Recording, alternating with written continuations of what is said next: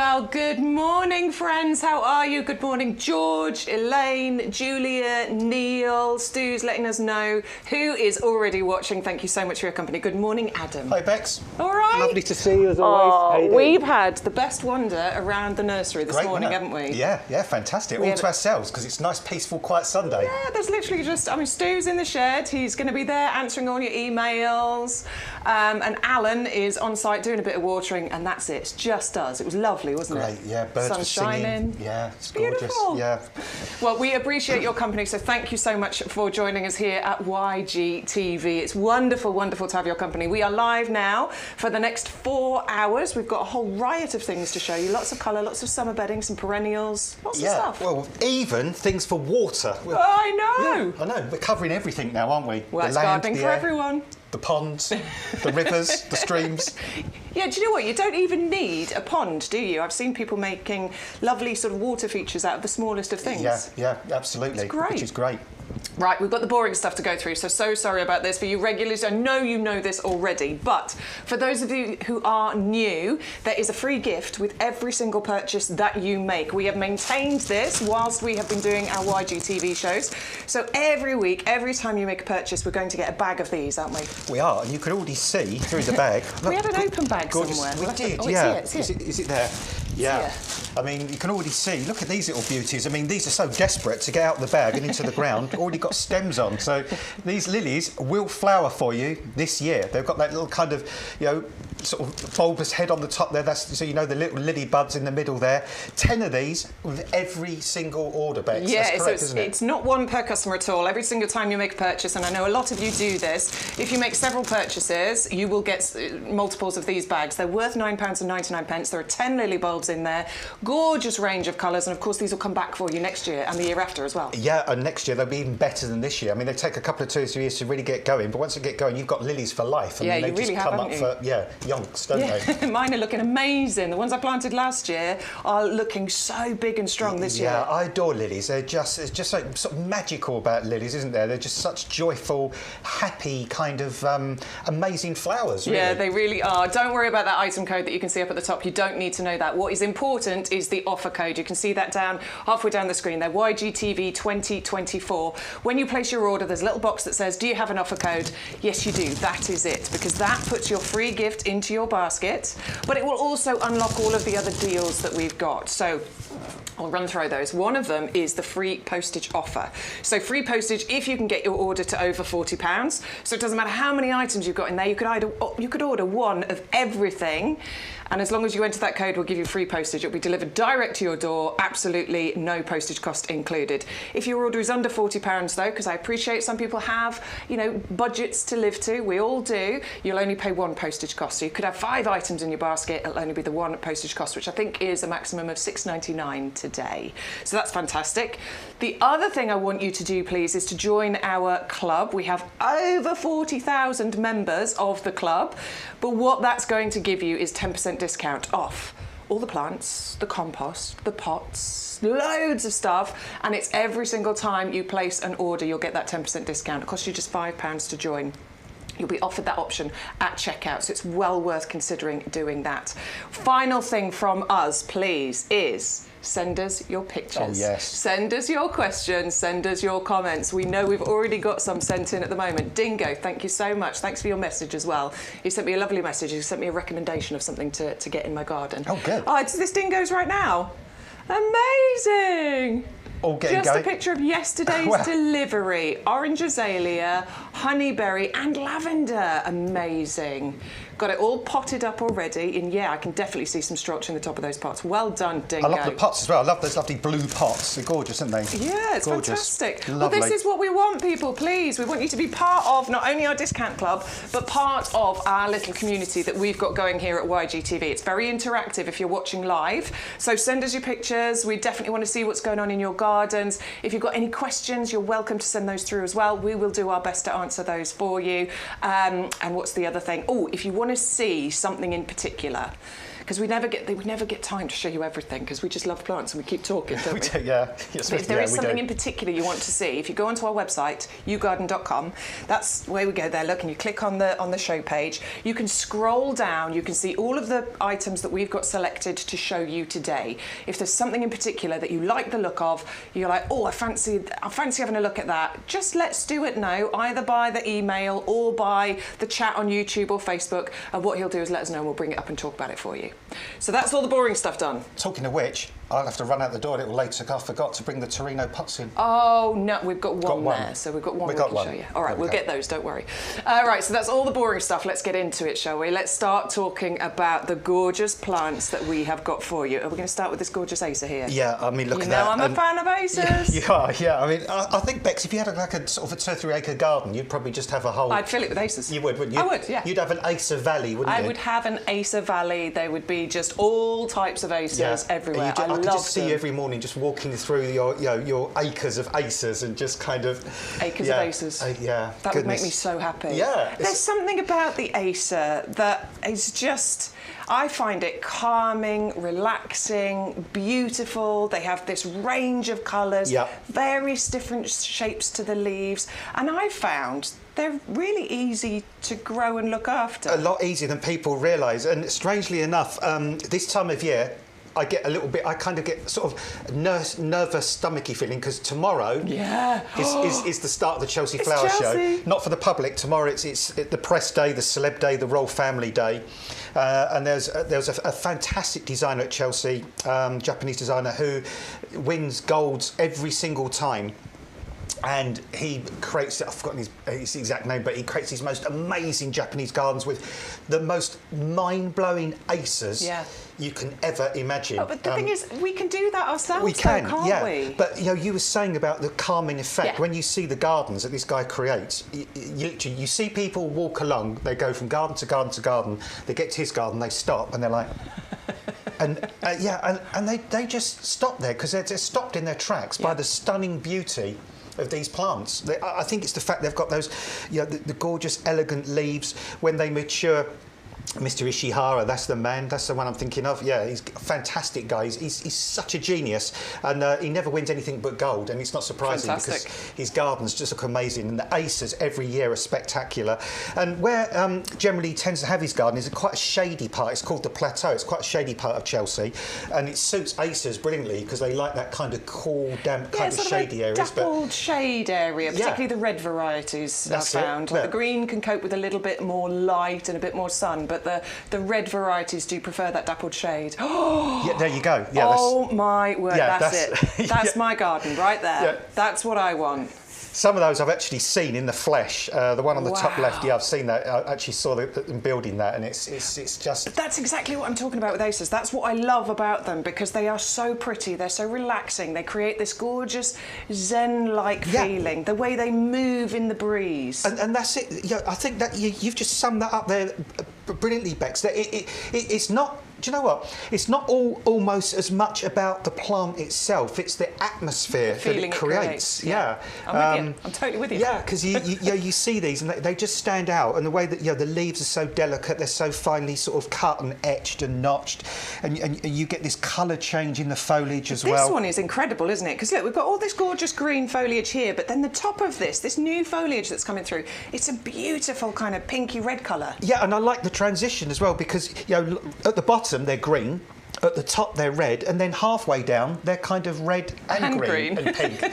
So you've got that little transition zone in the middle. So as the sort of foliage matures, then it goes down to... I'm laughing because Stuart, our producer's saying it's like halfway down. It's like the grand old Duke of York Acer, isn't it? Really, can't make up its mind. But they are a lot easier to grow than people realise. The two things they just say don't do to me: don't put me in full baking sun. That's right. They're quite happy with some morning sunshine or sort of late evening sunshine, and try and avoid putting them in really windy areas as well, because the leaves are quite delicate.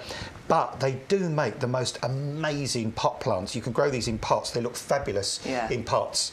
And then you can sort of move them around. Well, also, they're quite slow growing as well, aren't they? I find that a massive benefit. I love watching them grow over the years. But also for smaller gardens, something that's fast growing, something that's vigorous can be a problem. Yeah, and funny enough, you were saying something last week about your Acer did something particular that's a kind of... Mine's got, I mean, I miss the flowers because the flowers tend to be a bit insignificant, but it's left the little seeds. Yeah. They look like those little helicopter things. That's it, from the sycamore. From the sycamores, When you were kids, you used to see them come down and they would There's only spiral about round. 5 of them on there, but I'm going to...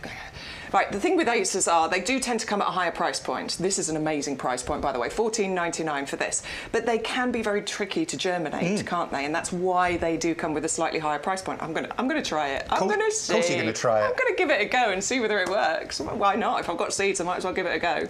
This one is just £14.99. There is a £5 saving on that. That is really a very, very good price for an Acer of this size. If you've been shopping around, you will know the price points that these come at. So to get this home for £14.99, and of course if you get your basket to over £40, no delivery cost whatsoever. Item number is 511003. You go to YouGarden.com to place your order. You can also place your order on the phone line as well. It's open until 4 o'clock today. 0844 502 0050. All you need to do is let the operator know that you have an offer code though, please, otherwise you won't get that saving. You'll pay the full price and I don't want you to do that. Right, I've got an offer code. I have got one. It's YGTV 2024. That'll also get you your free gift of your pack of Lily Bobs as well, worth £9.99. So it's well worth making sure you put that offer code in. That's our first item. We're going to move on to another stunner in actual fact, and this is our hydrangea, the Quercifolia Tara, it's called. And this one's got some quite unique features to it. It has, but strangely also, these two could grow pretty much in a similar place as well. Because the hydrangea quercifolia is great for shade. I've planted those in quite deep shade before now, although they do quite well in sun as well. And it's called Quercifolia because the foliage, quercus is oak, and the foliage kind of resembles kind of oak leaves, oak foliage. So yeah, sort of quercus is the oak family. Yeah, and look at the colours that you've got on there as well. I find that quite interesting. It's not just that solid kind of green colour. You get different colour tones on there. That kind of bronzy red colour. Now, they describe these as deciduous, but again, Bex, I've found over the years these sometimes can be semi-evergreen. So in a sheltered position, you know, kind of sort of out the strong winds and stuff, I've seen these keep quite a lot of their foliage all the way through the winter, in a mild winter.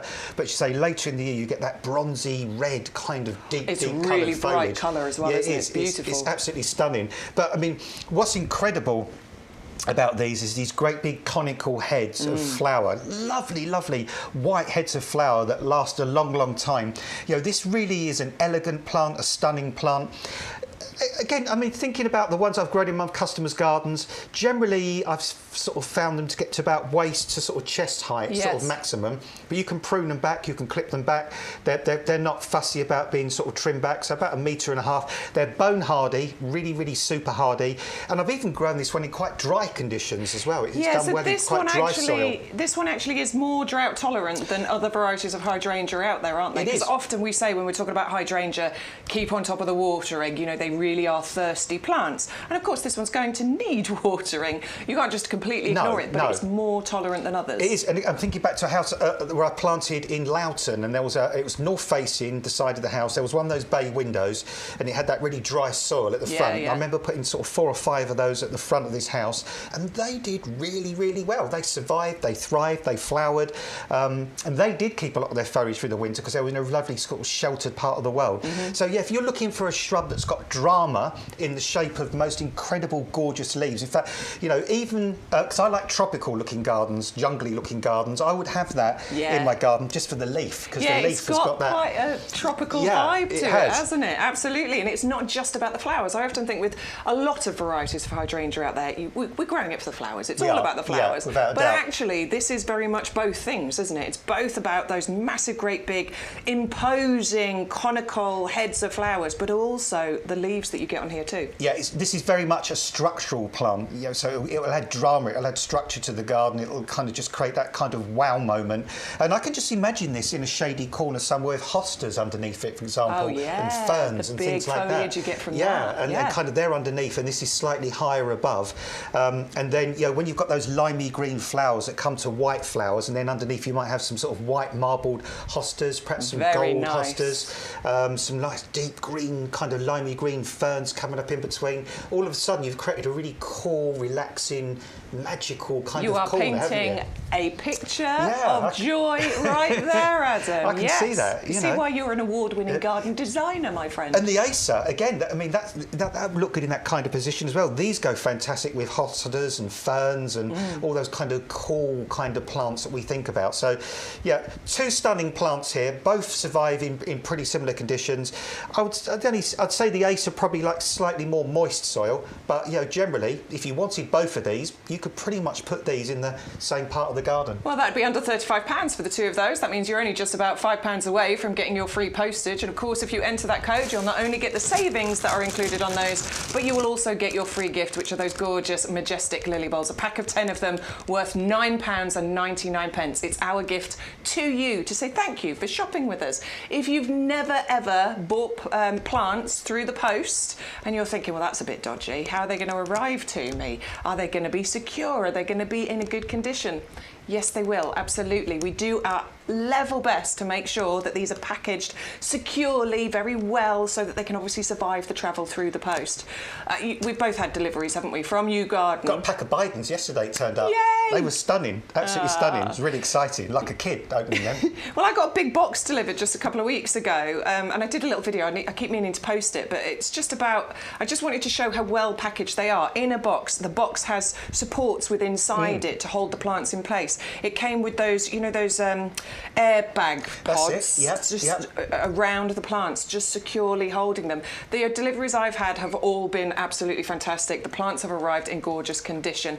We've spent a lot of time and money and effort on making sure that we've got good packaging. It is all, by the way, 100% recyclable as well, just so that you know that that is something that we look at as a business here. We make sure they come to you. If you ever have a problem, all you have to do is get in touch with our customer services department and let us know. And funny enough, what I liked about the box that my Bidens came in yesterday, it was exactly the right size box for this little pack of Bidens. So wasn't it too big? No, because I've ordered from another really famous company, and sometimes you order something really small and it comes in a huge, great big cardboard box. And that's a big waste of cardboard. Yeah, and it's all recyclable, the stuff we send out as well. Absolutely, so, yeah. And I've just got one quick question. I know the answer is going to be no, but I'll ask it anyway. Okay. I don't know why I'm asking it if I know it's going to be no, but it might not be.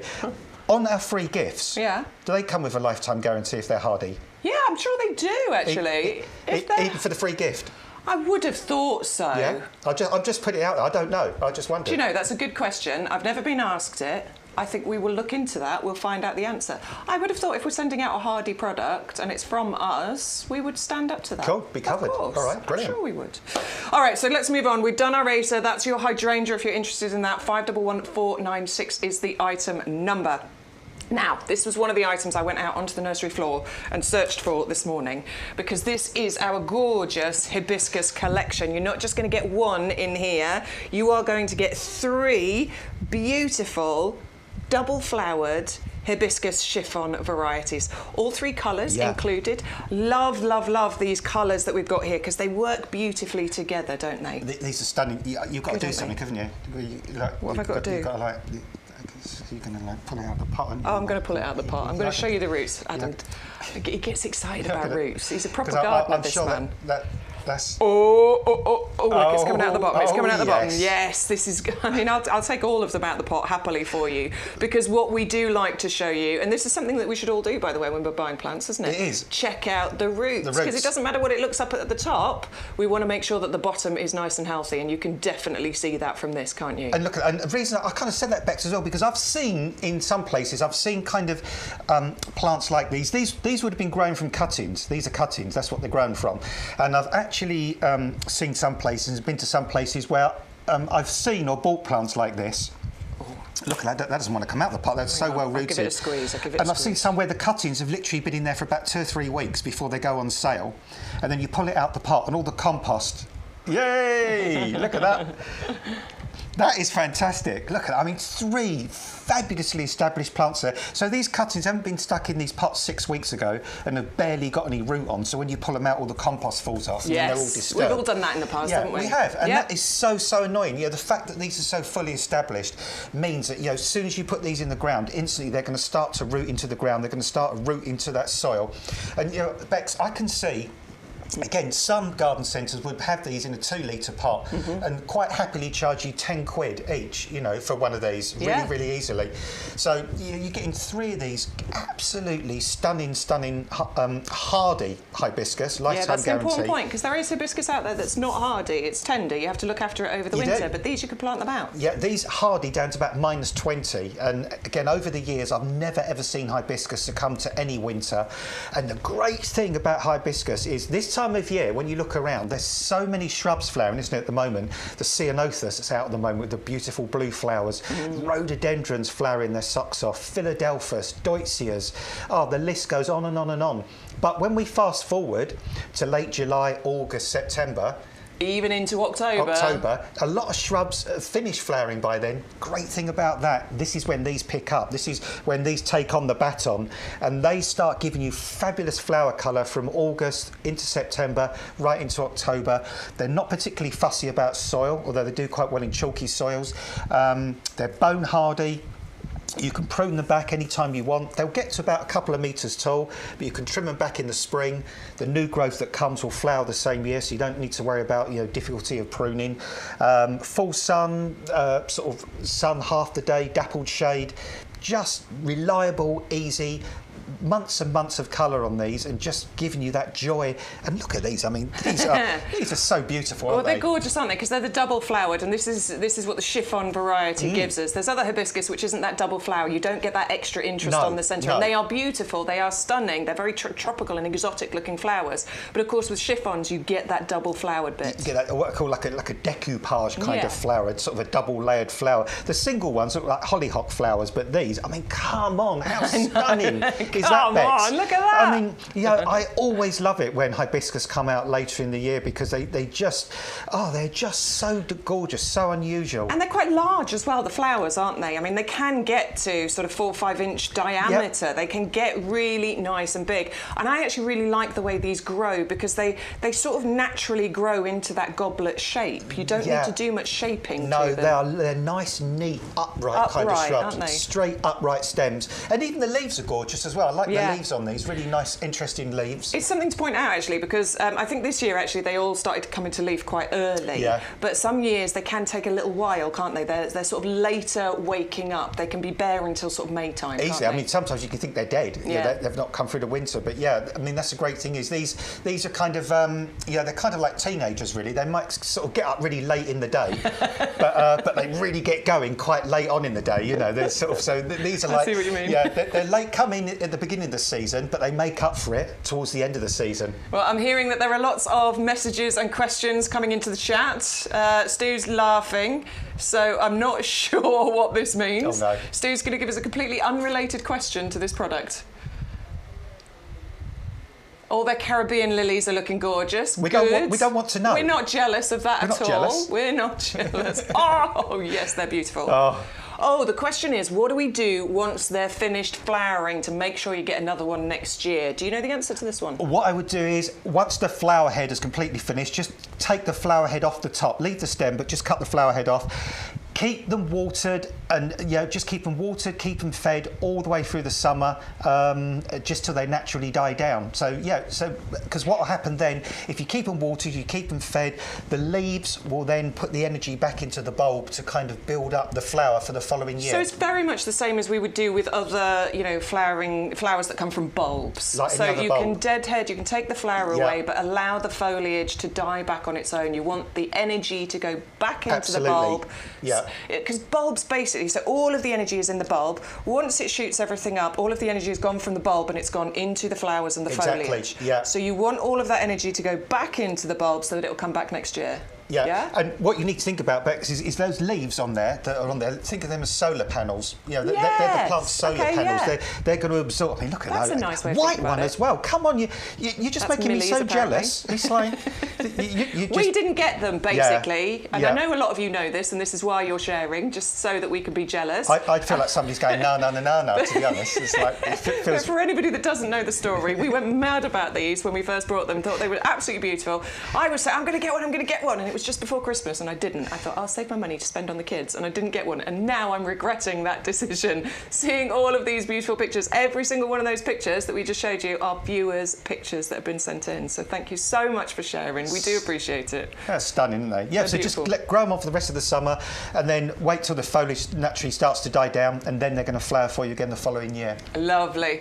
All right, well, this is the Hardy Hibiscus Chiffon Collection, just £17.97 if you are in our club. You can see those two prices on the screen. There's one that's in red, £19.97. If you're not a club member, that's the price you'll pay as long as you enter the code YGTV 2024. But I know you want that lower price. It's £2 less. So this is where those discounts from being part of our club really do start to add up. £5 to join, £2 off just this one item. So you can really see how that £5 is going to go a long way for you. 511167 if you want to add that one into your basket. Right, we are going this way. Oh, we're going to go to Indian summer first. Okay, amazing.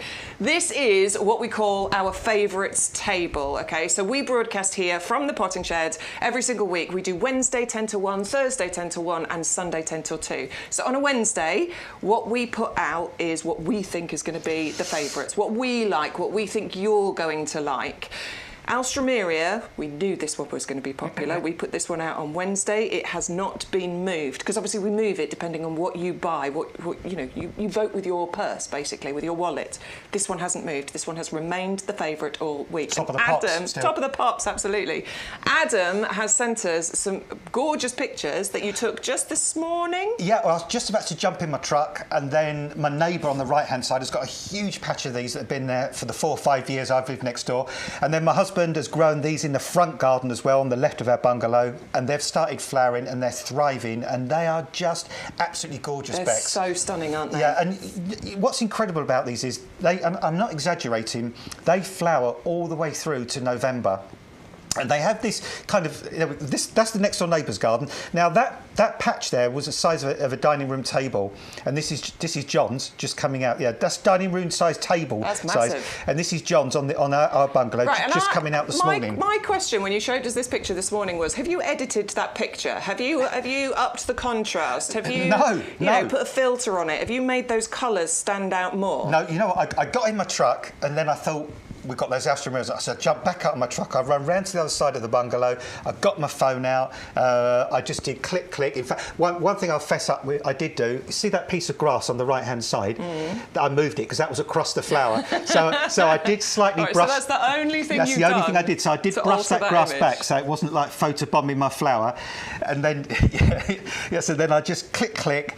I got back in my truck and I thought, I've got to give these pictures to Stu so he can show everybody how amazing this is. I am so glad you've done that, Adam, so thank you for doing that, because this is what we've been talking about all week with these, isn't it? Because you've got the gorgeous, bright, hot, vibrant colours of the flowers here, but it's the contrast against that gorgeous dark foliage, and that picture shows it perfectly. Yeah, these really, I mean, again, I'm always honest on here as well. Like I tell you, I used to hate plastic pots, Me too. And now I don't. I never used to be a big fan of Alstroemerias because I just used to find them a bit vulgar and a bit garish and a bit too in your face. And then when this one came along, I was like, oh, hello, you are elegant. You are just, you're kind of, you're right up there. You're stunning, and they're so easy to grow. Alstroemerias. They're hardy. They come back year after year. They spread. On where we're growing ours, they're in really hot, dry, sandy, poor soil. But you know what? They love it. They just say, bring it on. They're nice and compact, these as well, because the old-fashioned type of Alstroemerias would get to almost waist height and had really thin stems, and when we've got heavy rain or wind, they just all flop over and fall over, and they just look a mess, to be honest.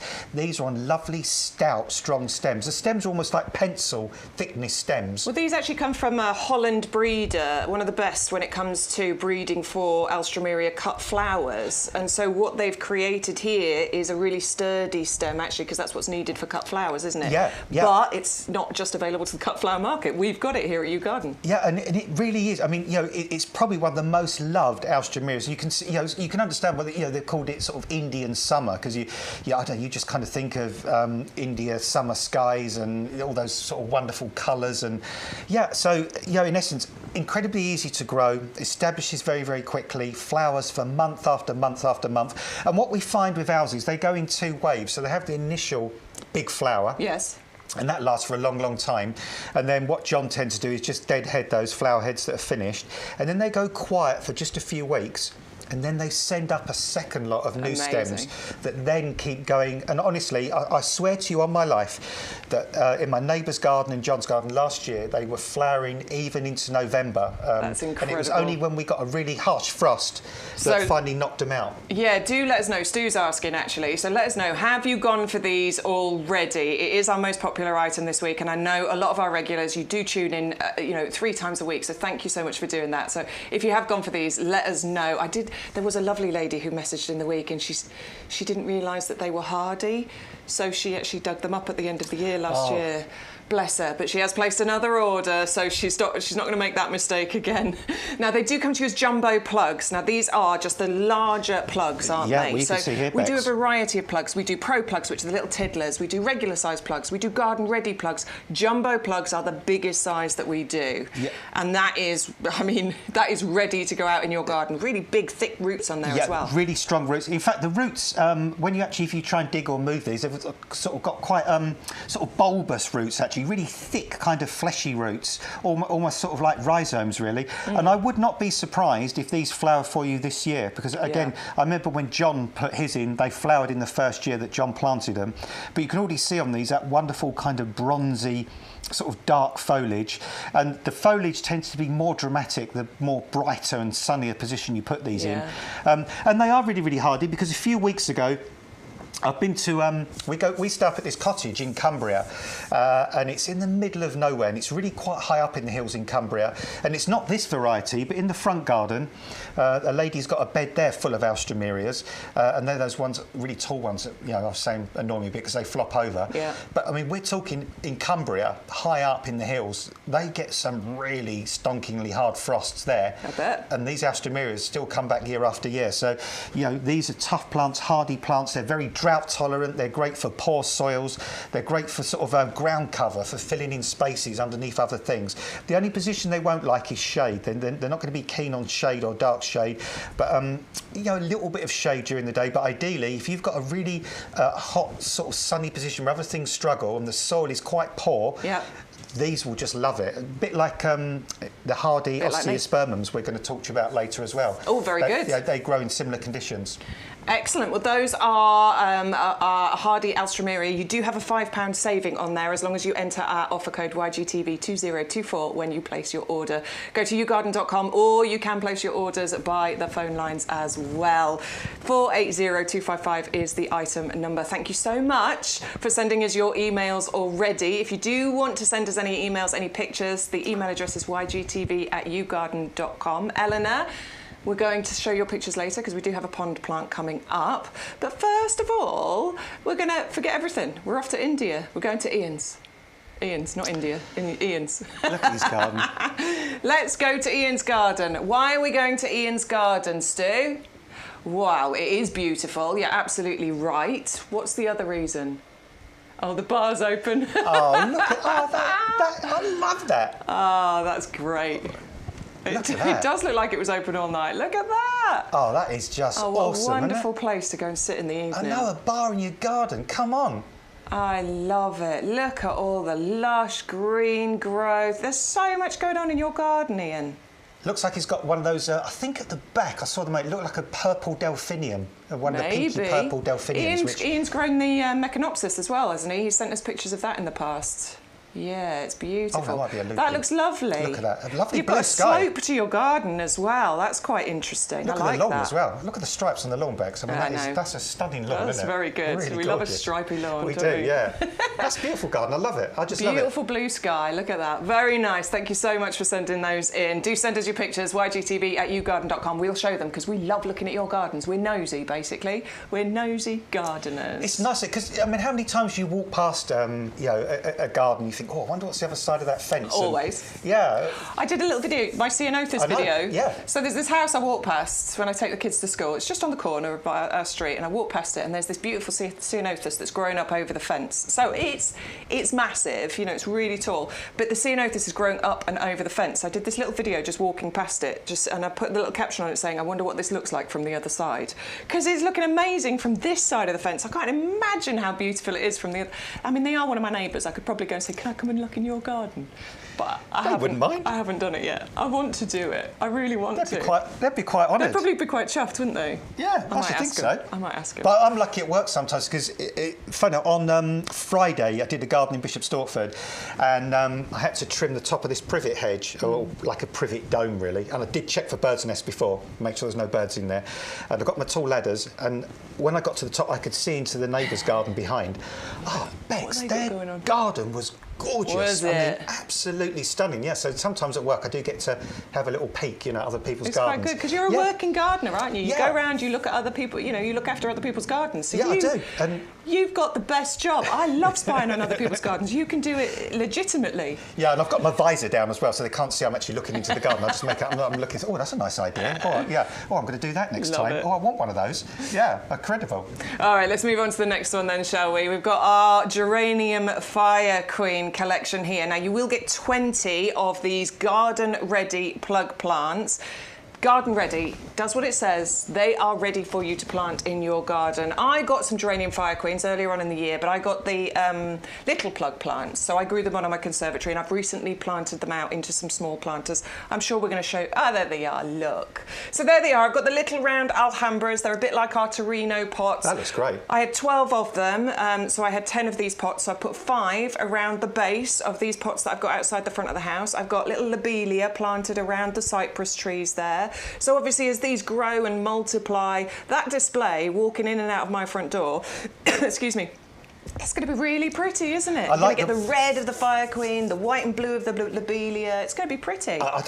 You create like an Italian kind of thing there as well. 'Cause with those pencil cypress and those lovely, lovely red geraniums, that is such a classic look. But you know what? You could, not that you would, but even if you just imagine, you know, there was no flowers on those geraniums, just without flower, they still look amazing. Isn't the leaves gorgeous? This is the beautiful thing about these particular geraniums. You get those gorgeous zonal leaves on there, and the scent, the smell.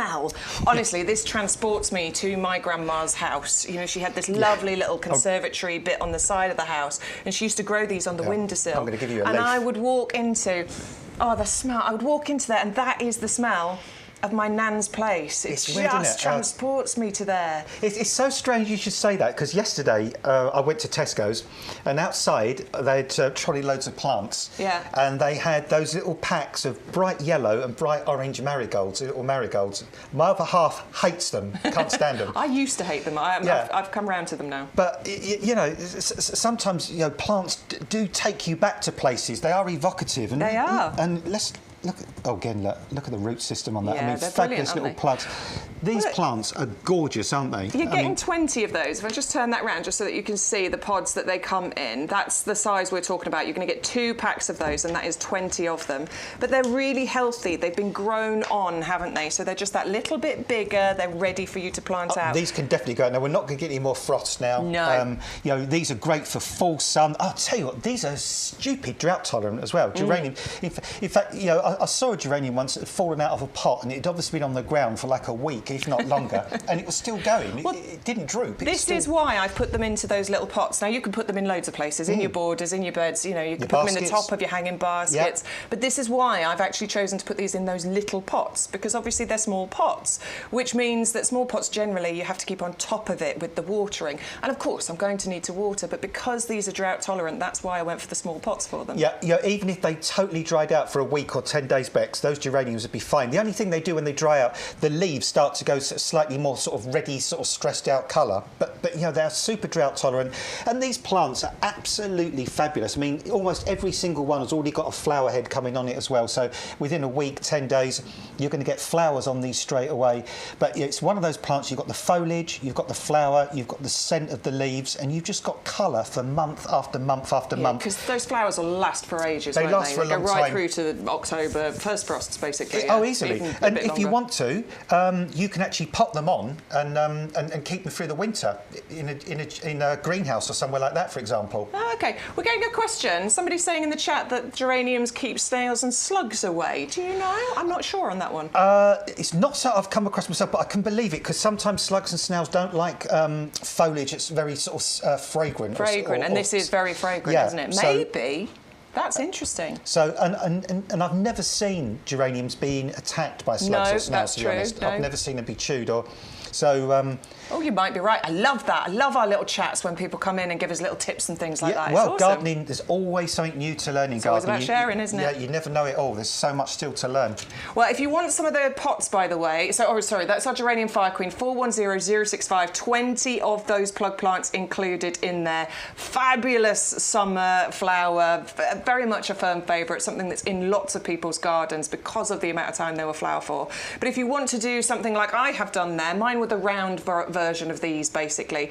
But we do have the square Torino pots. We've still got our offer available on these. And this is a fabulous offer, because if you put one of these into your basket and then you enter the code YGTV2024, we will put another 2 into your basket, absolutely free of charge. So you're getting 3 for the price of 1. I know a lot of you have taken advantage of this deal already. And what you've actually done is place multiples of these. So if you put 2 of these into your basket, we'll put another 4 in. If you put 3 in, we'll put 6 in. If you put 4 in, we'll put 8 in. And it multiplies up like that. So you were only paying for 1, the other 2 are absolutely free. This is a great one to get your basket over the £40. Yeah. So if you're hovering just around £38 and you're paying £6.99 postage, if you put these in your basket, you're going to pay less and you're going to get extra pots included. So it makes absolute sense. If you wanted 2 lots and you was already quite near, you could do one order just to take you over to get the free P&P, yes, and then get 1 free gift. Yes. And then you could order another set. Absolutely. To get another 3, and totally. then you get another free gift. So That's you get exactly 20 right. lilies for free with 4 pots for free. Yep. Yeah, wow. All the freebies. Enough this free is stuff. Karen's pictures that she sent us. She obviously bought multiples of these and she sent us the picture while they were bare and she's planted these up. That picture must be a week or so old, so I'd love to see, Karen, if you're watching, how that has grown on. If you wouldn't mind, just take another picture and send it. Look at that. Look at that. And they're just the perfect size, these Becks, aren't they, to get so many sort of plants in, especially, you know, for plants that only need to be in for just this one season. You know, and also, the great thing about these is you can move them about, so you can change the mood in different parts of the garden, can't you? I like them because they don't cost much to change over. You know, you could change these 3, 4, 5 times in a year and it's not cost you a lot of money. So that one's our lowest priced item on the show. It's definitely worth considering adding that in. Even if you don't know what you're going to do with them yet, you'll find something for to put into those. 130272 is the item number if you want to go for those. I'm going to hide them under there. Let's move on now. We've got, so these 2 are fantastic. We're going to start with the Eton Mess, but this is all about taking all the hard work out of it. You don't have to wonder which plants go together, you know, the colours, the sizes. We've put together a carefully sort of curated mix so that they work perfectly. Yeah, and look at that mix as well. Yeah, on both of these, yeah, the mix of colours is just absolutely incredible. I mean, you've just got kind of that pink, you've got a petunia, you've got that pink petunia, you've got the pink verbena, you've got the little calibrachoa, little pink calibrachoa. Yeah, this is a seriously gorgeous display, isn't it? I love it. The colour, those pinks. I mean, pink might be your thing. There's this guy I follow on Instagram and he has the pink garden. Yeah. Although I did post a picture the other day. He's growing a Mecanopsis blue poppy, so his garden's not pink anymore. Wow. Anyway, that's the other end of the scale. We'll let him off. But if the pinks are that kind of colour scheme that you're looking for, this is a great selection. If it's hanging baskets, you've got the ready-made selection. Window boxes, pots, even if you just want to put them into, you know, borders and things, you could do that with these. Yeah, and a great thing, as you say, all the hard work has been done on these as well, because these are fabulous little plug plants that have got, you know, incredible root system on. I mean, I'm just going to sort of pick this one up here. Look at this one. I mean, that is just got such a fabulous little root system on there. Really kind of super healthy plant.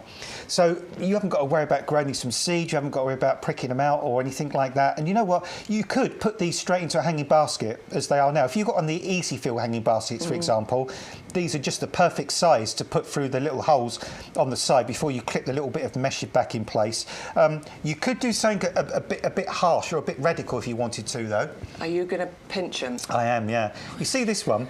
Now, this is a fabulous plant, but it is going straight up. So what I would do, personally, I would just, about this point up here, I would just pinch the top off like that, which looks really brutal. And Stu's just shouting out at me, there used to be a flower and now there isn't. Well, I tell you what, if you just sacrifice that one flower, I know you want it to flower ASAP, but if you just sacrifice that one flower, just take that one off, what will happen then is this will reshoot all the way around. So rather than one stem with one flower, in a few weeks you're going to have 3 or 4 stems with flowers on. So you're going to quadruple the amount of flowers you've got on there just by pinching that centre out. So I know it might be a bit counterintuitive, and you don't have to do it if you don't want to, but if you do, you will get more flowers for longer and you'll get a bushier sort of petunia. So a little bit of pain will give you a lot of gain in the long run. Love it, yeah, absolutely. So we have 12 plug plants in there. It works out £1 a plug if you're not in the club,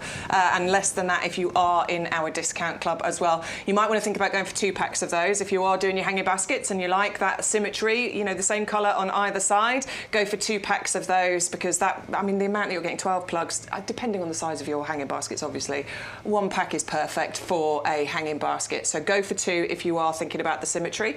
Doesn't have to be hanging baskets. I know that's the image we're showing you. It could be in a pot, because it will just gently sort of tumble and trail. Or a window box. Or a window box, absolutely. absolutely. Put it for a window, tumbling down off a windowsill, for example, or even the little Torino pots. Just in the I always love your idea, Bex, of steps. The little Torino pots with these in, either side of some steps going up in the garden could look fab as well. Well, it's all the hard work taken out for you. What we have done is select the correct, that sounds horrible, but the varieties that work well together, that blend harmoniously. That is your Eton Mess selection. 400759 is the item number. More pinks included in that one. This is the Sherbet Lemon collection that we've got. So it's a similar story. Again, the right, the colour...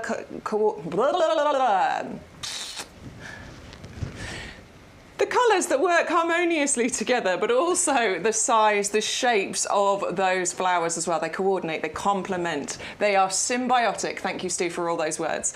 This is the Sherbet Lemon mix, the blues, the whites, the yellows. Yeah, am I meant to have favourites? Can I have a favourite? This is my favourite out of the 2. You're allowed favourites. Yeah, I mean, it's kind of strange because these colours really contrast, but they don't jar. They don't, you don't think, oh my goodness me, we've got blue, it's quite a dark colour, and we've got yellow, it's quite a bright colour, but somehow you put them together and it's like, wow, that just works. And then the white verbena is almost like a referee. It kind of just almost sort of, it stands between all the others, and it stops them competing, doesn't it? It sort of just breaks the whole thing up and softens it. It's clever. The thing is, it can be difficult to know, can't it? Unless you've been doing it for years, you don't always know what works well together, what colours work well together, what flowers work well together. And this is why we bring these collections, because it just takes all of that work out for you. They come in our greenhouses and they are all labelled, by the way, so that you know which variety is which. Sometimes it's really obvious by looking at the plant, looking at the foliage, but when they're young and they're babies and they're these plugs, sometimes it can be difficult. They're labelled so you know exactly which one is which, so that if you are planting out, you can space them correctly and get the right ones in the right places. We always say one word of caution with that, though. When you've got a pack of something and it's all the same plants and they're different colours, don't pull them out straight away until you've noted which one is which colour. Because the individual plants aren't labelled, the packaging is labelled. So once the plants are out, you're not going to know what colours they are. So always make a note first before you take them out. Because you want to create that look, don't you? You want a bit of white, bit of blue, bit of yellow. You don't want all the yellows together and all the blues together. You want that nice mix. So and again, you've got the Bidens in there, the little yellow Bidens. You've got the white verbena. You've got the blue lobelia. I mean, that is a marriage made in heaven. That colour collection, it is absolutely gorgeous. I mean, I like the little Bidens because they almost kind of like little rays of sunshine, the way they kind of brighten up that basket. And you know what? This basket will look as good as this all the way through to August, September, even to October. Yeah, this is brilliant. Months and months worth of colour. As I say, easy for you, hard work taken out, delivered direct to your door. If you get your order to over £40, of course, we will take off any of the postage costs included in there. Make sure you use the offer code YGTV2024 to get those savings. I mean, that's an £8 saving on there. That's fantastic. Right, we're going to move on to another beautiful, iconic kind of summer flower. There's nothing that says summer better, I think, than a sunflower. Yeah. And this is going to flower its socks off, isn't it? It is. Well, apparently somebody was growing one of these, I think from YouGarden, and they got to counting up to 1,000 flowers, not at once, but throughout the season, and they gave up in the end. But yeah, and this is not like your usual sunflower. This is not going to get 2, 3, 4 metres tall. This is a beautiful, compact plant. But there's a weird thing about this plant. The reason it keeps flowering is because this plant can't set seed. Now, a plant's reason to be is to set seed. All it wants to do is set seed, create the next generation. So the fact that it can't set seed, what happens is it flowers and then it can't set seed, so it gets frustrated. It thinks, oh, I need to send out some more flowers to see if they will set seed. And she's making me laugh. He said the plant gets well annoyed. It does, it gets annoyed because it can't produce seed. So it just keeps throwing out flower after flower after flower after flower, thinking eventually it's going to produce seed, but it never will. And, you know, luckily the plant isn't sentient, so it doesn't get upset. You know, it's not thinking I can never have babies. Sad thing. You know, but the good thing about it is it will just flower its socks off for month after month after month. It forms a nice sort of dome-shaped plant that probably gets to about sort of 18 inches, sort of 2-foot kind of dome-shaped, brilliant pot plant. Lovely, glossy, crinkly foliage, and then those stems are actually long enough to make great cut flowers as well. Yeah, so, they are. I mean, that one, it goes right down to here, look. So yeah, I mean, as it stands at the moment, you could create a lovely posy from this, but obviously as it gets bigger, the stems will even get a little bit taller as well, and you'll have so many of those flowers over the months that this is going to flower for. You'll have plenty for the plant, but also plenty to bring indoors and keep changing that display over inside too. Lovely Sean Ryan, who, by the way, quick one, if you're interested and you like roses, he's going to be on QVC this evening. We've got a TSV, a Today's Special Value, launching on QVC at 9 o'clock this evening. So Sean's down in London. He got a sneaky little preview at Chelsea. He's posted some pictures of that. I'm so jealous. But yeah, he'll be on QVC this evening from 9 o'clock with the TSV, and it's all to do with Harkness roses. So do tune in tonight and all through the day tomorrow if you want to see them. Apparently they've even had a nomination. They've been shortlisted for Plant of the Year as well, which is amazing. Yes, so do tune in for that. But our lovely Sean Ryan, when he was here just a few weeks ago, he went out onto the nursery floor and had a little look at all of the Sunbelievables that are out there. Well, I was just walking around the gorgeous nursery and I came across these. These are the Helianthus, known as the Sunbelievable brown-eyed girl. And I've just done a little count. Each shelf has about 20, and there's 4 shelves, so 80 on a trolley. And I've counted over 30 trolleys. So there must be 2,500 of these waiting to find a home right now. And they're absolutely stunning. And I love to see the quality, because as I look along the shelf, every one of these is pretty much identical. So they're all really big, healthy plants in the 3-litre pots.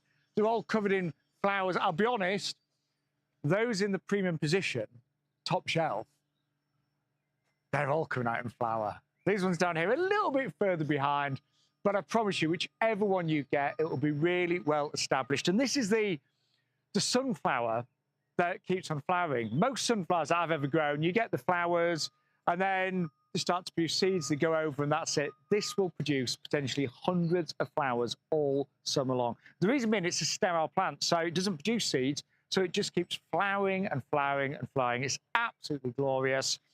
And if you'd like one of the 2,500, it's a lot of plants, isn't it? But don't forget to place your order, because I know you're going to love it. And it is unbelievable, and it's called Sunbelievable.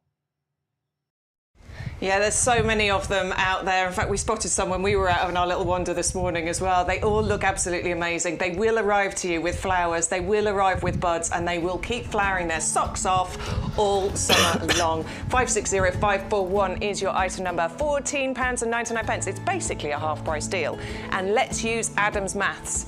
get 2. You might as well, because it's half price. So you might as well just get 2 of those, and having one of those either side of seating area, front door, back door, patio, whatever it might be, I think that will be the best thing that you buy to give you summer colour and all summer long. So 560541 is your item code. Just note that one down, ready for when you're wanting to place your order. A quick reminder of our Acer.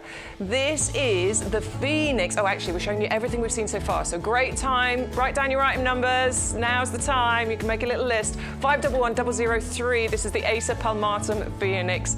It's in a 1.5 litre pot, £5 saving, just £14.99. Gorgeous, calming, relaxing vibes you get from Acers, and a lovely colour changing aspect to the leaves as well. Excuse me. Next we have, the Tara, our hydrangea, combination of foliage interest as well as those beautiful dense panicles of flowers that you've got here. Colour changing as well with the flowers and the foliage, in fact. The flowers start this sort of limey green and, age to this gorgeous white, and the foliage gives you that beautiful fiery display in autumn as well. It can be sort of semi-evergreen, depends on where you are and what situation you put it in. Some areas it might lose its leaves over winter, but surprisingly drought tolerant when it comes to hydrangeas, this one, so it's a really interesting one. £19.99, £10 saving, a third off that one, 511496. The chiffon hibiscus, all 3 of these included in here. So you've got a beautiful colour range, that lavender colour, you've got a white one in there and a slightly pinky coloured one, I think it is as well. Massive £10 saving again, so another third off this one. They are hardy. These are not the tender varieties that need that winter protection. They are ridiculously hardy and nice and late flowering in the season as well. So transition you through from summer into autumn with some really exotic and beautiful looking double flowers, because this is the chiffon collection. 511167 is the item number you need if you want to go for that one. A perennial as well, of course, coming back for you year after year. Then we've got our beautiful alströmerias. These are also perennial. These will come back for you. They are hardy, so don't need that extra winter protection, but it's all about that fiery colour display you're getting there, contrasted gorgeously against that darker coloured foliage. Been our most popular one all week, and I think it's shaping up to be our most popular one for today as well. 3 jumbo plugs ready for you to plant out. No growing on you need to do here. I'd be planting those out. Do think about getting some strolch with those as well, because slugs and snails do tend to like to nibble on alströmeria, so might be worth getting some strolch to add into your order there. 480255 is the item number if you want 3 of our alströmeria jumbo plugs. Geranium Fire Queen, 20 of our garden ready plants, another one that's ready for you to plant out. And this is just stupid when it comes to how long this will flower for you. Like, they've got buds on, they've got flower buds on. Within a week you'll have flowers on there, and they will just keep going right the way through the summer. Flower after flower after flower. Zonal leaves at the bottom, nice tall stalks that the flower heads come up, and you get those lovely clusters at the top as well. Bright red colour too, that is really going to stand out in your garden. 410065. You can even grow those on windowsills as well, actually. 410065 is your item number. Do enter the code YGTV2024. That's what will bring that saving off the items. And a free gift. You're right, Stu. Yes, a free gift as well. Eton Mess Mix is the next one, 400759. This is a mixture of plug plants. So this is your designer collection, basically. This is how you get the best hanging baskets, the best pots, the best window boxes, because we've selected all the varieties that work so harmoniously together, all labelled in their mini greenhouses so you know which one is which. And we've got an £8 saving on that one. Of course, 10% less if you are in our club as well. 400759 is the item number if the pinks are what talks to you. But if you like the contrast of the blues and the yellows and the whites like Adam does, maybe it's the sherbet lemon mix. So same story here, carefully selected varieties that work harmoniously together so that you can be the envy of your neighbours and have the best hanging basket. You know there's an unwritten contest in the street, nobody's talking about it, but you're all trying to get the best hanging basket. Well, you could be the winner of that competition because we've done that work for you. 400762 is the item number. Just get these home, plant them and wait, because they're going to be amazing. Everything that you've been seeing so far has some deal, some offer. There's either a saving or there's a double up or there's a buy one get one free or there's something included on it. The way that you access that is by entering our offer code. This week's offer code is... Oh, I thought I'd put you on the spot. I was just leaving. I was thinking what I was going to say next. It's like offer code is I don't know. It's YGTV. YGTV 2024. Yeah, that's the one. That's what you need if you're placing an order. The offer code will take all the savings off. It will give you the buy one get one free, the double up deal, but it will also enter into your basket our majestic lily bulbs. Now, I'll be on that next time. This is a pack of 10 of these included, absolutely free of charge, worth £9.99, but we will put them into the basket free as long as you put that offer code in. Yeah, and these are great, and I mean, fabulous colour range on these as well. These are going to come up year after year. They're really, really hardy lilies as well. And if you're doing 2 or 3 orders, you could actually just have some to grow in the garden or pots or borders, and then you could grow some just on your allotment or down the end of your garden, have them as cut flowers as well. So yeah, the option's yours really. Yeah, and they're absolutely free, and that's the important bit. It's my favourite price point. Free is what we all want, absolutely. So make sure you put that code in and you will get that free pack included. We are an hour into the show and we've only done one table. We're in trouble. Stu's telling us off. We need to go quicker. We've got to get one of them. But what we've got coming up, the most beautiful rhododendron over there. We've got some rock roses coming up. We've got some verbenas. We've got the hardy osteospermums coming. We've got all these beautiful things that we can see at the back here. The weigela is one of my absolute favourites, the standard. We've also got something, if you've got water features or ponds in your garden, we've got the most beautiful water lily kit. Everything you need, the basket, the correct soil, the gravel, it's all included in the kit as well. So we've got so much coming up. If you can stick with us, we're here until 2 o'clock live here from the potting shed at YouGarden. If you do have to disappear, we totally understand, but you can come back and you can watch the shows back because they're always available, well, for a period of time anyway, for several weeks. They're available on YouGarden and on YouTube as well, and on Facebook too. You can go back and watch them if you want. The chats are getting really busy, which we love because we're creating a nice little community going on here. Everyone's talking about what's in flower, what's in bud, what they're doing in their gardens, and we love sharing these things, don't we? Yeah, it's good, Bex. It's just nice to know what other people are doing, you know, and kind of, you know, what's really floating your boat in the garden, what's coming into flower, what's kind of coming up, what's, you know, or any big surprises, as, you know, because there's always that thing in some years where you forget something doing from the previous year, and you think, what is that? What's coming up? And then suddenly it gets a little bud, then it comes into flower, and you're like, oh, brilliant, that's come back. I'll tell you what's just starting in my garden, and I'm quite excited about this. You know the standard roses that we bring, you know the pack of 4, yes, the standard roses? The buds are there. A couple of them are just starting to open, so I'm very excited to be doing little videos of those to show everybody, and I know a lot of our viewers got those standard roses, so I hope you'll share those with us as well. If you do want to send us anything, any pictures, any questions, any comments, details are on the bottom of the screen. ygtv@yougarden.com is the email address you need to send them to. Amanda has sent us, oh wow. Look at those. Dutch iris, aren't they? Yeah, I adore Dutch irises. I do too. They're just so easy. I mean, you just put them in, and they just come up year after year after year, don't they? I've got a blue one that's come up in my garden. I haven't got a clue when I planted it, but it's gorgeous, just like those. Look at that, the lovely colour mix on there as well. Beautiful. She's got a tower pot in the background. Oh, astrantia's coming up. I do love astrantia. There's something really quite, I don't know, there's intricate about the shape of the flower, isn't there? And they're great for shade as well. Astrantias do well in really sort of damp shade. Very nice. They're looking great. Amanda, was it? Sorry. Oh, look at that. Amanda. Ooh, look at that, Rhodey. Very nice. She's just come back in the chat to say her yellow rosebuds are coming through as well. Yeah, my Arthur Bell is looking fantastic. The amount of flowers I've already got on there is incredible. What's Lynn got? Lynn's got Ceanothus. Oh, she's got the standard Ceanothus. Isn't that lovely? You know, that's a boxwood planter, I think, at the bottom there as well, isn't it? Yeah, very nice. Ceanothus is looking incredible at the moment, isn't it? Yeah, I mean, there's some that are just starting to go over, but a lot are still looking amazing. And it's a long season, Bex. It is. There's different varieties that will come out sort of different times. There's one at the moment flowering, I think it's called Zanzibar, and it's actually got variegated foliage as well as blue flowers. And that, knockout. Elena sent some pictures, but she hasn't labelled them, but we're going to look at them anyway. That looks like geranium roseanne to me. It does look like geranium roseanne, yeah. On its way. Oh, mine will be popping up soon as well. That's brilliant geranium. Nice. That's I think that's a little companion, a companion agglomerata. Has these kind of lovely little kind of heads of purple flowers. Yeah, that's looking pretty. Yeah, that's beautiful. Very nice. That reminds me of my grandparents. My grandma used to grow that. Oh, another Astrantia there as well.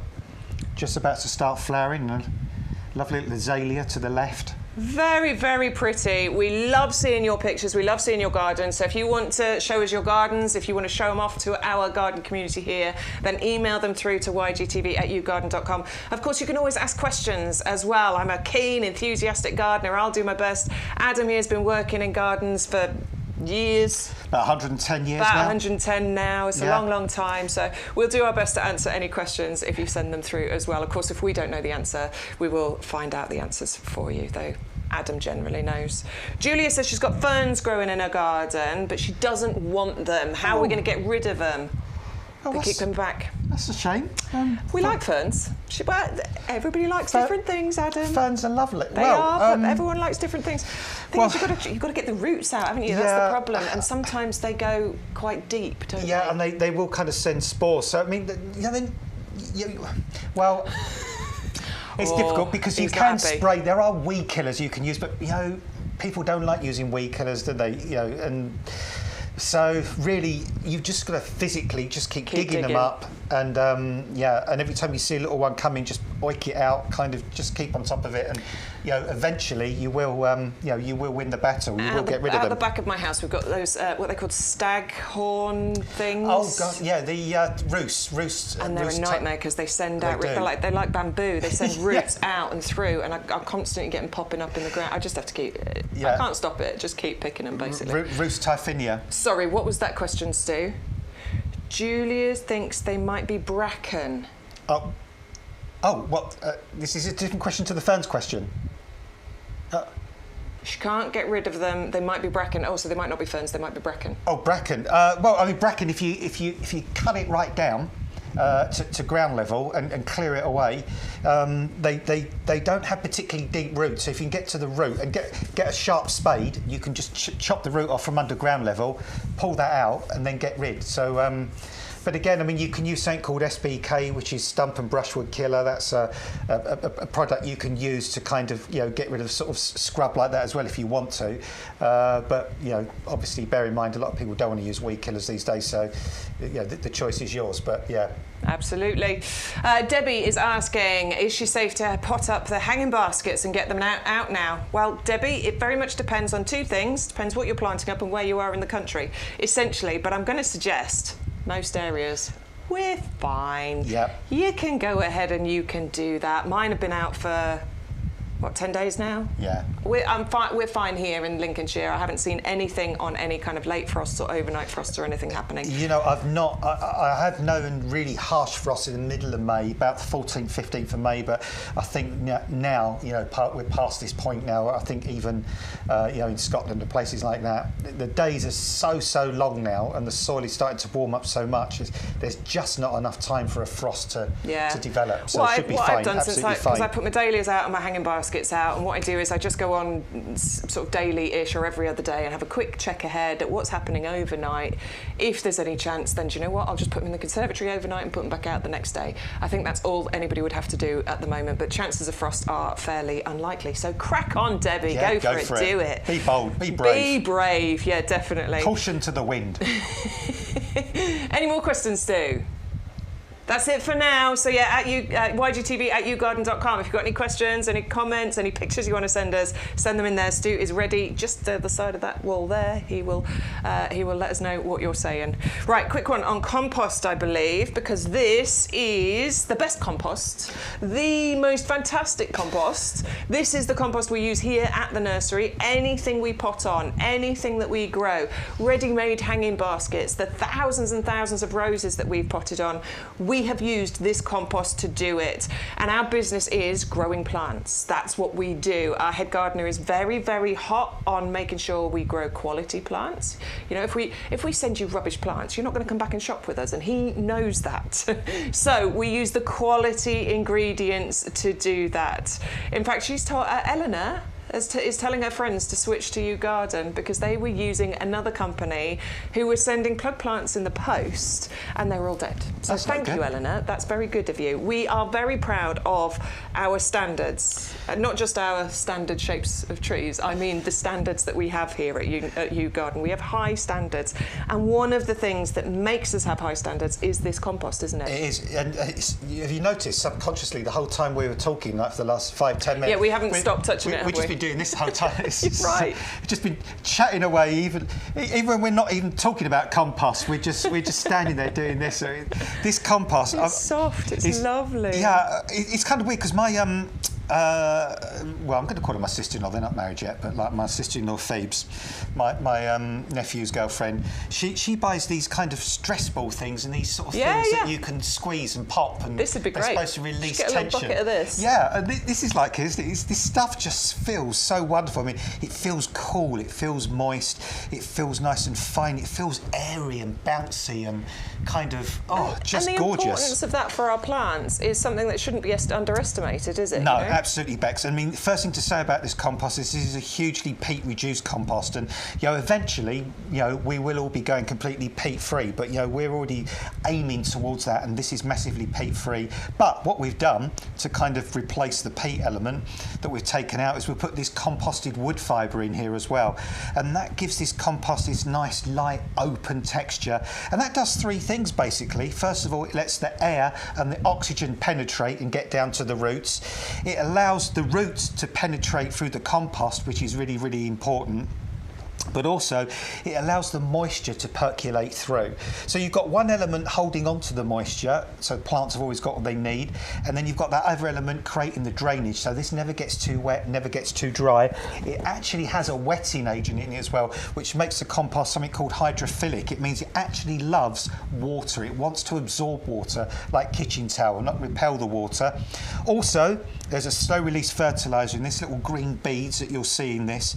That will feed your plants for up to 6 months, which is absolutely fabulous. So it's not like big one woof of energy like those energy drinks and then it's all over. So basically, from when your seeds germinate to when you're pricking them out to when you're potting them on to when they even get into the size of like a plant in a 2-litre pot, this compost is going to keep sustaining them, and it's pH balanced as well. So that means it's not too acid, it's not too alkaline. The vast majority of plants will do very well in this compost, and as Stu, our producer, always says, the value is in the bag, not on the bag, hence the plain bags, because it's only going straight from the supplier to you. There's no garden centre or middle places that are going to sit around on pallets or whatever. It's made fresh, it's bagged fresh, it's sent out fresh, direct to you in a cardboard box.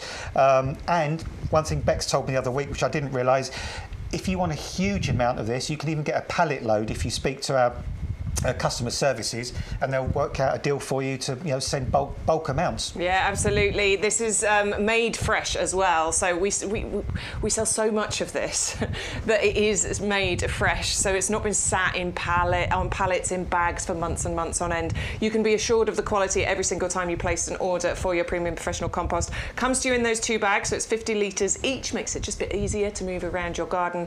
Of course, there is no postage included on this particular item as well. So if you just want to place an order for your compost, you enter the code YGTV2024, you will get your 2 bags of compost and your free gift delivered direct to your house with no postage cost at all. Right, let's move over, shall we? Somebody said to me the other week, Bex, they said, what are you smelling? What are you smelling when you smell that compost? I said, nothing. I said, that's the point, because that's why I smell it, because sometimes you smell compost, and I bought one that smelled like poo. To be honest, it literally smelled like poo, and sometimes others, they smell mouldy, and that just smells fresh and gorgeous. Really gorgeous, fresh smell there. Right, so what we're going to move on to now is the Osteospermum collection. This is the hardy Osteospermum collection, though. This isn't the annual varieties. You can get them. They're brilliant. Love them. Grew the annual varieties last year, and it flowered its socks off. Really, really easy. Absolutely gorgeous. But these will come back. Yeah, these come back year after year after year, and there's a garden about 5 minutes down the road from here, and I mentioned it every week, and this morning it was just the same. They've got a huge patch of purple hardy osteospermum flowering their socks off. It's between the path and the lawn, filling up this border. Fabulous ground cover. They're in a lovely open, sunny position, well-drained soil, and that's the secret for these. If you want these to come up year after year, plant them somewhere really sunny, really well-drained. They do very well in poor soils as well, sort of sandy soils, gravelly soils, chalky soils, soils where other things might struggle a little bit, and also in positions where some things will just get baked and they won't like it. They'll just, just give up. These will say bring it on. These love those really hot, sunny kind of positions. They originate from South Africa, so that gives you an idea of the kind of environment they like.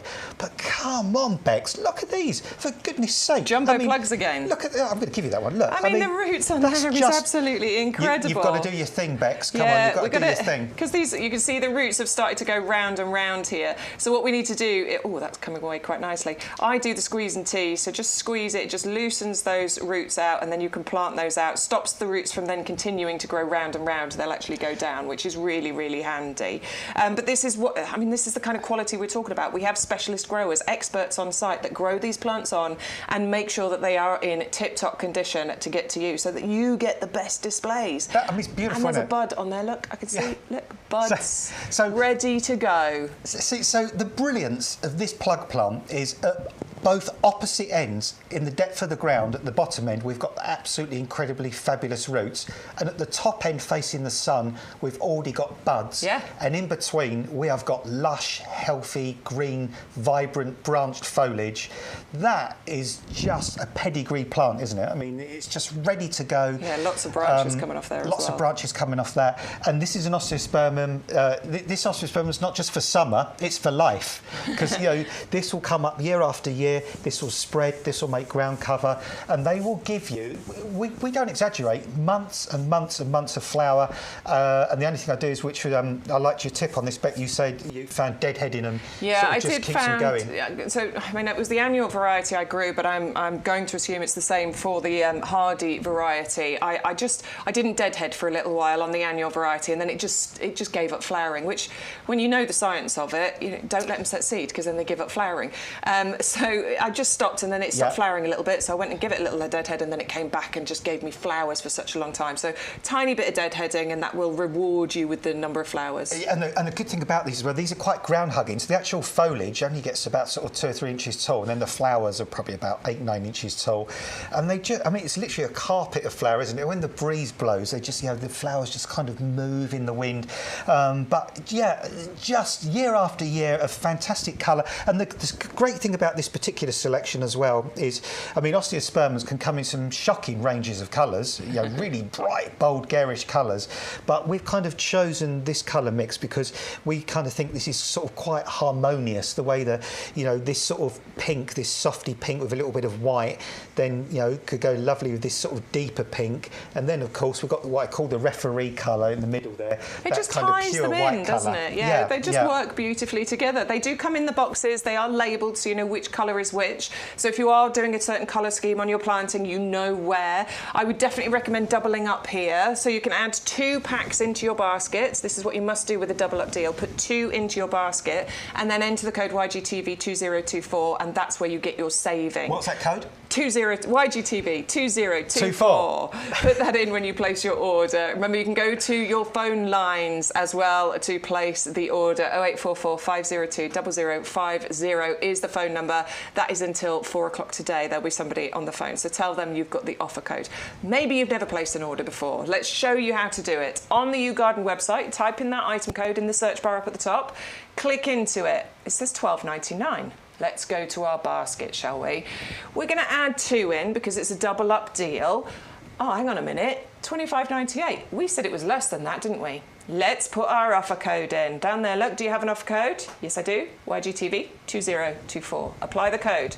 Boom, there we go, look. Price comes down, and you get your free gift added into your basket as well. There is a little offer here as well if you're eligible for some wine, basically. I think you get some bottles of wine and you pay the postage. The details come out to you in an email, so you can take advantage of that if you want to. Most importantly, you're getting the saving and you're getting your free gift included, all by just putting in that little code.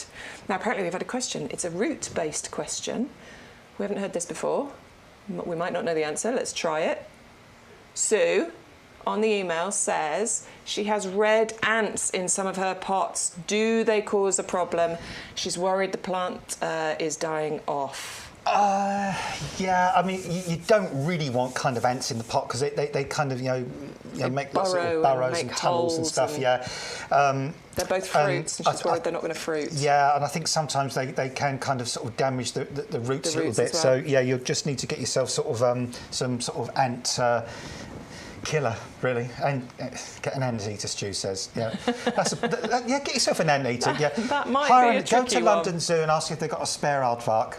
Yeah, that's why he's in that room there, and that's why we're standing here. Because, so what we would do is take it out the pot. Yeah, I mean, you could take it. You could clear all the old compost away. That's an organic way to do it. Yeah, you could wash all the old compost away, sort of down to the root. What plant? It was a rose, wasn't it? No, she said it's some fruit. Oh, a fruit. Fruit trees or something. Yeah. She's got. Although if you did that, it is going to show off a bit the fruit tree at the moment. I mean, you can buy ant powder, ant killer that you could put in if you want to. Yeah. And again, I'm always a little bit wary about suggesting things like that these days. But funny enough, I've just been struggling to get rid of ants in an indoor plant. I had a mother-in-law's ton just inside the front door. Yeah. And that's 2 or 3 weeks ago, I just saw this kind of compost and stuff on the floor in the hall. I thought, where's that come from? And then I realised ants had tunnelled in. And I did actually get rid of them using I used something called Resolver, which was a sort of a pesticide that kind of got rid of them. So there's chemical-based solutions out there. There is a if you want solution, to do chemical-based solutions. Yeah. If it's not a chemical-based solutions and we want an organic thing, it would be a case of taking it out, emptying it, get rid of that compost, wash the roots off. Absolutely. I mean, empty that compost right, either in the bin or your recycling bin or somewhere right out the way. Wash all the roots off that apple tree or those fruit trees so you're almost back down to a bare root. Then repot into some fresh compost. I suppose the danger there is that you might be stressing the plant a little bit, so it might just it's not the take best a little time bit of time of year to come back and do that. I mean, what I'd suggest is if the plants aren't looking too sorry for themselves at the moment, if they're looking at death's door, then do it now. But if the plants are looking okay, not looking too bad, just try it, if possible, see if you can get the plant through the summer and then do it in the autumn. Because it's not a good time to repot anything at the moment, is it? No, not a good time at all. So that's your two options. I mean, you can use chemicals. There's lots of things out there that will kill ants, but again, I'm very conscious of the fact that these days, a lot of people don't want to use pesticides. And I always believe at the end of the day, there's a choice. It's your choice. These products are licensed, they're legal. If you want to, you can use them. But so Beck said, if you want to do the organic method, you could do that now, but you do risk seriously upsetting the fruit tree. But if you can get it through to later in the year, to when the tree's just going a little bit dormant, then you can do it. And what I would suggest is put those pots in a different part of the garden as well, because the ants might also be in the ground nearby, and they might just get back into the pot and recolonise it. So perhaps put the pot somewhere else. All right, Sue, hope we've helped you with that. Got any questions, then do email us, ygtv@yougarden.com. What do we need to do? Do what Philip did. The birds will eat them. Yeah, maybe. I mean, look, it's all about I've just done a bit of biological warfare on my potential viburnum beetle. Yeah, so, this is all about, it's all about bringing that wildlife in, because if you've got the right kind of ecosystem in your garden, it tends to look after itself, doesn't it? Yeah. One thing you can do as well with pots sometimes, because, sometimes people get problems with, sorts of vine weevils and stuff that will get into pots. And sometimes a lot of these pests coming through the holes at the base of a pot, sometimes you can get very, very fine galls, like metal galls that you can put in the base of a pot. So you can still get the drainage, but it stops those kind of pests getting in through the base of the pot. There's a guy I saw in Gardeners World, and he grows the auriculas in pots, and they can be succumb to vine weevil, and he puts galls on the hole at the bottom, and then he puts a layer of galls around the base of the plant, and then a bit of gravel on top, and that way it stops pests getting in from the bottom or the top. So You know, prevention's often better than cure. There you go, a few options for you, and I hope your plants survive, so do keep us appraised of the situation, won't you? We'd love to know what's going on with that throughout the season and what you choose to do. Right, that was our Osteospermum collection that we were talking about, 3 of those hardy plants, but now we're going to move on to our Verbena quartz mix. These are beautifully healthy plants. They're garden ready, so lovely large plugs included here, and you're going to get gorgeous mixtures of colours included. In flower already, you've got some single colour, some bi-colour in there, and these are great, aren't they, for summer bedding? These are one of my favourite summer bedding plants, but I'm going to say something now and then I'm going to counteract it, so don't think I've gone mad. And yeah, I used to love growing these, and then I fell out of love with them because they get smothered in mildew later in the season, and they all look all white and horrible, and you have to pull them up because they look manky and depressing. But these ones are super mildew resistant. So, I fell out of love. Well, I was in love with verbenas, then I fell out of love with verbenas, and then they brought in mildew resistance like they do with the busy lizzies these days, and I'm thinking, I can grow these beauties again, because the amount of times I've grown them in the past, and for the first couple of 2 or 3 months, they've looked gorgeous.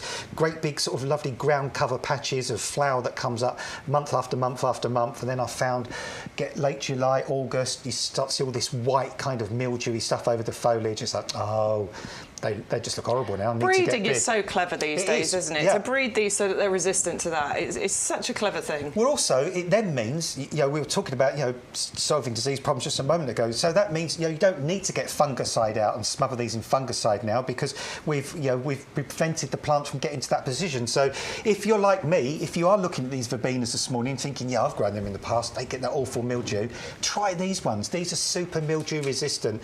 And again, gorgeous plants, ready to go straight out, these as well, directly into the garden, hanging baskets, pots, troughs, wherever you want to put them. Somewhere bright and sunny, that's what they'll really, really love. These are not for shade, these are for a lovely, bright, sort of sunny spot. But they grow sideways more than upwards. But again, Bex, I mean, you get these gorgeous flat heads of flower for month after month after month. I even like the really nice etched, kind of notched foliage on these as well, which is really attractive. And just deadhead, after they're flowered, just pick each deadhead off, and that will encourage more flowering. But look at that, that's a gorgeous colour there. This beautiful ranges of colours included. I'm just going to show you, look at that, isn't that a beauty? That kind of lovely, what is that, as a peachy colour, yeah, definitely. Stunning, isn't it? Really, really pretty. 20 of those garden-ready plants for you. Definitely a customer favourite. 410077 is the item number, flowering for a really long time, which is why they are very much a favourite.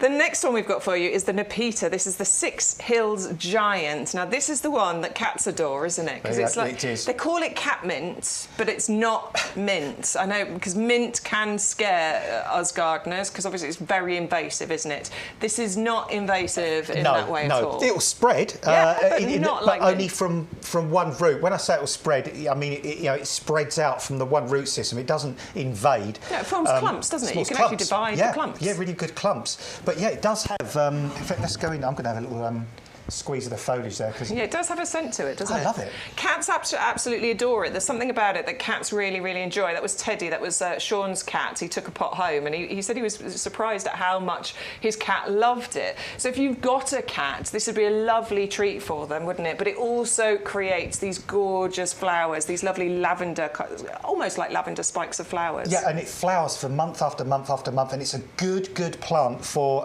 again, a really hot, dry, sort of sunny position. Yeah, drought tolerant, drought tolerant, and it sort of grows up, and then it has, say, many weeks of these sort of purple flowers. And then what I found is, over the years, once the initial flowers are finished, you can sort of trim the whole thing off, and then it has a resurgence, and it quite often gives you a second flush of flower, which will take you right up into the autumn. It's got that sort of what they call like glaucous blue foliage, that lovely sort of shiny foliage.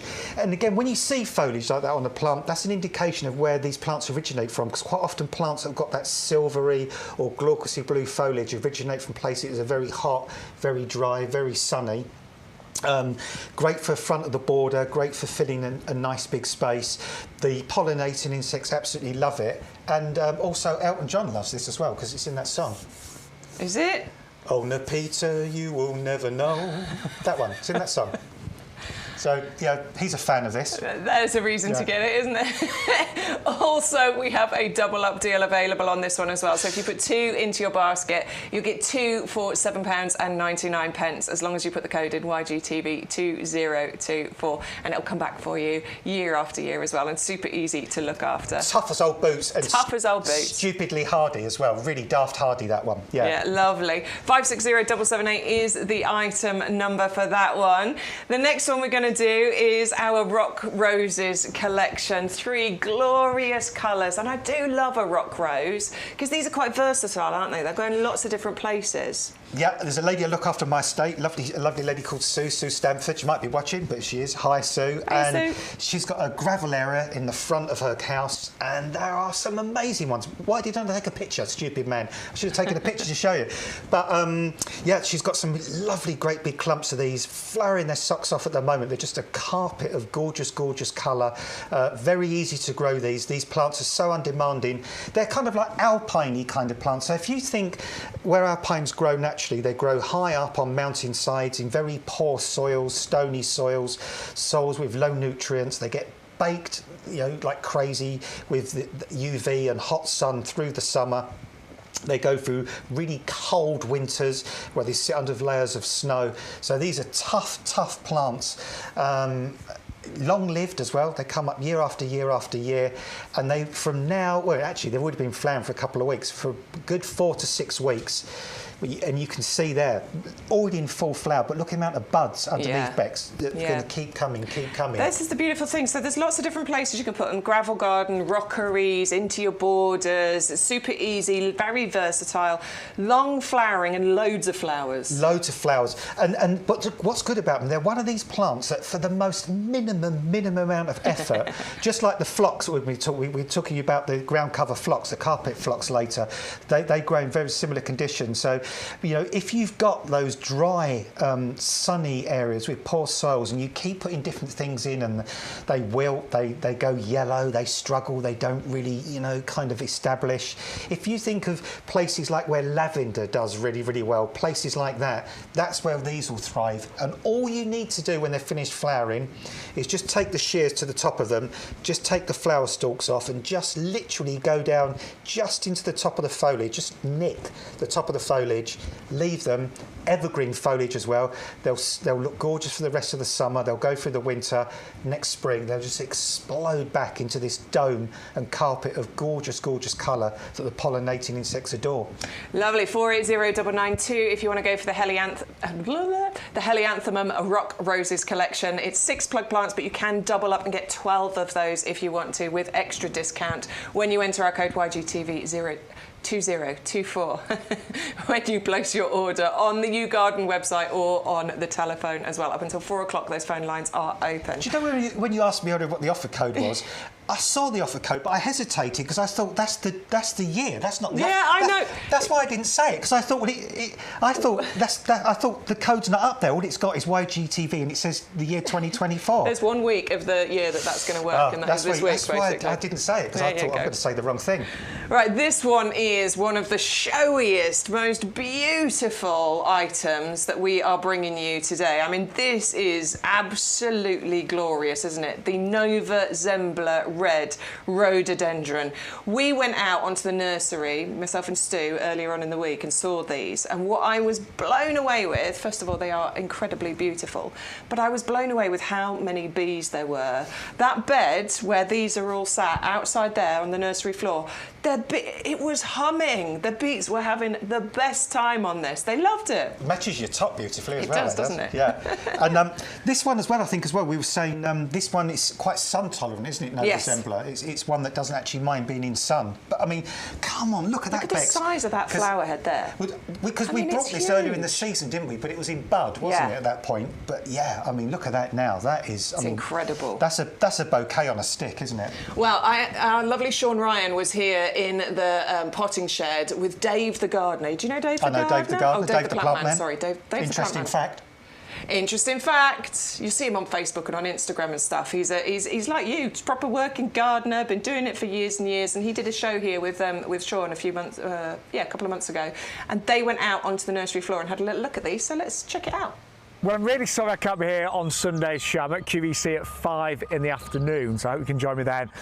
But I am here with Dave the plant man. Hello, Dave. Hello. Now, this is a stunning rhododendron. It's been around decades, this one, hasn't it? Yeah, this is one of the old winners from the past.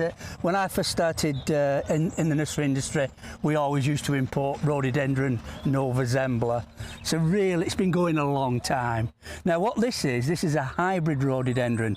So it's the one with the really big flowers, and it can get quite tall. It can grow 2 meters easily, this one, because it's a hybrid. And then you've got these really big flowers. It's a ericaceous plant, which means... I've only just learned to spell that, by the way. Well, I can't spell it. It's an ericaceous plant, so it likes to be planted in an acid soil. They're shallow rooting. They will live in... Because they've got big, thick, leathery green leaves, they can stand quite a bit of shade as well. So...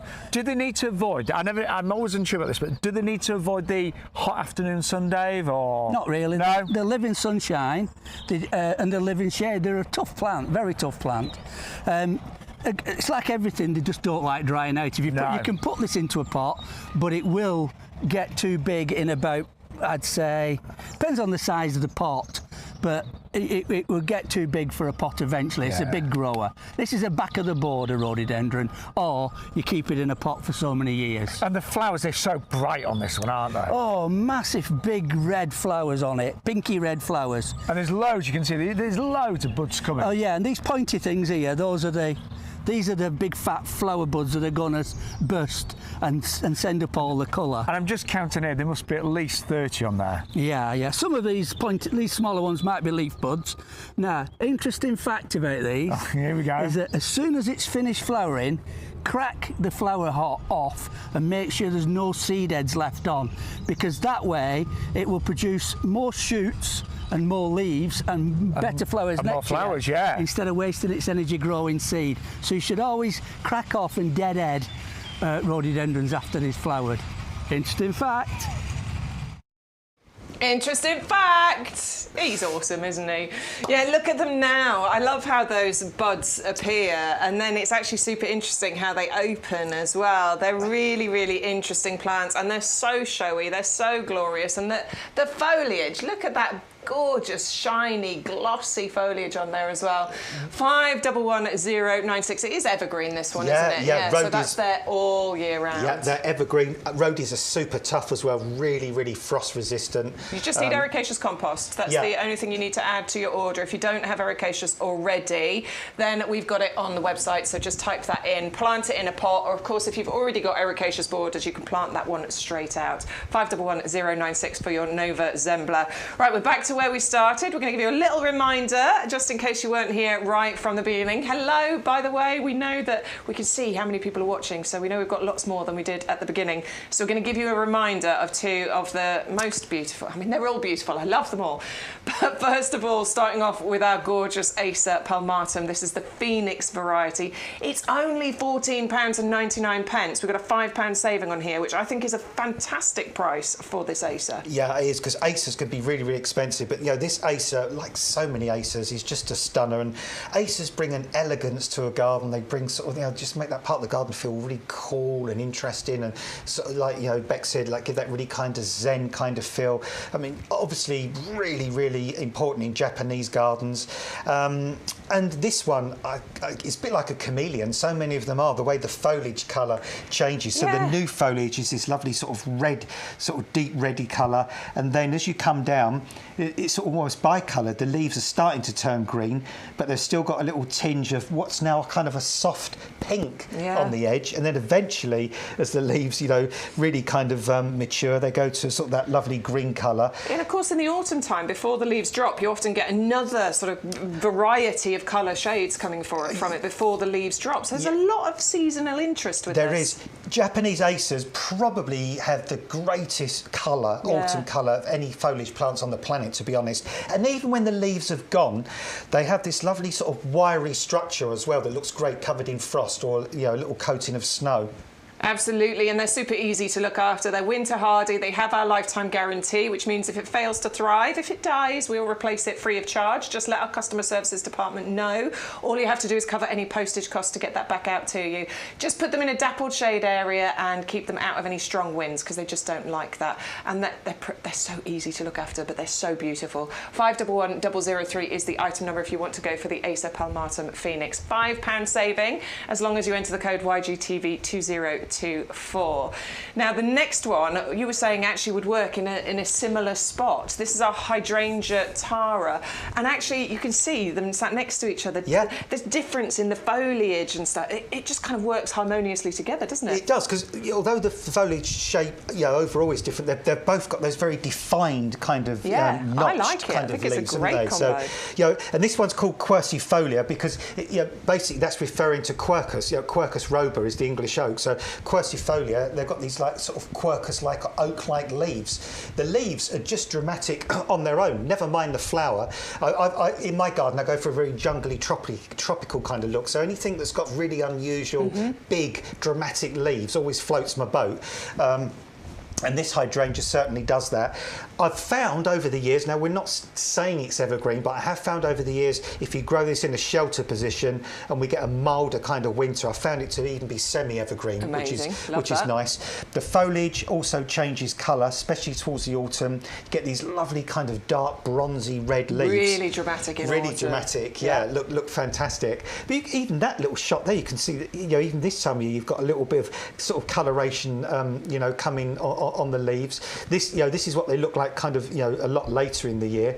They go this sort of deep sort of reddish colour. And then you get these big kind of conical heads of flower, which look absolutely dramatic on these. These are the kind of the cherry on the cake, really, aren't they? Having these sort of flowers on the top. Well, I've often said, so with hydrangeas generally, and I'm speaking very generally here, but I think for most hydrangeas out there, it's because of the flowers. We love the flowers. And the foliage is just it's there as a backdrop. But this actually, you've got the interest of both of those things working together. Yeah, I mean, for me, the foliage on its own is knockout for me on this. In fact, I know this is hydrangea quercifolia. I've known hydrangea quercifolia for a number of years, but if I didn't know it was a hydrangea, I wouldn't know it was a hydrangea. Let's put it that way. Yes. If I'd never seen this before and it didn't have a flower bud on it, I'll probably think, what is that? I would not in a million years think this is a hydrangea. I might even think, as Stu just said, is it a young oak tree even, because it's got those oak-like leaves.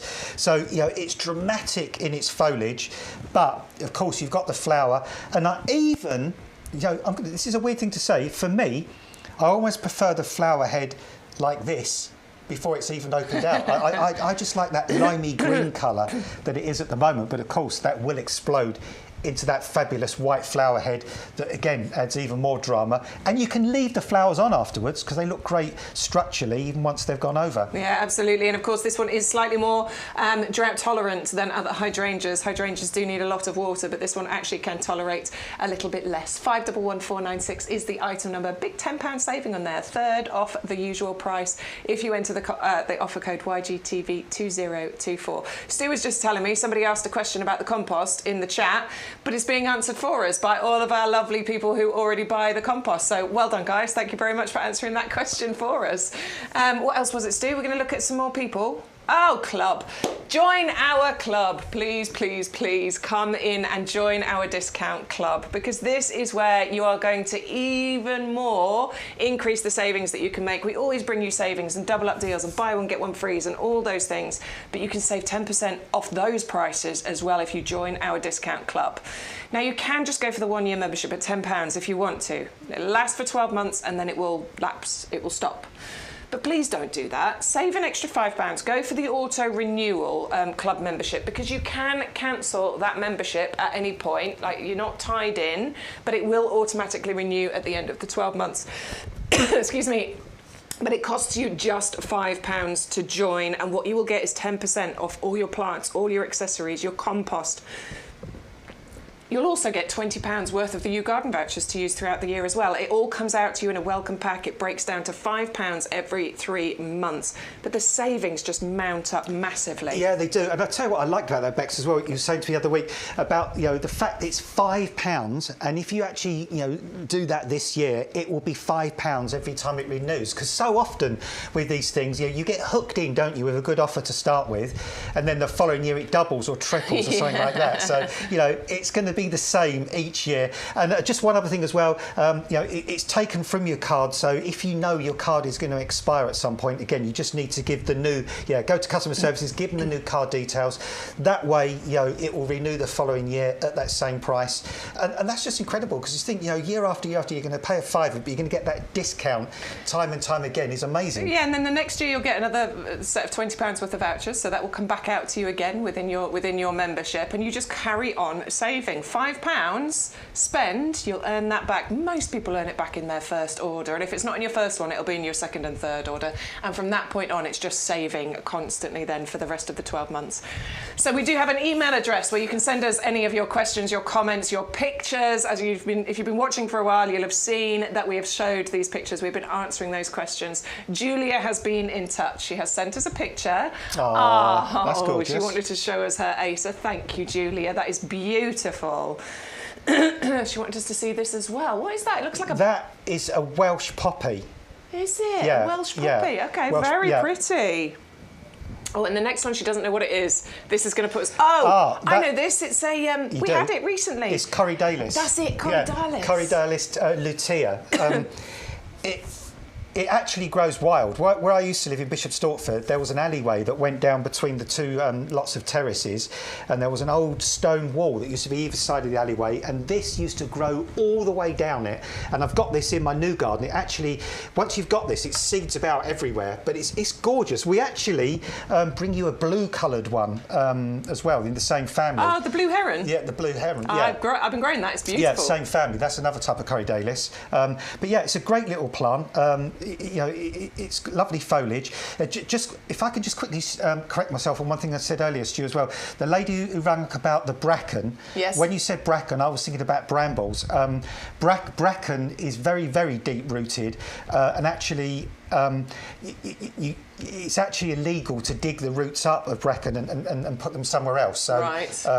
Because it's quite invasive. Because it's very, very invasive. So really, it's a pig of a weed. I will be honest with you. The best thing you can do, every time you see the new little croziers, as they call, coming out, just pull them off each time. Just keep pulling them off, and eventually you will weaken it. Right. Okay. Yeah. Bit like plucking hairs, it eventually weakens the root. That's it, yeah. But just keep pulling it out, and that will really kind of slow it down and weaken it. But it is very, very difficult to ultimately eradicate it. That the lady that was asking about the bracken was the same one that sent those pictures Steve's telling me. So hopefully you're still watching, and we've been able to answer that. Yeah, but don't, because technically you're not supposed to dig up the roots of that and move it to anywhere else. So, right.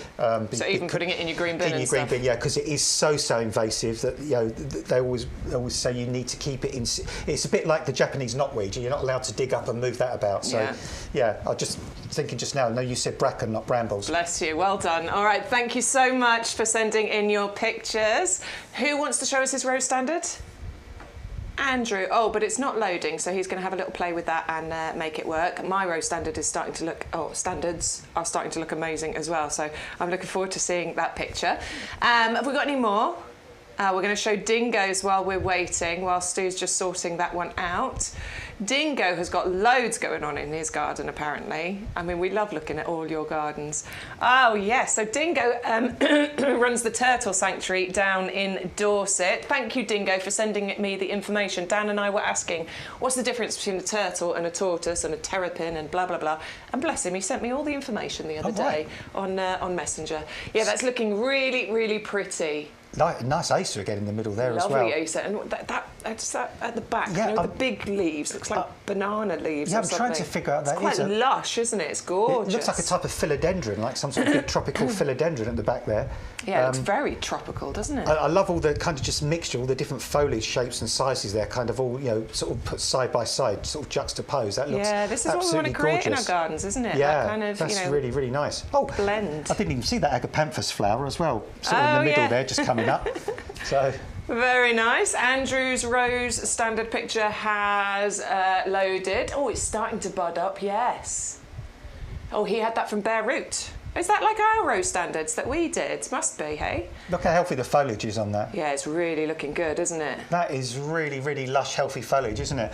And that's really encouraging as well, because you know, sometimes for us, I'll be honest, it's a hard sell selling bare root plants. It's tricky, because you've got to have some imagination for it, haven't you? Because when you're in January and February and we're just showing this like dead stick with roots sticking in the air all dried up, and you think, nah, that's not going to grow. That shows it does, doesn't it? Yeah, absolutely. They're really fantastic. They do work.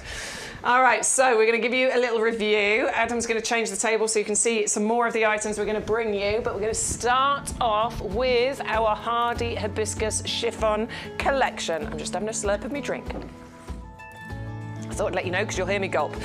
Right, so we've got 3 9cm pots included in the Hibiscus Chiffon collection. Chiffon because you get those lovely double flowers, and these are hardy. These are not the tender variety. So you can plant these out, they're winter hardy, they have our lifetime guarantee. Lovely large flowers on here, beautiful shape to the way that the plant actually grows. It grows in a nice sort of neat goblet shape. Minimal pruning, but it'll keep flowering right the way through into the autumn. A great transitional plant. 3 colours included. It's basically like you're buying 2 and you're getting 1 free in this deal, because we've taken a third off the price, just £19.97. If you're in the club, you will save a further £2 on that one as well. Make sure you enter the code YGTV2024 to get those discounts. Still the most popular, right the way started on Wednesday and right the way through to Sunday, is our Hardy Alstroemeria, the Indian Summer. Adam took a picture just as he was leaving the house this morning of his and his neighbours, and I'm so glad he did, because the picture is incredible. It's just like this, the colour combination between those beautiful, showy, fiery, bright colours of the flowers at the top, and then contrasted perfectly against that darker, I mean, I was still going to say bronze, but it's not even bronzy, is it? It's just, I don't know, darker foliage. It's the perfect combination. Hardy as well, coming back for you year after year, and you will get 3 of our jumbo plugs. Those are the bigger ones. Big saving there as well, £8 off. 480-255 if you want to note that number down to add that to your basket. The osteospermums, more hardy plants for you. So very much the feel of summer bedding, but from something that is going to come back for you year after year. These are hardy, these are not the bedding, summer bedding. These are not your annuals, these will come back. You can get a double up deal included here, so you could get 12 of these plug plants, which means that you'll get 4 each of the 3 different colours. Colours have been selected to work harmoniously together. You've got a lovely deeper pink, a lighter pink, and then that gorgeous white with the lovely white, yellow centre included. So you can get 12 of those for £17.99. And of course, if you're in the club, you'll get a further 10% discount as well. 480-991 is the item number if you'd like your osteospermum collection. Verbena Quartz is next. This is just such a favourite when it comes to summer bedding, isn't it? Now, you might have stopped doing verbena quartz in the past because of, you know, the mildew problem that there was with verbena quartz. You don't have to worry about that with this particular mix, because these have been bred specifically to be resistant to that mildew, just like the what is it that we do? Busy Lizzies, thank you, Adam. Just like the Busy Lizzies that we bring you as well. They've been bred specifically to be resistant to that. Gorgeous array of colours included in there. Excuse me, single colour, bi-colour, and all coming to you as garden-ready plants. 20 of them, just £15.28 if you are in the club. £9 saving on that one.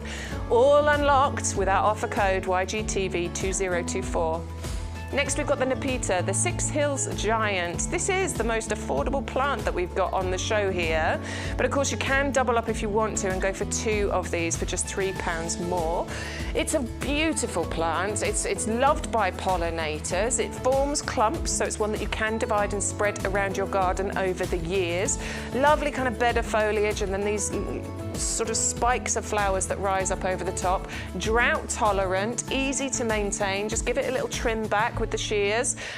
Keep that foliage nice and dense, and then you'll be rewarded with even more beautiful flowers. Loves a sort of hot, sunny position, this one, but it is definitely one for bringing in those pollinators into the garden. It's also the one that the cats love as well. So if you've got a cat and you want to give it a treat, it'll love this one. 560778 is the item number for that one. Rock Roses is next, another double up deal that we've got here. So you can go for the 6 plug plants. There's 2 each of 3 different colours included. But of course you can double up and get 4 each of the 3 different colours. Really versatile plant, works great in like gravel gardens, rockeries. It's perfect because it's nice and low growing, but it's spreading. So it will create that beautiful sort of carpet display. And again, this one's a hardy one. This will come back for you year after year. So many flowers for a really long time on there too. 480992 is the item number if that one is going into your basket. And then one of the most showy of all of the flowers that we have brought you so far this morning is our rhododendron, the Nova Zembla. Every year in sort of late spring, sort of now, because obviously it's looking amazing, this will give you the most glorious display. Huge, great big clusters of flowers you get on here. And of course, there's beautiful evergreen leaves on here too. You just need some ericaceous compost. If you've got acid soil in your garden already, great, get this and plant it out. If not, you just need to put it in a pot with some ericaceous compost, and we have ericaceous on our website if you need an extra order of those. 511096 is the item number for the rhododendron Nova Zembla. Now then, the other thing that you definitely want to consider adding into your basket is the Premium Professional Compost. Our Sean Ryan, who's often in the shed with me here, he was in here with our head gardener not so long ago, and they're going to tell you all about it. We describe this as Premium Professional Compost. And the reason for that is it is the compost that is known, this formula we have perfected over decades. So I've been using it for decades. We have perfected it over decades. You've got a blend of the best peats plus wood fibre that you can imagine. Now, by volume, approximately 50% of this compost is wood fibre, and the balance is made up of a blend of peats, and there are 3 different peats.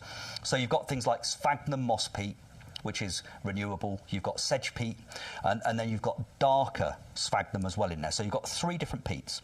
You've also got, you can see actually just there, there's slow release fertiliser. These little green, what look like little eggs, you'll see those dotted among the compost when you're planting it. That's slow release fertiliser. One of the most expensive ingredients in any compost is fertiliser. You can see that there's another one just down below. That is amazing because that will deploy nutrients to the roots of whatever you grow in this compost just when they need it over the next 6 months. You then got what's called a buffer. Now, peat in particular is naturally acidic, and plants like to be just on the acidic side of neutral as a generality. There are exceptions, so things like rhododendrons and azaleas, they love to be properly acidic in terms of the ericaceous soil or compost they're growing in, but most things like it just on the slightly acidic edge of neutral. So that's what this is designed to give you. So it's got a pH buffer to keep it in exactly that zone. The wood fibre keeps the sort of perfect air-water porosity ratio, which is what we talk about in the trade, all these complicated terms. But it's, what plants need is they need a jungle gym to grow in. So they need a jungle gym for their roots, which is called growing medium. They need some water, and they need some air, and they need nutrients. And when you've got the perfect compost, it blends the air and the water and the constituents of the compost. It all blends together to give the perfect environment. That's what this particular compost does, which is why it's trusted by us. We will be growing approximately 150,000 potted roses on this nursery this year. That's roughly what we grow most years. We'll be growing I don't know how many hanging baskets, but our pre-planted hanging baskets that will be available later, you will have bought them in the autumn and last spring as well. They grow in this compost. We will grow countless perennials, whether they be in the 9 centimetre square pots or the 3 litre pots or the 5 litre pots, plus fruit trees. And this is the compost we use for all of those things. So we trust it, the trade trusts it, and actually based upon the well, literally hundreds and hundreds of thousands of bags of this particular compost that you've bought over the years, you definitely trust it as well. And, you know, and actually, peat is a thing. We need to think about peat. Not me. I happen to also be peat, but it's the peat that's in here that we're talking about. We can still use peat in our gardens right now, and actually the alternatives, generally speaking, are a bit iffy. So if you want to get the best results, in my view, use this particular compost for as long as you can. It's got 50% other material in it, which is the lowest level we could get to and still have a professional quality product for you and for ourselves. So we've been as eco-friendly as we can, and we jumped onto that particular that approach years and years and years ago. So this is the same formulation that we've had for at least the last 6 or 7 years, with 50% other material to bulk out the peat, and it still works better. So I would say this is, in my opinion, it's the only compost I use at home. It's the compost we use on the nursery. I can't recommend it highly enough. They look different to us, don't they? Yeah, they do look a bit different, don't they? Different, yeah. It was definitely a bit colder back then. Can you tell? They've both got they're wrapped up. It was the Bare Roots show that we did, which was right at the end of January, apparently. So, yeah, it was definitely a bit colder in the potting shed back then. A bit paler back then, weren't we? Yeah. So that's the Premium Professional Compost. That was our head gardener, who is, I mean, he just totally believes in this product. He's had a hand in making it as good as it is. And as you will have seen from the chat, because I know somebody asked a question, but all our regulars were answering the question. So many people come back and buy this time and time and time again because of the results that they achieve, and it's all about the results. Let's remember that. It is just, you get £2.50 saving off this, thereabouts. Yeah, £2.50 saving off this every time you buy it. Bear in mind it costs you just £5 to join the club. So 2 orders of this and you've made back the money from joining the club. And of course it is free postage. Plus, we put a free gift into your basket if you put the offer code in YGTV2024, worth £9.99. So I just want to point that out, because I know sometimes you look at it and you go, but I can get cheaper compost. Yeah, I'm not going to lie, you can get cheaper compost, but is it any good? That's the question I would put out there. You don't always want the cheapest thing, do you? But we do try and make the value as good as we possibly can. Yeah, and also, you know, what you need to think about, Bex, is that, you know, it's not just you know, that saving that's mentioned there. This is an investment, and absolutely, the production, the extra productivity you'll get from this acts like a saving in itself as well. You know, that's the thing about it. Totally. And Stu was just looking, somebody has recently left a review, just a review from yesterday. It says, I wouldn't always used to use my bare hands for potting up, but I do with this because it's so light and odour-free. I'm with you. There are certain composts I've used in the past. I would definitely be putting my gloves on, and I don't feel the need with this one at all. Right, that's our Premium Professional Compost, 100125 if you want to enter that into your basket. But we're coming back to our favourites table, and the absolute favourite of the week has remained the favourite Wednesday and Thursday and all the way through to this Sunday show, and that is our hardy Alstroemeria Indian Summer, this one is called. I'm going to leave it to you, Adam, because you took some gorgeous pictures and you know all about this one. Well, I mean, the weird thing is that, you know, I moved into our new house, so a new bungalow, back in 2019, and it's a new estate, but luckily the front gardens were planted up really wonderfully well by the developer. And one particular plant that was in the next door's garden was this Alstroemeria Indian Summer. Absolutely thrives. You know, in fact, it's covered a patch in their garden now, almost like sort of dining room table size kind of area that it's filled in.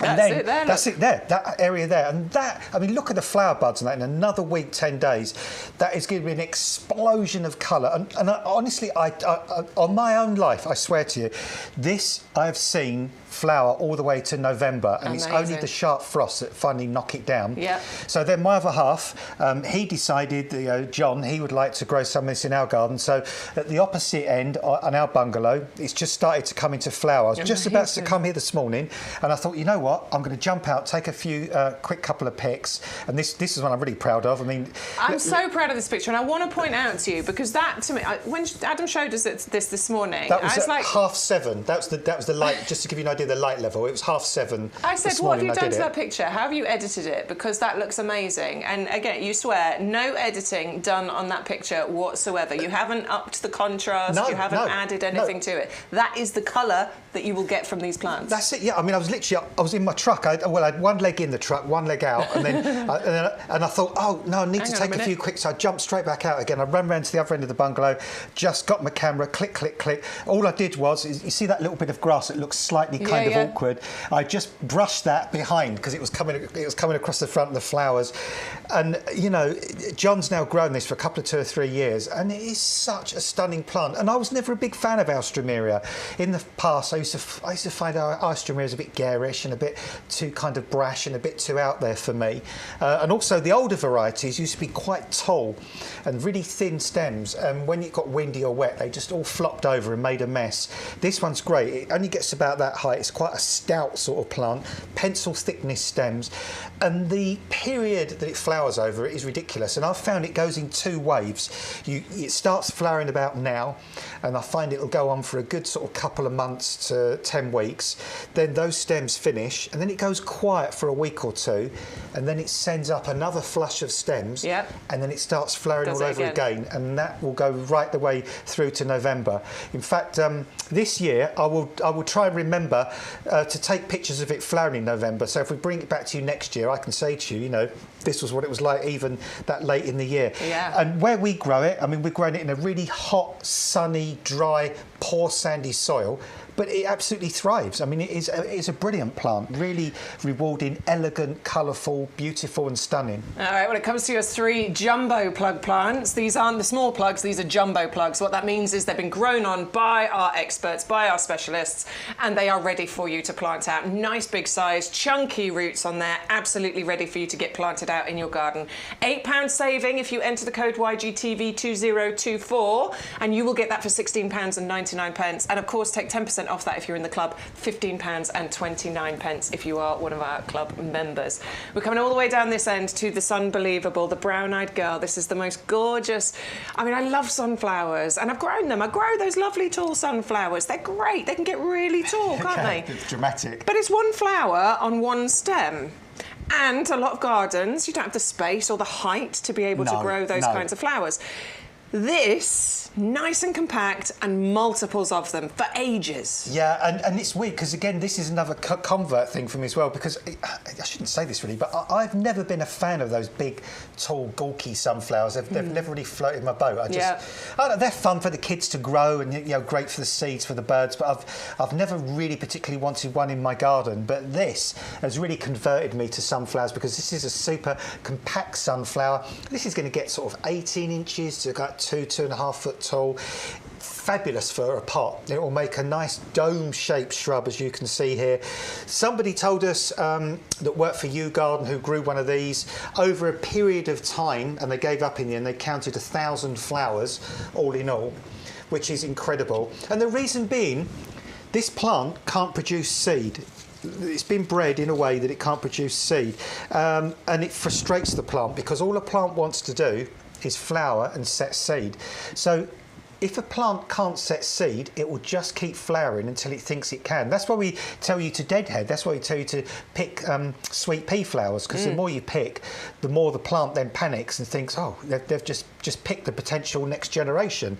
They've taken my potential seeds away, so I need to make more flowers so I can make more seeds. This is what this plant's doing, but because it can never produce seed, it just keeps forcing it into flowering. Well, I just want to show you on this one. So these are obviously young plants ready to be dispatched to you, and they will all come to you. They should all have a bud on, at least one.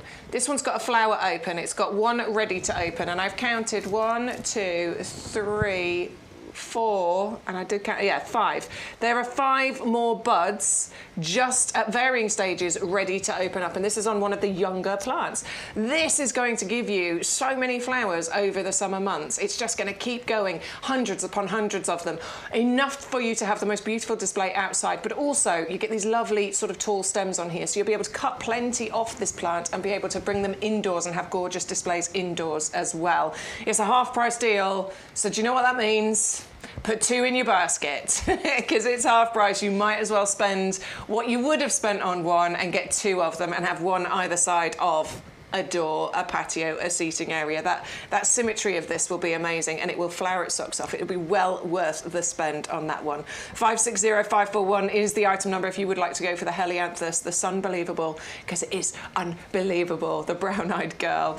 And right. it's just you know, quickly, Beth, what I really adore about this is the fact that, and I always give this example, you know, if you just got a little small balcony, you live 3 floors up, you just want a plant that's going to give maximum impact for minimum effort in a small space, and this is one of those plants. Yeah, and if you think about those small spaces, you wouldn't be able to grow that tall sunflower, but you could with this, and it is that maximum impact. Maximum impact, minimum impact. I mean, you know, keep it in a pot, grow it in a pot, and all you've got to do is water it and feed it, deadhead it, and just enjoy hundreds and hundreds of flowers all the way through the summer into the autumn. Yeah, it's a fabulous one. Do think about adding that one in. It's on our favourites table for a reason, and that's because it has been a favourite and will be for the next week or so, I would imagine. 560541 is your item number in a 3-litre pot as well, so this is nicely established. So many flowers on there. Right, carrying on our summer flower mix, we're moving on to our designer packs, is what I'm going to call these. These are the carefully curated, selected group of plants that are going to work perfectly together. Definitely, if you're thinking about hanging baskets, these would be great, but not just for hanging baskets. No, I mean, this would be great for a window box, for example. Imagine these sort of in a window box, sort of tumbling down, or a raised bed. You know, sometimes people have gardens on a split level, and you have like a wall between the lower and the upper garden, and sometimes there's a little area of earth, isn't there, down the middle of the wall. Great to put those in an area like that. But it's just the colour combination on this I like. And it's counterintuitive sometimes, isn't it, to put super contrasting colours together, but then to find harmony. But with this, you don't look at that and think, oh, goodness me, that really jars, that doesn't work. Even though we've got blue, which is quite a dark colour, and even though we've got yellow, that's quite a bright colour, put the two together and it's like, oh my goodness me.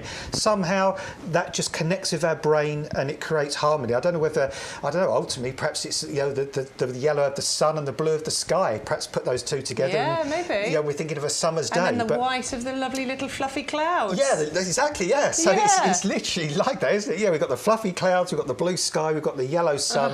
And I like to think of the white verbena in this as like the referee, really. It's kind of just sort of keeping peace between those sort of two colours. Just harmonises it all, brings it all together. Brings it all together, softens it. And all of these plants, you've got verbena in there, you've got bidens, and you've got lobelia. They will flower for month after month after month. I wouldn't even bother deadheading some of these. You could possibly deadhead the verbena, but the bidens I probably wouldn't worry about, and I definitely wouldn't deadhead lobelia. Nobody does that. And all you need to do is keep them watered and fed. Use a high potassium feed, something like tomato feed, for example, because that really encourages flowering, which is good to keep the baskets looking good for a long, long time. But yeah, these, I mean, a stunning collection there, contrasting but complementary at the same time. Yeah, and that's exactly why we put these collections together. Sometimes it's difficult to know what flowers are going to work well together based on, you know, their colour, their shape, their flowering season. It can be tricky. So we've done that work for you. You don't need to worry about it. You will be the envy of your neighbours with your hanging baskets or your flowering displays, because we have put those together for you. Yeah, and there's no worrying about seeds or transplanting or pricking out or anything like that, is there? You know, it's so easy and so straightforward. I was just thinking back at, do you remember sherbet lemons when you was a kid? They used to be really, really nice. So you got to the middle, then there's that sharp bit. Yeah. It used to catch on your tongue every time. I always remember that. Yeah, but you know, you still ate them though. Like, you remember eating cola cubes so your mouth was raw? Loved cola cubes. They used to take the skin off the roof of your mouth, didn't they? My dear old Nan, she owned a shop in the local village, and it was the weirdest shop when I think back to it now. So you'd walk in, on the left was the sweet shop, and it was proper old traditional sweets. With you the know, the tubs and jars and the weighing them out and everything. Turn right, and it was a haberdashery. So you could go and buy your sweets and your fabric at the same time. It was the best shop, honestly. Used to go in after school. We were allowed to walk to her shop after school, and we were allowed a 10-penny mix-up bag after school. Oh, brilliant. It was lovely. Yeah, yeah. So, Mrs. Breeslin. So that's nice, isn't it? Sometimes, you know, obviously they're calling it sherbet lemon because of the mix, but sometimes it's kind of nice to associate a nice memory of something like that with a plant collection, isn't it? Because the two go together, don't they? Well, the next one is one I've got for you. Yeah. All right, but that's your sherbet lemon mix. We're moving on to Eton Mess. When I was pregnant with my first child, I was pregnant over the summer months, and I was obsessed with Eton Mess. Eating Eton Mess, loved it. Meringues and straw. A baby wants Eton Mess. Yeah, well, I can believe that, Betsy. I adore Eton Mess. I always find Eton Mess is a fabulous dessert as well because it's so lightweight and easy, isn't it? It's not like eating a heavy pudding or something with custard and pastry and all that kind of thing. But, I mean, you know, when you think of Eton Mess, you think of white with raspberries or strawberries or something like that. It's the creams and the raspberry colours and the strawberry colours, and that's what this mix is. And that's what we've got. I mean, this collection looks good enough to eat, doesn't it? You can't, but I mean, you know, it looks good enough to eat. You've got the pink petunia, you've got the little Calibrachoa there with a little sort of dark eye to it, and then you've got the verbena in between, that sort of soft, sort of pinkish verbena. It's great, isn't it? Yeah. The verbena, it's got that little extra touch to it. The flowers are white in the middle, and then they're flushed pink, aren't they, on the outside?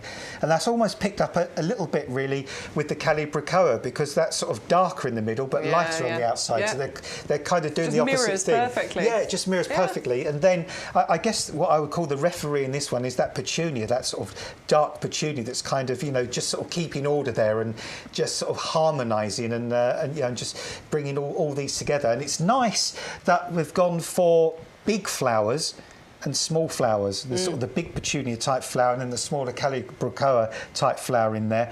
But yeah, this is such a soft, gentle, lush, beautiful kind of mix of colour here.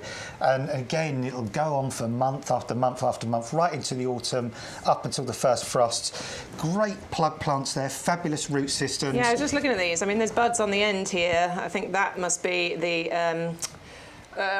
verbena. That's verbena, yeah. That's the verbena on the end there. They are all labelled, by the way, in their little greenhouse. Oh, sorry, put my hand in the way.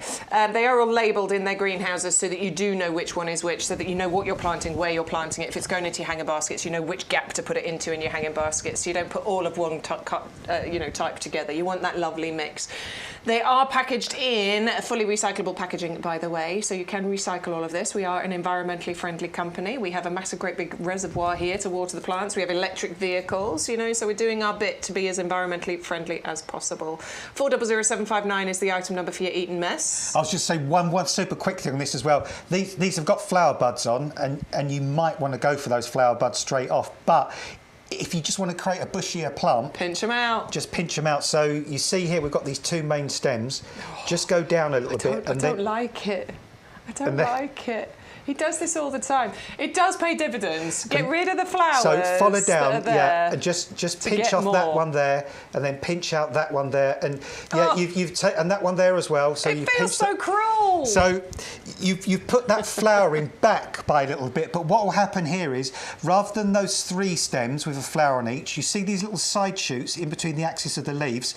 There'll be 2 stems, so you're going to have 3 stems will become 6 stems. Yeah, you're doubling So you've doubled the flower straight away. You don't have to do that, it's your choice. But if you're happy to wait a little longer for flowering and a more extended flowering season and more flowers, pinch them back. That's my advice. You're only putting it back a few weeks. It's well worth doing. Bex would do it, I would do it. 400759 if you want to go for your Eton Mess. We're coming back to this unbelievable. People are sending in pictures of their gardens. Here is Elaine's standard rose. Oh my word, Elaine. Yeah, that's looking awesome. Look at that. And some nice little begonias coming up at the base there as well. Very nice. And George has got his standard roses. Oh, look, he's got his geraniums down the bottom as well. Very good. And Andrew has sent us his cordyline, looking good there, yes. Flowerlets, flowering. It's got a big flower stem coming out. Brilliant. But then Andrew remembered something. He said he had this unbelievable last year. Wow, look at that. Oh, my word. That's what we're talking about, isn't it? Yeah, I mean, check out how many flowers are on there. I mean, I'm just thinking as well. Now, yesterday I was planting up an area in my garden of quite big bare soil, and to cover one area I was having to put about 15, 20 bedding plants in. Yeah. I could have put one of those in the middle, and that would have covered that whole area in the same go. Look at that. That's awesome. Isn't that a happy plant? I mean, can you just imagine the bees and the butterflies and all the pollinated insects and then going out, and you're going to go and see a friend, you're going to go and see, I don't know, your mum, she's in hospital or something. Yeah. You know, cut a little posy of flowers off of there. It's just incredible. Yeah, that's beautiful. Excellent. Thank you so much for sending us that picture. They will be incredible, won't they? 560541 is the item number if you want to go for this unbelievable. Remember Adam's maths here. It's a half-price deal, so buy two. Yeah. I mean, you might as well. The way I see it is, if you'd already decided you're going to spend 50 quid, and then with your discount you can get things down to £25, well, personally, I wouldn't just not spend it. I don't think I'd spend the £25 and get double the amount of plants I originally thought I was going to get for my 50 quid. That's what I would do. I like Adam's maths. Mum, if you're watching, I know that is not your kind of maths. You would say take the saving. I know, no. But I like Adam's maths. Life's too short. Go for it. Dead forever, as my brother says. Seize the day. Seize the day. Never have too many plants, can you?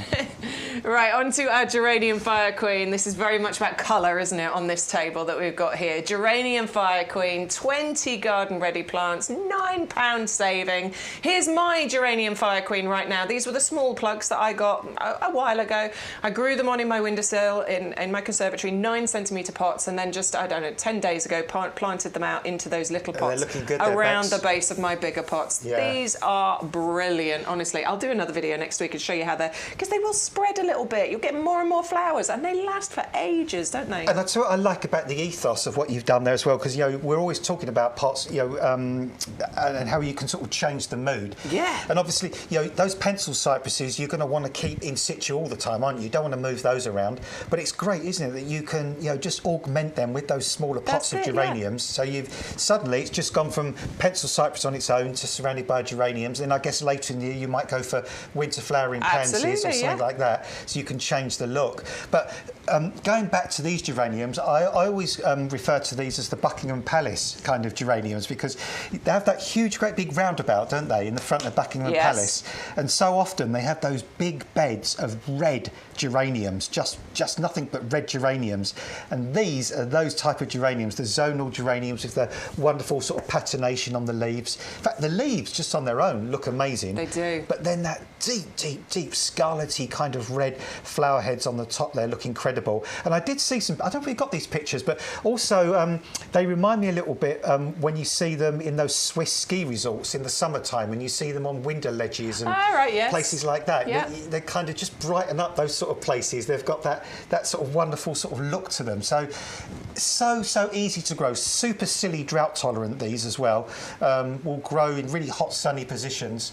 But yeah, just great plants. And if you lift these in the autumn and just pop them on, you can keep them through the winter. You can, yeah. My nan used to have them all on her windowsills and things, because you can grow them indoors, you can put them on windowsills as well. But yeah, I'm sure she managed to get them to go over. That was a big thing when we were kids, wasn't it? Yeah. Everybody that had geraniums, didn't they? Kind of put in, you had them sort of, and by the end of the winter, they were great big sort of gawky things on the windowsill. But then you could bring them out and take cuttings, take lots of cuttings and get them to, you know, to grow all over again. 20 garden-ready plants included in this particular offer then. 410065 is the item number if you'd like to go for 20 garden-ready Geranium Fire Queens. All summer long you'll have those in your garden. Make sure you enter the code YGTV2024 if you want to get that saving. I want you to get the saving, so make sure you put the code in order to get that. Right, Adam did a little changeover of this table, so we've got some new things to show you. This one, I just think it's something a bit different, a bit unusual. It's not going to be for everybody's garden, but very much what we do here at YouGarden. Our tagline is gardening for everyone. And it doesn't matter what sort of size of garden you've got, whether it's an allotment or a balcony or a family garden or whatever it might be. We do have something for everybody. And this is all about, you know, if you've got a pond in your garden, if you've got lucky enough to have a lake. Oh, look, Eleanor sent us her little pond here. I've seen people making smaller water features. Like that one. Like this, exactly like that. You could put a water lily in there as well, couldn't you? You could, yeah, because this water lily's not like a huge kind of water lily. so this would grow in a smaller space. There's something really magical about water lilies as well. I think sometimes it's the fact that they're a slight tease of a plant as well, because such as when you go to a stately home or you go to a lake or somewhere and you see the water lilies out on the lake and they're flowering away looking amazing. Yeah. And you want to get up close to see it, don't you? But you can't. It sort of tantalises you, doesn't it? Because you think, oh, that must be so wonderful to kind of get up and look right into that flower. And that's the great thing with this. You can do that. Water lilies don't have to be something you've got to look through with binoculars or put your waders on and go out to actually see. You can now have the stunning complexity and beauty and elegance of a water lily and the fragrance of a water lily in your own garden. Yeah, and this is a full kit, by the way. So what you're getting is the planting basket, which is this one here. You get the aquatic soil to go in there too. You get the decorative gravel, and of course you get the actual water lily included as well. So it's a full kit. It's ready to go. Like, we brought stuff in the past, but for ponds and things, but we didn't bring you the full kit. You're getting everything that you need, because obviously there's specialist things you need for this. And that's really important as well, because the thing is, you need to use that special aquatic compost that we're supplying, because that is very, very low in nutrients. If you use normal garden compost, you're going to turn your pond green and it'll be covered in sort of algae blooms and that kind of thing, because you've released excess nutrients into the water. This is the perfect compost for that. And the idea of the gravel as well, it holds the compost in the basket, so the soil doesn't float straight to the top of the pond and all come out. And those little, the little basket there allows for water movement, but also allows the roots to penetrate out the side as well of this water lily. A good thing about this water lily as well, it sort of, the flowers can get up to sort of about 10 inches above the top of the water as well, on sort of kind of nice little stems. But you can grow this on gradually as well. So if you've got quite a deepish pond, for example, and most ponds step down, don't they? They have ledges. So with water lilies, it's best to, once this gets growing, is to then gradually lower it down over sort of a season or a couple of years. So I would start this in the most shallow part of the pond to start with, wait for the leaves to come up, and then once the leaves have come up and they've got sort of a little bit more leaf stem on what they need, then you can just move it into a slightly deeper part of the pond and drop it down a bit further. And it'll adjust itself. Yeah. So ultimately what you want is just so the leaves could just get to the top and rest on the water, and that's where it'll be absolutely happiest for the rest of its life. You'll get the lily pads, and then of course you'll get these amazing scented flowers, these pink flowers. And of course it's not just about them looking beautiful, it actually provides lots of health for your pond life. It gives a place for the fish to hide, so the herons don't come along and get them. It can add aeration and oxygen into the water as well. So if you've got a pond, you know all of this already. There's health benefits to be had by putting these into your garden. And it cuts down the amount of direct light going into the water as well. So toxic algae. I think they generally say a pond should be at least a third or two-thirds of the surface sort of covered with greenery like that. It keeps the water cool, so if the water warms up, then you get the algae bloom, then the oxygen depletion that upsets the fish. So having that covering, it's great for tadpoles and little baby toads and things like that, and newts, because they can all swim underneath it and they're not going to get predated by the birds. Yeah, so. Absolutely. Who has this one? Eleanor, who we just saw her pond, she actually has this, apparently. She's had it for 3 years and she got it from us. Thank you, Eleanor. That's a really good recommendation, for sure. 580026 is the item number if the water lily kit is something that you feel you need to add into your water feature in your garden. We're going to move on next to our Speedwell Gentianoides. Double up deal available on this one. You can just go for one if you want to, but you can go for 2 of these if you would like to. It's a double up. You put 2 in your basket. One of them would be £9.99. If you go for 2, it would be £14.98, as long as you enter the code YGTV2024 when you place your order. 560639 is the item number if you want to. Tell us about this one, Adam. Well, this is they call it Gentianoides because it's got that sort of gentian-like foliage. This is a Speedwell. That's its common name. And you probably know speedwells from your lawn. You get that little kind of blue flower that grows in the lawn and spreads sort of sideways. Oh, yeah. This one is the same family. It's in the speedwell, the Veronica family. This one has the same kind of habit. It'll eventually spread sideways. But it has these really beguiling, beautiful spikes of sort of bluish flowers with little striations through there that will come up for a good sort of 2 or 3 months. Great for rockeries, great for ground cover, great for sort of front of the border. You can grow these in pots and tubs as well. It's a really hardy plant that will come up year after year. They're elegant, aren't they? They're elegant, yeah. Really, I've gone all calm looking at these pictures because they're so elegant, the flowers. They're sort of that, yeah, just nice sort of gentle, soft, sort of bluish sort of colour. And when you look into the flower, it's weird. In gardens, in fact, in life these days, we so need to take so much time to slow down and see things. It's like you know, when we eat food, we eat our food so quick we don't even taste it properly, do we? When we drink wine so often, we drink it so quick we don't taste all the different elements and all the different notes and tones. And it's like that with flowers sometimes. You know, we're in such a hurry, but it's like Beck said, if you just stop and look into the centre of that flower, like we saw a moment ago, and you see the little green bit in the flower, you see the little stamens, you see the cluster of pollen on the end of the stamens there, those little kind of little blue sort of striations or veins, and you even start to see other little details up. The stem's got that little kind of furriness on the stem. I mean, all these wonderful little things, the way the top of the flower just curves over, a bit like a bluebell flower or a foxglove flower, and all of a sudden you're just seeing so many facets and elements and different interests in this plant. It's loved by pollinating insects. It flowers, well, the one in front of us in the studio is probably what you say, 18 inches, Bex, about 18 inches or so. Yeah. But an easy plant to grow. It likes a nice, open, bright, sunny position. Not particularly fussed about soil. Does quite well on damp soils, to be fair. Will come up year after year. It will have a lifetime guarantee. And again, just kind of going through my little kind of flower file in my mind from customers. Yeah, I can think of where this has been grown in customers' gardens over the years, and it gradually does sort of move out and form like a little sort of carpet. Nice. And then in the spring, you just get these gorgeous spikes that come up for a number of weeks, and then they go, but you get the foliage for the rest of the summer. Well, there is a double up deal available on that one. So if you want to go for 2 of those, put 2 into your basket. Make sure you put the code in, YGTV2024, because that's where the savings will then come down. 560639 is the item number that you need if you'd like to go for the Gentianoides. Let's just call it Speedwell.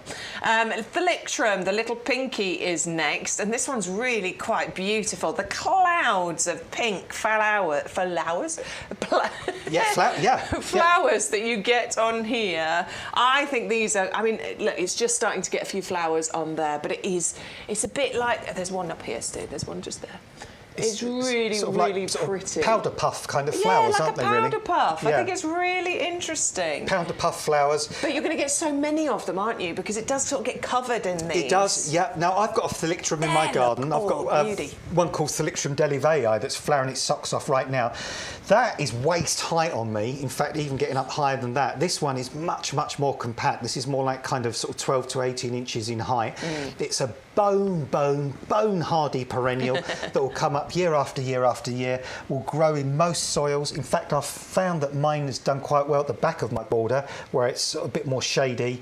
But again, we were saying a moment ago, when you take time sometimes to look at things, you start to see things you didn't previously notice.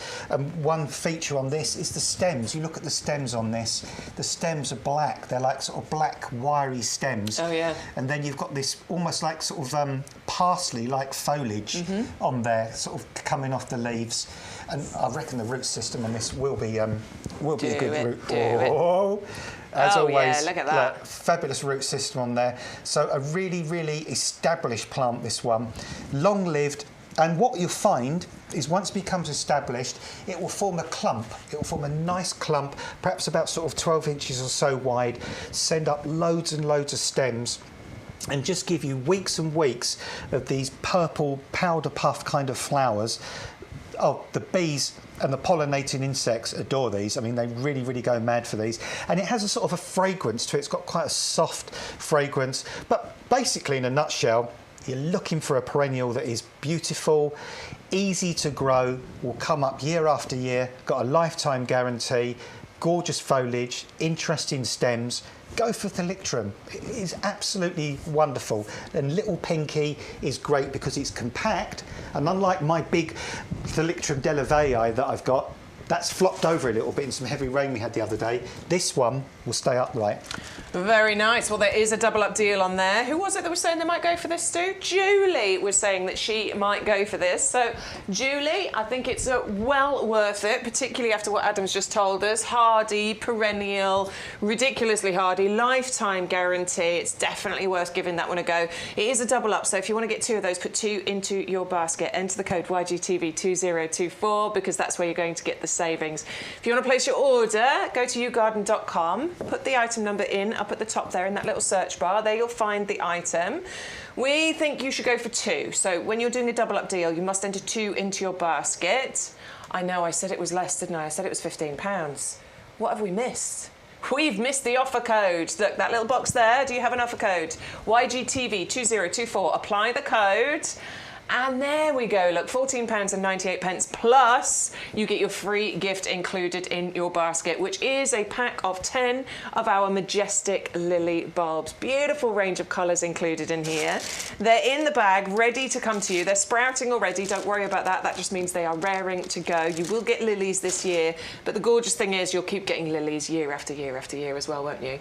Worth £9.99, that free gift included. Do let us know if you're going to go for that one, will you please, Julie? Because we're just nosy. We like to know these things, just like we like to look in your gardens. We're just nosy so-and-sos, aren't we? Yeah, nice to be nosy, then, isn't it? It's nice to see what other people are doing. You know, we like to sort of share with you. We send you pictures of what we've grown in our gardens. Totally. You send pictures of what's grown in your gardens. Yeah, we're just in a big gardening club, aren't we? And it's just we're egging each other on. We're encouraging each other. We're giving each other advice.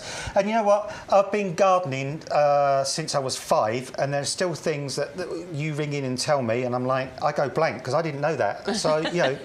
It's one of those subjects you can't know everything. No. You can know a lot, but you can't know everything.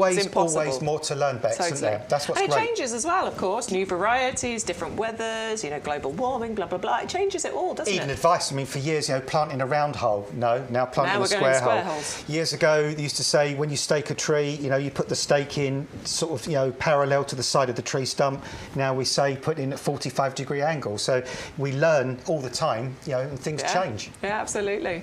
All right, let's move on to a couple of other items then. One that I've got in my garden, I'm sure you must have this as well, Verbena. right? Yeah, Verbena bonariensis. This one is fan-flippin-tastic. I love this plant.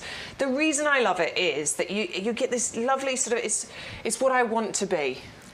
Tall and willowy. You're gorgeous as you are. I'd love to be tall and willowy though, wouldn't you? I'd like to be taller, to be honest, as well. I would like to be a bit taller. It is beautiful. Yeah, tall and willowy. There's something glorious about that. This is our Sean in his gorgeous garden here. And I think this is a great picture to show you what Verbena bonariensis can do in your garden. It is an amazing plant.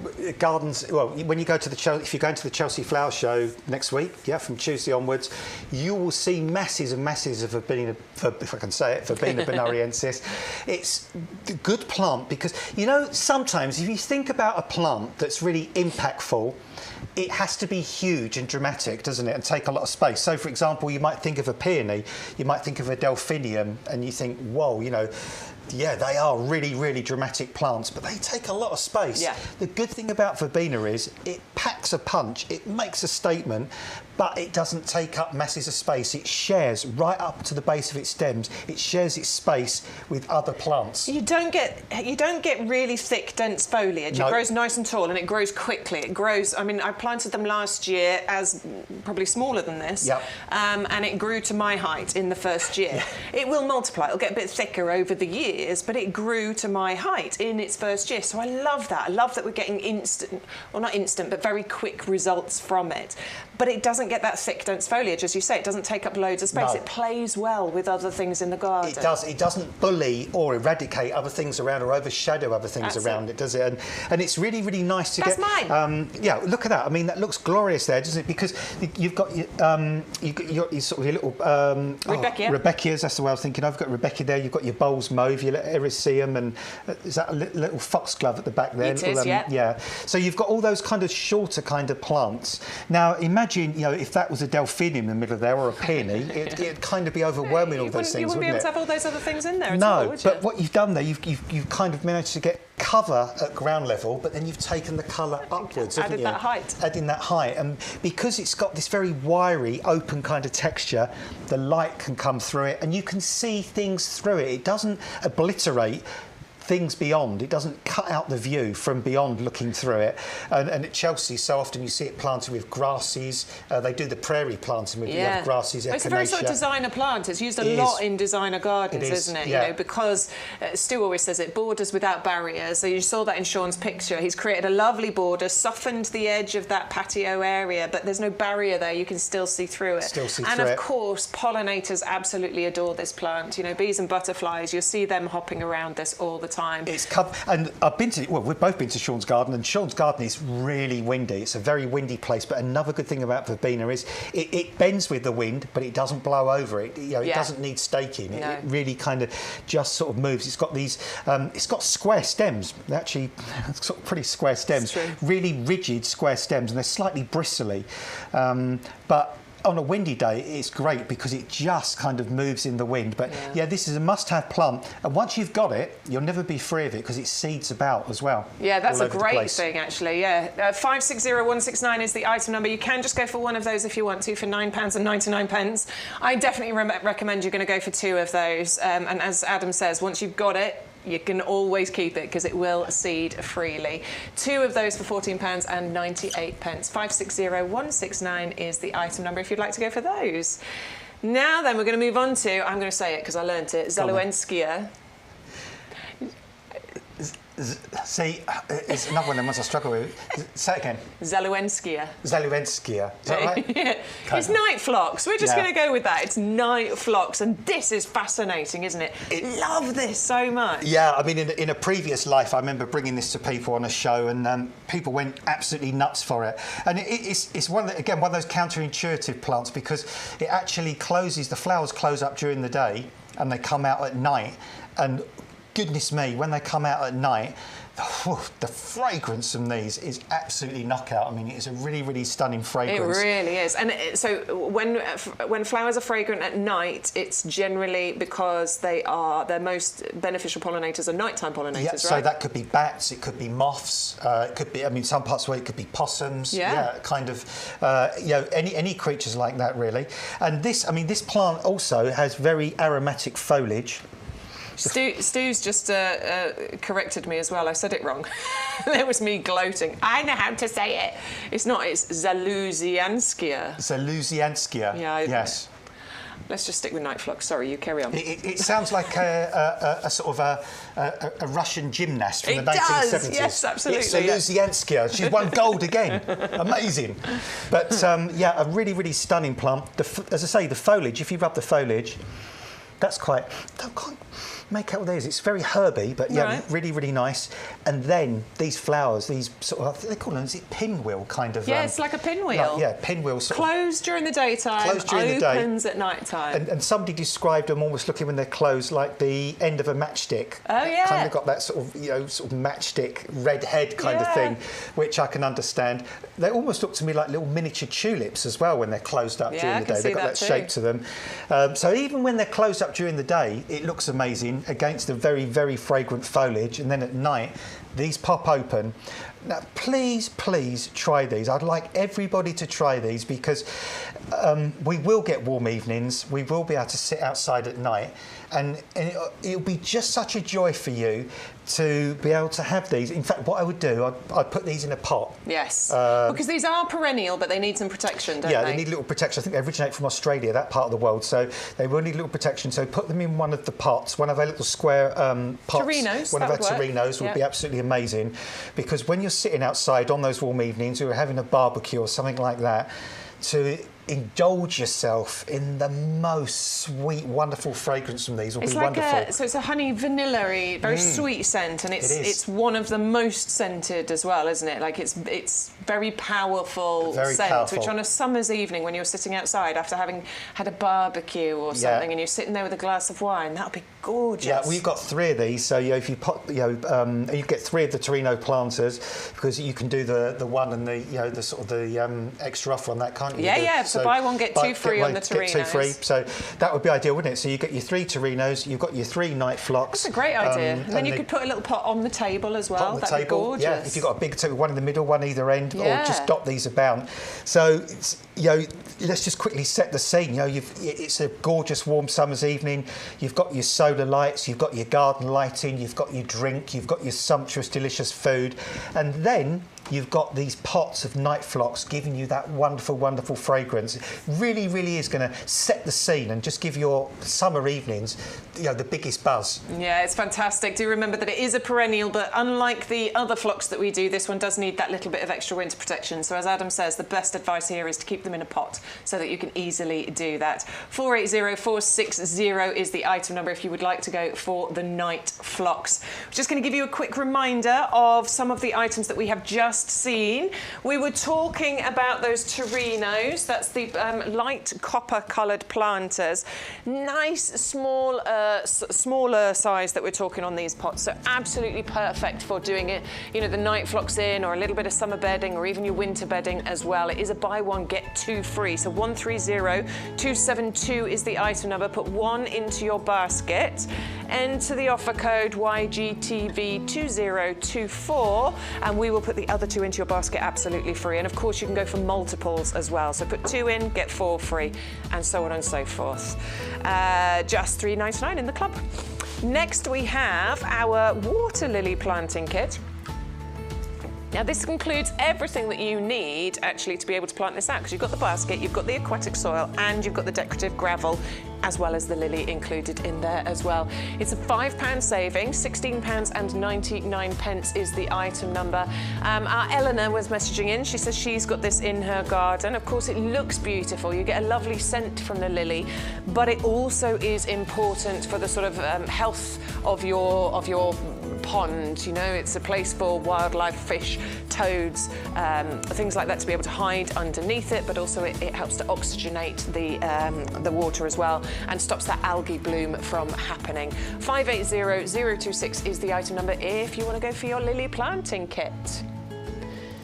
Next we have Veronica, the Speedwell. This is that beautiful one that made me go all calm and quiet. Not many things can make me do that, but this one absolutely did. It's the colour of this. It's the way that it grows. You get these lovely sort of tall spikes coming out the top of here. Super easy to grow, super easy to look after, and we've got an amazing deal on it as well, because you can get the double up. So in a 9cm pot, go for 1 for £8.99 if you're in the club, or 2 for £14.98. That would be £13.50 if you're in the club. 560639 is the item number. Then we've got the Thalictrum, the little pinky. I think it was Julie that said that she was thinking about going for this one. Clouds of pink flowers on here, and a really nice size as well. Was this the one, Adam, you were saying there are other Thalictrums that are bigger, but this one stays nice and compact? Yeah, I've got one in my garden called Thalictrum delaveia, which is flowering its socks off at the moment, but that's about waist height, so and it flops over in the wet and the wind. This one is much more compact and doesn't need staking. Brilliant. So, if you don't want that problem of them blowing over, then fantastic. Or if you've got those smaller spaces, smaller areas, you haven't got a massive, great big garden, this might be one that you want to go for. 561161 is the item number, and another double up deal. So £9.99 for 1, just £5 more if you want to go for 2 of those. Next, we've got our Verbena bonariensis. Big fan of this. I'm sure this one's got the Royal Horticultural Society Award of Garden Merit as well, which is it's an accolade, it really is. It means it's garden worthy, proven performers. Having grown it myself, I can tell you how amazing this is. It grows nice and quick too. So it's something that will grow to a really good size in its first year, but it's borders without barriers. It's lovely, it's tall, it's willowy. You can create that border, but you can still see through it. Plays well with other plants in your garden. And of course the other pollinators out there, the bees, the butterflies, they adore it. Another double up deal. Go for one for £9.99, or for just £5 more, you can put the second one into your basket. And of course, if you are a member of our discount club, you will get 10% off those prices as well. 560169 is the item number if you would like to go for the designer favourite, the Verbena venariensis. And then finally, we just saw it, which was the night phlox. So this is an incredible plant because it will create the most delicious honey, sweet vanilla scent, but at night time. The flowers close during the heat of the day, and I love that it's got that colour on the underside of the petals. And then that pinwheel shape as they open up and emit the most sweet scent into your gardens in the evenings over the summer months where we're going to be spending a lot of time outside. 480460 is the item number. Jumbo plugs, 3 of them with a £5 saving. It is a perennial, but it is a tender perennial, so our top tip is keep them in pots because then you can easily overwinter them. 480460 is your item number. Now, do remember that we have our discount club. We've been talking about it a lot. You get 10% saving off your plants, your pots, your compost. It's well worth joining that club if you're not a member already. £5 to join, £10 if you want for the one-year membership. But we would recommend you going for the £5 because it's £5 less first of all, and you can cancel that renewal. We're not tying you in for any specific amount of time. You can cancel it, but then you get the 10% discount. And you'll get your £20 worth of YouGarden vouchers. And every time that club membership renews, you'll only pay £5. Even if we put the price up, even if we make it £50, you will still only ever pay that £5, which is fantastic. Do send your questions, your comments. We've got an email address, ygtv@yougarden.com.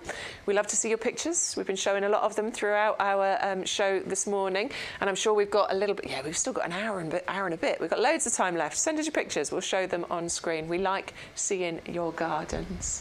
Right, we've got a few more items here. I am in love with Weigela at the moment. This is good, isn't it? Whenever I'm out and about, there's a certain plant at particular times of the year that really catch your eye. So February time it was Forsythia. You know, those lovely yellow flowers on the bare stems. I remember just thinking, wow, Forsythia is amazing.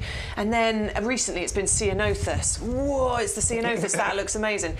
Right now it's Weigela. Yeah. And there are various forms of Weigela out there, aren't there? Yeah, there are. They're variegated types. They stand out. They are gorgeous, and I think with this one, for me, it's the bronzy foliage against the flowers, a bit like our Alstroemeria. The flowers stand out beautifully against the foliage, and they're not insignificant flowers. I know this one hasn't got them yet. There was a little bunch on here. There was, and they just dropped off. Oh, in fact, are they there? just before, yeah, I'll give you that one. And, no, do you know, then I did throw, I'll get them. they're not insignificant flowers. I did throw them out the way. And when There's this gets covered in these flowers, it is really, really impressive. Sort of park. And oh look, see that colour combination, that dark colour with that Park silky kind of pink colour on there. It's so pretty. So of course, as this grows and establishes in your garden at this time of year, that is going to be stand out, isn't it? And of course it's a standard as well. There you go, you can see the picture. Yeah, I mean, it is a standout plant, and oh my goodness me, that really is a standard on a stick. I mean, standard on a stick. I mean, look at the amount of stems on the top of this one. I mean, this is this is that lollipop, isn't it? That ball of colour that we want from a standard. But it's, you know, it's not. I mean, sometimes, you know, when we bring you standards, we say to you, like with the fuchsias the other day, we said you could pinch them out a little bit more, you know, to get them to fill out. But oh my goodness me, there's no extra work to be done on this one, Bex. There really isn't, is there? This has reached. This one has reached perfection already with that sort of wonderful sort of ball shape on there. It's on a lovely bold upright stem, and then when you get these, I guess that is pink, isn't it? Sort of pinky purple, that pink colour against that dark sort of bronzy coloured coppery foliage. That is knockout. Ooh, and Weigelas are having a bit of a renaissance, really, because they were really popular plants back in the 70s, perhaps sort of early 80s, and they went out of fashion. People found them a bit like, I don't know, they found them a bit fuddy-duddy and a bit like the old hydrangeas, you know, and dahlias and things. Yeah, and they just really fell out of favour. And I think now Weigelas are coming back big time. People just like the innocence of them, they like the simplicity of them, they like the fact they're just so easy to grow. That's the thing. I mean, these are incredibly tough plants. They'll come up year after year, as hardy as you like, full sun. You know what? They do even well on shade, because I remember my grandma and granddad's old house. And they used to have an alleyway that went down the side of their house, and then opposite the alleyway was a big area full of really great big Orcubas, Japanese laurels. Yes. So, and they had a Weigela trained against the wall, and that was in really quite deep shade, but it flowered its socks off every year. Looked really, really nice. So what I'm trying to say in essence, not a fussy shrub at all. Full sun, dappled shade, not particularly fussed about soil. It'll do well in damp soils, dry soils. Lifetime guarantee on this. Very little to do with it maintenance-wise.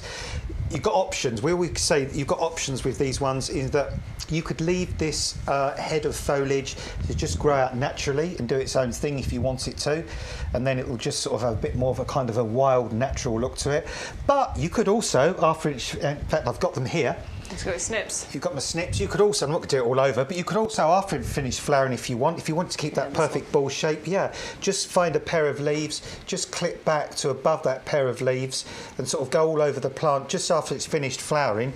If you want it, down here, for example, this one's coming out a little bit, so you could just get it back into that sort of perfect ball. There's one there. That lovely I've started ball. Now. Yeah. I mean, I do quite like that about the standards, and I've got a few bushes in my garden that I've sort of created into that standard shape, because what it does mean is you can underplant, so you can get lovely tiered effect going on with your planting. Thing as well, and it backs. And I love the lollipop shape. I love that ball of colour up at the top. It's entirely up to you, as Adam says. If you want it to grow a bit more wild and be a bit more natural looking, fine. But it's very easy just to trim that back, isn't it? It is, yeah. And what I would do is these flower on the previous year's wood as well. So what you would do is the minute it's finished flowering, if you want to trim it back, that's the time to trim it back. So that it's got time to grow a bit, so that it'll flower next time. Because the new stems that then come will produce flowers for the following year. And can you just pass on those pots, please, Bex, as well? Yeah, of course. What you were saying just now about the fact that you could plant underneath. And again, I'm just thinking that example. I know I bore you to death with it, but you're 3 floors up, just got a balcony. You want to maximise that small bit of space, don't you? So with this, for example, when this is in full flower, you've got that ball of colour in the sky, haven't you? Kind of up in the air. Yeah. But because you've just got this thin stem at the bottom, even if this was in this pot, you could still underplant, couldn't you? We've had a few pictures sent in already. I'm just thinking of a few of the pictures that were sent in, the rose standards and stuff like that. Our customers already have been doing that, underplanting, with the begonias. My cypress trees at the front, I've got the geranium roseanne in the pots, but I've also planted lobelia into the pot around the cypress trees as well. So it just maximises that space. It does. It means you get more bang for your buck, in that small space. And so if space is limited, you can underplant right up to the base of this and take advantage of that. But this isn't, it's such an easy shrub to look after.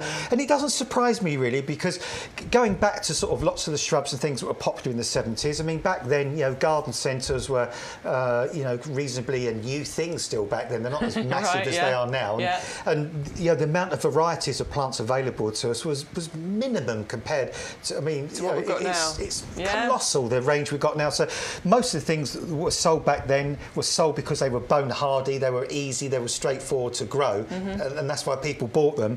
And I think that's sometimes why people have fallen in love with the old things again, because they're tried, they're tested, they're loved, they've got history, and that's what this Weigela does.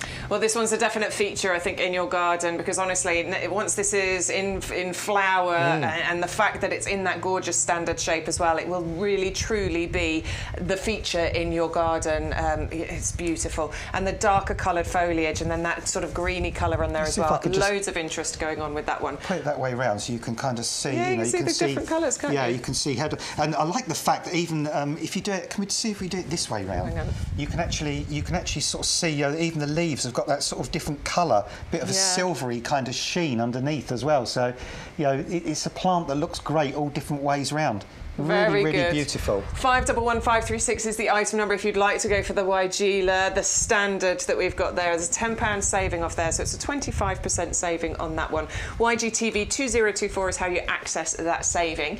If you are looking for some pots to go with it, we do have a bit of a deal on this one as well. These are our Laval planters. It is a twin pack, so it comes in a pack of 2, but you can actually double up on this. So if you just want the twin pack, you'll pay £14.98. If you double up, you'll get get 2 twin packs and it'll just be £5 more. So it works out at £5 a pot, basically, just under £5 a pot. And these are really beautiful. There's something about the design element of these, and they will fit into all kind of garden schemes, won't they? These are what I call posh. I mean, these are posh pots. For a posh pot, we got some posh pot. I think these are posh pots, and I used to absolutely hate plastic pots. I really did. I wouldn't be seen dead with a plastic pot in my garden years ago, because, you know, before, you know, in the olden days, you used to see a seam or a join down the side. You'd see all that wispy bit of like plastic hanging off when they come off the blow mould, and they just look cheap and tacky and nasty. But now, you know, with modern production methods, these look absolutely stunning. That one's got a bit of dirt in the bottom there,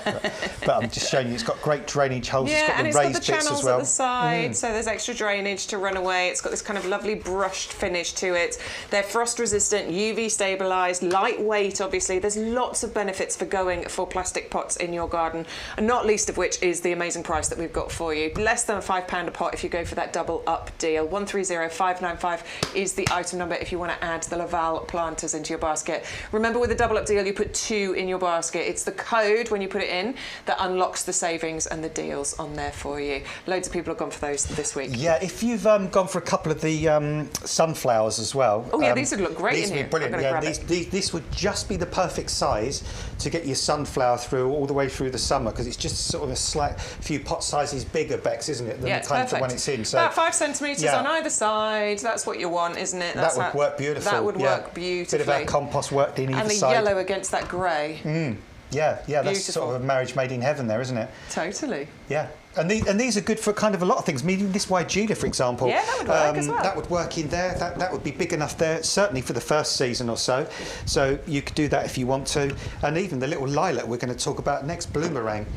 That would fit in there as well. In fact, these because sometimes it's really, really nice, isn't it, to kind of enjoy a plant in a pot to start with. Yes. So you can have it right near the house, and then as it starts to get a little bit too big, then you can plant it out. You can transplant it into the garden, can't you? 130595 is the item number for your Laval planters. Double up. That's where you're going to get the better savings from those. Even if you don't know what you're going to do with them yet, £5 a pot is a really good price. And I've been out and about looking at plastic pots. They're expensive and they don't look as good as this one. So do think about adding those ones into your basket. Plastic pots have really, really become expensive in recent years. Haven't they? They're kind of a petrochemical kind of product, so that's obviously why, you know, they are expensive. And I know plastic's a dirty word, but that's disposable, throwaway plastic. Yes. You know, if you're making something of plastic and it's going to last you 10, 15, 20 years and it's not bobbing up and down in the ocean, that's good plastic. There's good plastic and bad plastic. There is, yeah. Absolutely.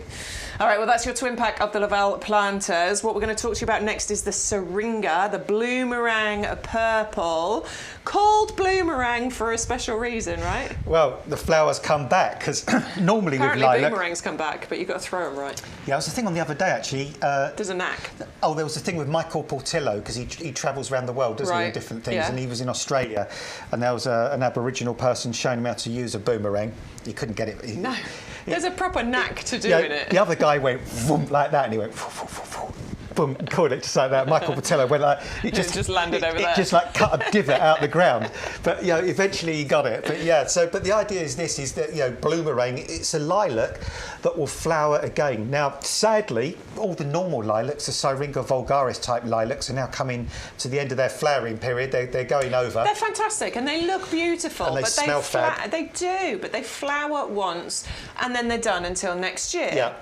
If you're going to plant a lilac, why would you...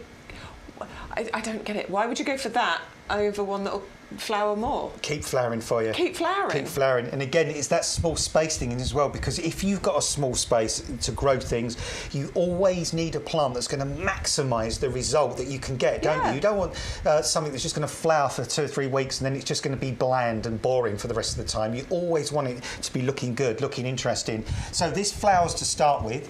I think it's these. Are these just coming or just going? I think they're just going. Yeah, I think so they've just gone over at the moment. So it's had its initial flush of flowers, and then it will throw out a few more flowers during the summer. Yeah, I mean, I'm amazed at how quickly the new growth is coming on lilacs and stuff at the moment. Anyway, so it's throwing out new growth, and then you're going to keep getting flushes of these flowers, aren't you, throughout the summer, right the way through to autumn. Yeah, it's autumn, and then autumn it almost has kind of like a second kind of surge really of extra flowers in the autumn, and this is kind of a family of what we call Korean lilac or microphyllus. So it's a really, really tough, robust lilac. I mean, these live for donkey's years. They're totally unfussy about their soil, although lilacs do very well on chalky soils. I know a lot of people struggle to grow things on chalk.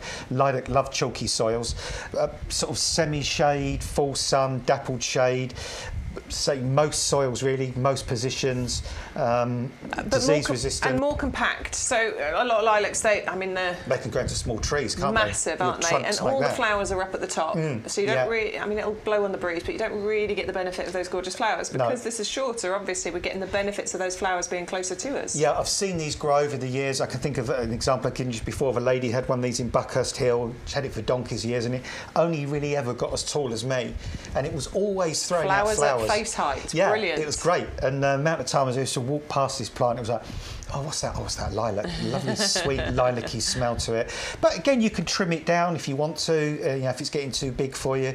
And it's a nice sort of compact, well-shaped kind of lilac. It's not like one of the Syringa vulgaris types that can get quite big and out of control. So if you want to enjoy lilac, if you want the colour, the flower, the fragrance, the ease of growth, and the continuous flowering of lilac, rather than just sort of flowers for a month and then no more, go for this, because it will give you that interest over a longer period.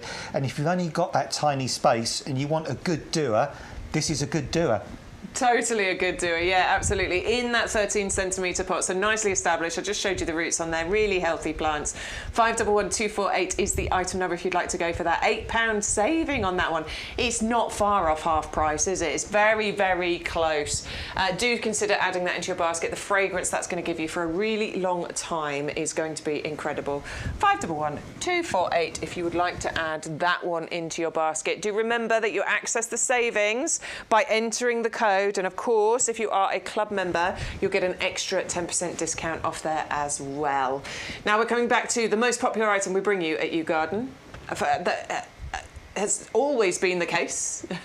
Forever and ever, this has been the most popular item that we're bringing you. If you think about how many plants and all the rest, this is the thing that sells the most. And that is because it's great. It's because people get results from it. It's because it's been reviewed, top 5-star reviews for years and years and years. And it's because it is amazing. It's packed with incredible ingredients. It is amazing, Bex. I'm just going to take this little plug plant here. This is a little lobelia, but I'm going to pop that lobelia into that compost, and I'm just going to gently push that down. This little lobelia now thinks all its Christmases has come at once, because I tell you what, it's a happy little plant. It's a happy little plant, and I know that's a lobelia, and that's just an annual. But anything you put in this is just going to be absolutely over the moon, cock a hoop. So happy to kind of be in this. It's we say seeds through to trees. And everything in between. Everything in between. And genuinely, we do mean that. And it's because of the composition of this compost that means that everything is going to be happy in here. Bar a few exceptions, okay? I have to caveat it. Rhododendrons, azaleas, blueberries, those sorts of things, they need ericaceous compost. We've got it. It's on the website. But pretty much everything else that you're going to plant in your garden, even your house plants, is going to live the best life in here. Now, again, a few exceptions. Somebody messaged in about orchids. Yes, they need a special one, and, aquatic stuff, they need a special one. I'm talking about the majority of everything else. You don't need to worry about all those different numbered bags. Added this, added that. Which one do I go for? That one's a bright colour. Shall I buy that bag? It's not necessary, is it? But no, it isn't necessary, Bex. But even what you said just now, you can modify this compost if you want, for example. Now, cacti need quite a different compost to normal compost, and succulents. But you know what? If you've got some horticultural grit or some horticultural gravel, there's no reason why you can't mix a little bit of this with a lot of grit, and then you've created that really gritty, sort of well-drained compost that's ideal for cacti and succulents. So you can do that. And even with orchids, they like kind of like that wood chip kind of sort of compost.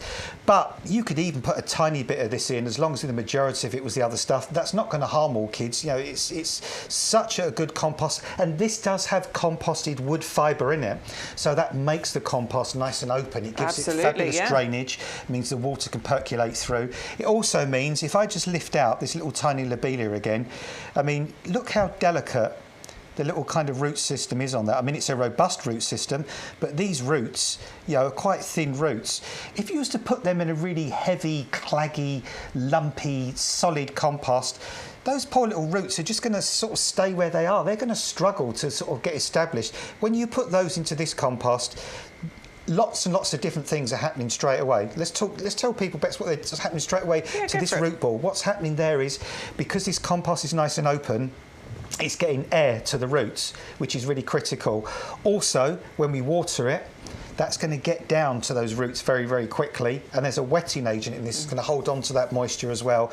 But it also means, because this is so light, so airy, so open, those little tiny roots can start to penetrate, and very soon those little tiny roots will become big roots, really established roots. And on their way out, moving into that compost, they're going to find little green balls like that one there. Yeah, slow-release fertiliser. There's loads of them in the compost. Which is great, isn't it? Because that plant's already thinking happy days, and then on top of it, we're giving it a feast. We're giving it feed every day. So, you know, it's going to get from being that seedling to being the plug plant, to then growing on to be the bigger plant, to be the plant that we're going to transplant, like, I don't know, like this lilac here, for example. You know, we would use the same kind of compost to put in this, to grow this plant into being a small shrub.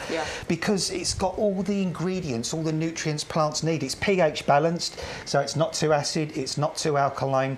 As I say, it's got that wetting agent, and like Stu, our producer, always says, the value is in the bag, not on the bag. Plain bags, because it's just going straight from the supplier to you in your garden. Totally, and it is premium professional compost. It's like the chef's special secret, okay? You know, the one that they've got, and they don't tell you what the special ingredient is, because it's their own special ingredient. Well, that's how this started its life. This was our special secret, what we use to grow plants in. But our head gardener, he saw such amazing results. He's the one that made this available for all of us to be able to buy as well. So it's like the secret's been let out of the bag. Yeah, it's been let out of the bag and given to you. And this, you know, this lilac here, you know, the bloomerang, that would have been grown in exactly, I mean, you can't even see the compost now because it's got such a brilliant root system. But that's the point. Why has it got that brilliant root system? Because it started off in that compost. I mean, that's why when Bex and I, and honestly, well, no, I'll tell you the truth, once in a blue moon, I might take a plant out of a pot before, you know, I do it live on air, but only very, very seldom, 99% of the time. I don't feel the need to double check it. Oh, is it going to be good? Shall I show this on our YGTV shows? I very rarely do it because I know the quality of the plants that we're bringing. When we take it out the pot, probably 99 times out of 100, that's the first time we've done it. And we know the plant is of that quality because we know they've been grown in this type of compost. Totally. So, you know, we're not kind of, it's not like with a porcelain covered pot, I'm like, oh my goodness, put that in a pot a bit quick, get that out of the way, that don't look good. You know, all the time we get these fantastic results, and, you know, you've told us that with all the reviews and stuff. Bex has used his compost, Stu's used his compost, I use this compost all the time. I've used it for my house plants, which have adored being in it. I add it to my beds and borders. Yesterday, I moved a great big daylily, totally stupid, wrong time of year to move it, but I needed to, and it kind of left a big hole where it was before. So, you know, I put lots of compost, this compost back in the hole, dug all the soil in around it, and then I replanted something back in the space. And I just know that those new plants are going to thrive because they've got that compost mixed in around the roots. Well, all our regulars know this, so I know you come back time and time again. If you are brand new to us here at YGTV, I know you might be thinking, what are they talking about? They're just talking crazy. That's just compost. I promise you, once you've tried it, as our viewers have, as our regulars have, you won't want to buy anything else because it does give you such amazing results. 100 125 is the item number if you'd like to get this in your basket, free of charge as far as the postage is concerned, no postage included. And of course, if you enter the code YGTV2024, you not only get the saving, but you'll also get a free bag of lily bulbs included in there as well. If you are worried about it, go and have a little look at our reviews. There's hundreds of them on the website relating to this one. Over the years, we've had thousands and thousands of those reviews, by the way, and everybody loves it. There's so many in them. It's my gold standard product. I'll never use anything else. It's much better than that cheap stuff at the supermarket or whatever. You'll see all of those kinds of comments if you go and check out those reviews. Adam's having a lovely time now. He's planting up the lily bulbs. Those are your free gift that you'll get with your order, of course. 100125. Do you add in your compost? You're going to need it. You're definitely going to need it. And if you're a club member, of course, you get £2.50 off every time you order your compost. And bearing in mind, your club membership costs just £5 to join. 2 orders of compost, that's the cost of your membership. And then you're just saving from that point on for the rest of the 12 months. Right, I missed all of that, Stu. I know you were talking to me and telling me what we were doing next, but I missed it all. What are we doing next, my love? I reckon we're going to do a review. Yes. Osteospermum. So we're going to go to the favourites table next. So we're just giving you a little reminder of some of the things that are not on the favourites table, but that you are buying. Hardy osteospermums here, not your tender bedding varieties. These are hardy, they are perennial, they will come back for you. 3 colours included, 6 plug plants, 2 of each, or you could double up and get 4 of each for £17.99. Flowers, it socks off this thing for you. So many flowers all the way through the summer, a little bit of deadheading, and they'll grow in some of the kind of, you know, worst soils as well. You don't need to worry too much about these ones. 480991 is the item number. Rock roses are next, the Helianthemum Rock Roses collection. Another double up deal for you. 6 of these plug plants included, or double up and go for 12 of them. 3 colours, that means you're either going to get 2 of each or 4 of each if you go for the double up. Just £9.99 for 6, £8.99 if you're in the club. These are incredibly versatile plants. Rockeries, gravel gardens, borders. You can even keep these in pots, and these again will flower their socks off for you and will come back year after year. Little bit of haircut, little bit of trimming after it's finished flowering, and that will keep that foliage nice and dense and ensure the flowering displays the following year. 480992 is the item number. Do think about adding 2 into your basket in order to do that double up deal and get even more savings. Next, we've got the Verbena Quartz Mix. Now, Verbena, that did suffer a little while ago, didn't it, from the mildew disease. Adam was saying he sort of gave up on Verbena because of it. But this one has been specially bred. This one has been specially bred to be resistant to that, so it's not something you need to worry about. They are garden-ready plants as well. So they're plug plants, but they're that bit bigger. We call them garden-ready because they're ready for you to plant out in your garden. Gorgeous ranges of colours, some single, some bi-colours, and definitely a customer favourite when it comes to summer flowering items. £16.98 because we've got a £9 saving, and of course you'll get an extra 10% discount if you're in our club. 410077 is the item number for that one. Next, we've got the Nepeta, the 6 Hills Giant.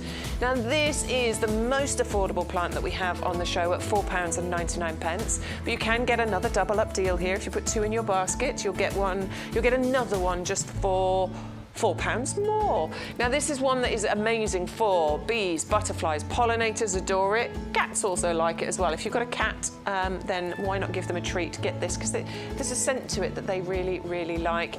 Beautiful plant, drought tolerant, likes a nice sunny spot, nice sort of dense bed of foliage, and then you get these lovely kind of almost like lavender spikes coming up out of the top of there. Super easy to grow and will form clumps as well that you'll be able to divide and spread throughout your garden. Next, we've got a quite unusual hydrangea. This is the Quercifolia, the Tara. This one it's quite unusual when it comes to hydrangea for a couple of reasons. First of all, it's quite drought tolerant when in relation to hydrangeas. Often with hydrangeas, we're telling you must keep on top of the watering. They need watering, hydrate, they need it. This one is actually quite drought tolerant in relation to that, so that might be a reason you want to go for this.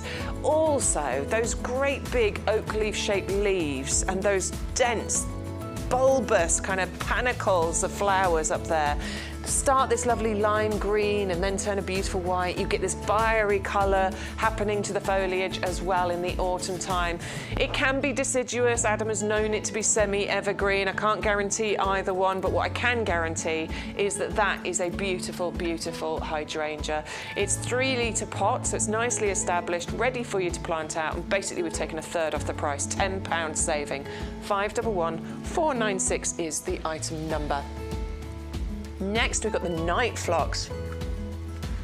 This one's quite interesting, I think. So we've got the daytime phlox, if we want to put it like that. We've got that lovely phlox that will create the carpet in your gardens. But this one is the night phlox. This one gets really super scented in the evening time. Now, flowers that are scented in the evening more than the daytime, there's a reason for it. It tends to be because they are, it's nighttime pollinators that they're trying to attract. So, of course, they get more scented in the evenings. The flowers close in the heat of the day. Love that. Love how that looks on the plant. And then they open up and show you that lovely sort of pinwheel flower. And then the scent is this sweet, delicious kind of honey, vanilla mixture. Probably one of the most scented flowers that you could have in your evening garden. 480-460 is the item number, and you get 3 of those jumbo plugs. They are perennial, excuse me, but they do need a little bit of winter protection. So our top tip here is just keep them in pots, because then you can easily overwinter them. Just pick the pots up and move them somewhere frost-free. Then we've got the thalictrum, the little pinky. I love these clouds of flowers on there. They're really interesting, aren't they? They're a bit like the callistemon, you know, those bottle brush flowers that you've got. Just something a bit different, a bit interesting in your garden. Another perennial, dead easy to grow, but nice and compact when it comes to thalictrums. As Adam was saying, you know, here's one that he's got. It's a bit taller, and sometimes it just goes a bit droopy. It gets blown over in the winds, but this one being more compact shouldn't have that issue at all. And you can just go for one, or you can go for a double up deal and save a bit more money as well. So £9.99 for one, or just £5 more if you want to add another one into your basket. 561161 is the item number. Just jot anything down that you like the look of so that you're ready when you want to place your order in a little while. Now then, what we're going to do is we're going to show you a little piece of video, because there are several ways that you can watch us. You know this because you're watching us already, but maybe you're watching us on a little screen. Maybe you're watching us on your iPad or something. Did you know that you can actually watch us on the big screen, on your telly? You know, if you've got a smart telly, if you've got one with apps on where you go and watch ITVX and BBC iPlayer, and you've got like Netflix and stuff on there, you can actually watch us on there as well. Our Stuart, you don't get to see him very often, but he's going to talk you through it in this little video. Hi, I'm Stuart from YouGarden TV. And if you've got a smart television and you're not doing it already, you can probably watch our live shows on YouTube. There's a few ways of doing it. Let me show you how. So, if your TV is a smart TV, it'll have applications like iPlayer, like ITVX, and even if you've never used it before, you can use YouTube. All you have to do is open it up and search for YouGarden. So if you search YouTube using this magnifying glass here and type in YouGarden, it'll take us straight to the YouGarden channel. What you want to look for is that circle. Select that and we'll go straight to the YouGarden channel. And then if we're live, it's the first thing you'll see. Select on that, and we're watching YouGarden TV. And if you're familiar with technology, you're slightly more advanced, you may even be able to send your picture straight from your smartphone to your TV. Once we've found the show on our smartphone, all we have to do is tap on the screen and look for that little symbol there. And that will show me if there's a television in my house that I can watch the programme on. Press on that TV and it'll broadcast it straight to my set. And the picture will appear on your big TV. Now, if this is all still a little confusing, or if you're not even sure if your TV can do this, just email us, ygtv@yougarden.com, and we'll do what we can to help you out. Thanks for watching.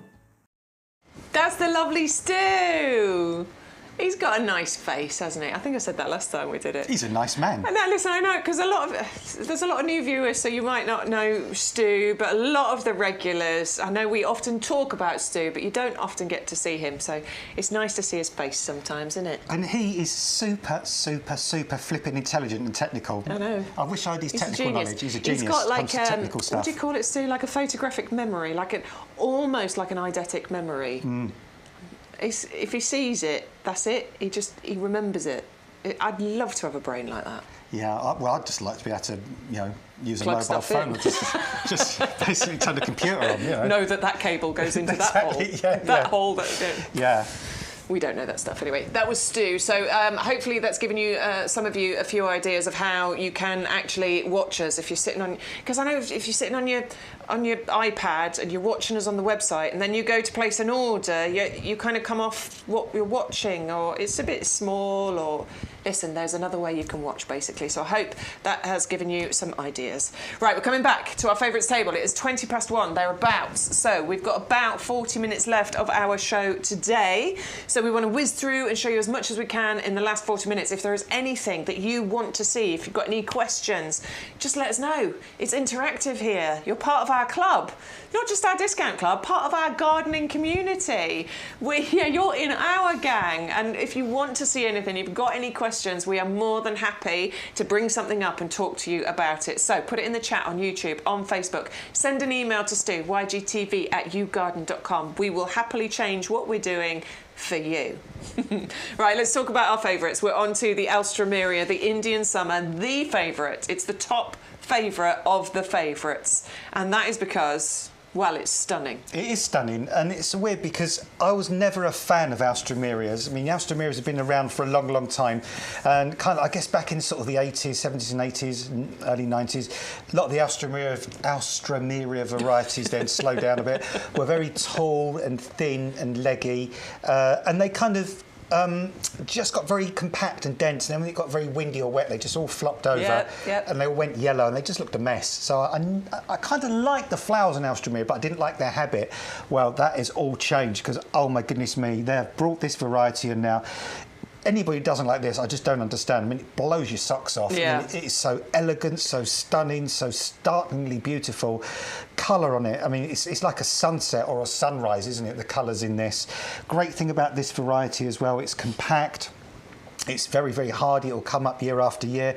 The flowers come up on lovely, stout, strong stems. So you can have those as cut flowers if you wanted to. There's an important point there, because this is from a Holland breeder, one of the top breeders when it comes to cut flower breeders, basically. So what they've done is they've bred it, they've mixed it. So they've mixed it with, because cut flowers need to, cut flowers need to have strong stems. So they've hybridised it. So this has the strong stems, but that it also works beautifully in our gardens as well. Yeah, and like and the picture we've seen there, talking about in our gardens, that was in... That was this morning, that was your picture. Yeah, I was in Norfolk. I was literally, I opened my truck door, I had sort of one leg in the footwell, one leg on the pavement still, and then I thought, I need to jump back out because I just need to run round to the other side of the bungalow and click a picture of that plant. That is in your garden. Yeah, that's it. Right John's, now. that's my husband's garden, so it's John's front garden. John does the front garden, I do the back garden. Never the twain shall meet. You've got different styles, haven't you? Although we have bought this extra little bit of land behind us. And that's going to be a shared garden. So that's going to be very Harry Hill, isn't it? Because there will be fight. So I'm not quite sure how that's going to work, but anyway, that's another thing. But we've got this. I would, because John always wanted to be wildflowers and nothing else but wild things. But I already said, oh please, can I have some lilacs, because I do like lilac. So yeah, we'll have to see. But no, John's grown these out the front, and they look absolutely fantastic. They're flowering now. They'll still be flowering in November, and I'm not exaggerating. It's only the frost that stops these flowering. My neighbour, a lovely neighbour on the right-hand side, Jill, she's got a huge patch of these in her front garden, which I think where John loved them so much, wanted some in his garden. The flower stems get to about sort of 12 to 18 inches tall. As I say, they're on these sort of pencil thickness stems, so even in really windy, wet weather, they don't flop over, they don't lay on the ground, they stay upright. And oh my goodness, I mean, look at the colour in there. It's so strange how one petal can be just orange, and yet the other ones, I mean, it almost reminds me of the kind of fur colour of a certain wild cat. I can't think what it is. Like a tiger. Stripe. Yeah, like tiger stripes, isn't it? Yeah, it's the tiger stripes, because it's quite distinctive, isn't it? That sort of tiger stripe of the Alstroemeria. It just makes it really stand out. You know it's an Alstroemeria flower. Yeah, and I think it's the foliage as well. When you see those flowers contrast against this sort of bronzy, dark-coloured foliage. Oh, in fact, the foliage in the studio doesn't sort of give it credit, really. Well, no, because I think it needs to mature a little bit as well. You can sort of see a little bit of the colouring going on at the the moment, but then once it matures, like it goes that gorgeous colour. Yeah, that's our neighbour Jill's garden. That area of Alstroemeria there is about the size of a small sort of dining room table. How many Alstroemeria do you think she's got in there? Well, I think that started off at 5 or 6 plants, right, and then it's kind of spread and colonised. So it's a great spread. It will fill a big space.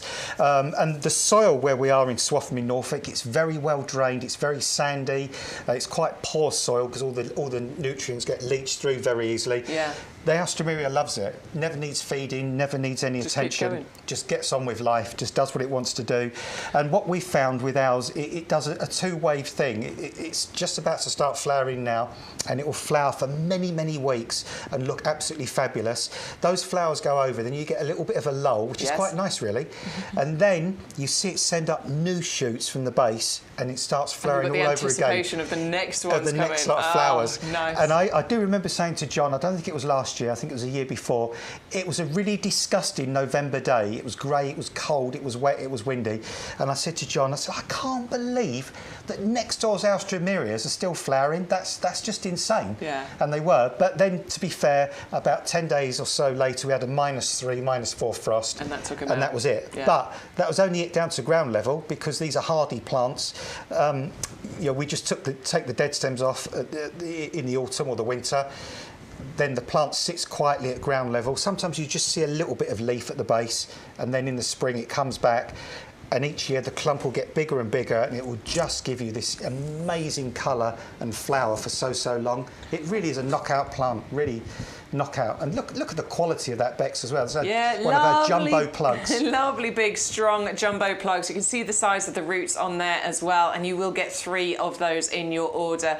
Now, you can just go for 3, you can go for multiples. We don't limit the amount you put into your basket, so it's entirely up to you what you want to do. It's an £8 saving per pack there, so you might want to get a few of these, particularly if you want to create that dining room table kind of look in your garden over the years. That would be incredible.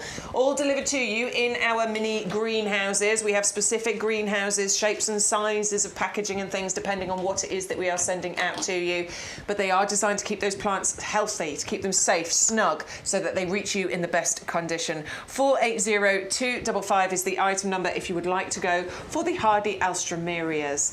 Next, we've got our geranium fire queens. These are also larger plug plants as well. These are the garden ready plugs. So we've got 20 of those included here. And I love geraniums. I love on these ones you've got those gorgeous zonal leaves, but the fire queen is just stunning with those bright red blooms. It's what I call the Buckingham Palace geranium, really, because they have that huge roundabout, don't they, opposite Buckingham Palace, and they have those very formal summer beds, and so often they just plant them up with these bright red geraniums. The sort of geraniums you see in park displays and places like that. Just a classic, simple colour, but a stunning colour against that incredible foliage. Just gives really dramatic results. And if you plant these in a sort of a dark coloured pot, a bronzy kind of coloured pot, or something like that, the contrast of that red against the pot would look magnificent. But so easy, hanging baskets, pots, troughs, garden planters, raised beds, basically months and months of colour. And if you want to, you can lift and take the plants inside for the winter. Just keep them somewhere frost-free and bright and keep them on the dry side. You can even take them through to another year, or take lots of cuttings next spring. And these plants here that we're sending out to you, these are stonkers, aren't they? I mean, yeah, look, they really are. Loads beautifully of buds established on there. buds, flowers, wonderful leaves, just ready to go. Absolutely. 410065 is the item number. 20 garden-ready plants. That's a lot of area covered. And as Adam said, you can look after those over the winter, which I think is exactly what I'll do with mine. I'll bring those pots in so I can use them again next year. Right, next we're moving on to a collection here. So this is the Eton Mess Mix. Now, what we've put together is a really clever little combination of plants that work harmoniously together. And if you're just thinking about hanging baskets, we've taken all that hard work out. It can be difficult to know what to put together. We've done it for you. Yeah, I mean, look at the mix there. I like the fact we've got different flower sizes within the same sort of flower family, as well as, a little bit of verbena popped in as well. So we've got those larger flowering petunias with that dark middle to them. Then we've got the little calibrachoas with the sort of, again, the dark middle. But then we've reversed that on the verbena, because the verbenas start off white in the middle, but the petals are dark on the outside. So, different flower textures. There's some little pink verbena in there as well, plain pink, as well as a little white one. So just such such a wonderful mix there of colours, giving joy, giving pleasure. I don't think you really need to worry about deadheading any of these. I mean, if you've got a spare bit of time, you could deadhead a few of the verbenas and petunias if you wanted to. But all you need to do to maintain this display is water and feed with a liquid feed, and just enjoy months and months of spectacular colour. And if you're somebody who kind of worries about trying to get the right colour combination, I mean, we're all different. Personally, I don't really care what colour mix it is. It doesn't bother me. But, you know, if you do worry a little bit and you want something that's coordinated, but you're not sure how to do it yourself, this is a perfect sort of foolproof way of doing it, really, totally. Because professionals have chosen the best varieties, the best colour mix that they believe and know will give you that harmonious and beautiful hanging basket. Yeah, it's people that actually know what they're talking about, isn't it? You know, designers and things, and we trialled and tested here at YouGarden to know which ones of these work perfectly together. You might already know, and you might be all over it as far as your hanging baskets are concerned, and you know you like these and these go together. But if you don't, or maybe you've just run out of time, because that can happen at this time of year. It's one of the busiest times, isn't it, for gardeners? All the jobs need doing all at the same time. Maybe you've just run out of time. This is a great little collection to go for. Do consider you know, putting a couple of these maybe into your basket if you want to do 2 hanging baskets, but not just hanging baskets. Remember, you can put these into pots on the ground. They'll tumble and trail over the edges. Window boxes, these will look perfect in as well. 400759 is the item number for the Eton Mess Mix. Do remember to enter the offer code YGTV2024.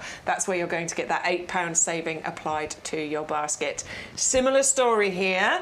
Different colour combination. Yeah, no, it's weird, Bex, isn't it? Because this almost totally contradicts what we've just said. We just said previously, you know, we've put a range of very similar colours in, pinks and purples, and, you know, and they've all blended very, very well, and they're, you know, nothing's competing with each other, and that's why it looks great. And then we bring you this, and then we've got blue, which is quite a dark blue, against like bright yellow and white. Now, this, in theory, shouldn't work, but it does. I like your description of this that you gave earlier, Adam.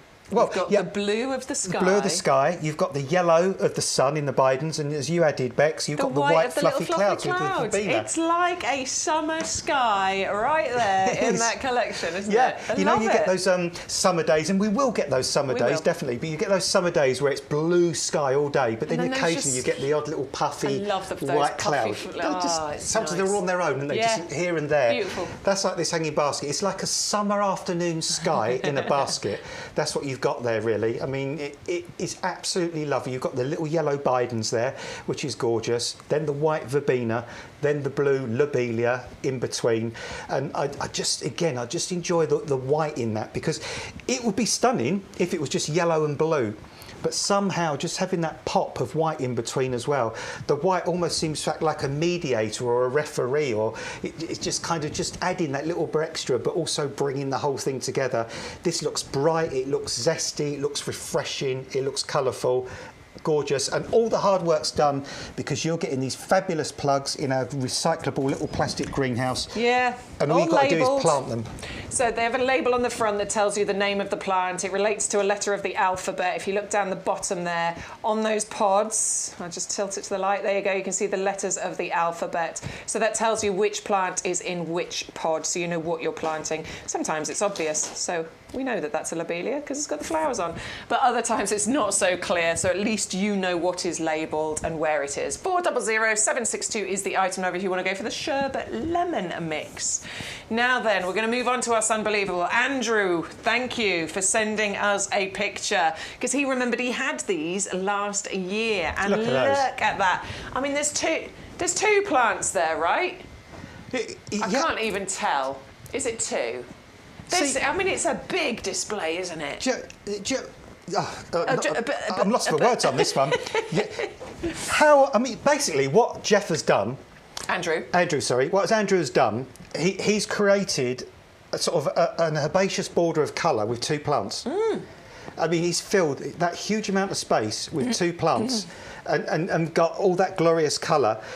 And that's the great thing about this. And again, what we were saying about this earlier on that we like about this particular plant is if you've got a really, really small amount of space, you always want a plant that's going to give the maximum amount of output in the smallest space, or the maximum impact.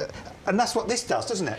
Absolute massive impact. Yes, it will come to you in flower with buds. I've counted 5 or 6 buds that I can see on here, flowering its socks off for you. Our lovely Sean Ryan, who, by the way, is going to be on QVC tonight from 9 o'clock. He's got a TSV, a Today's Special Value.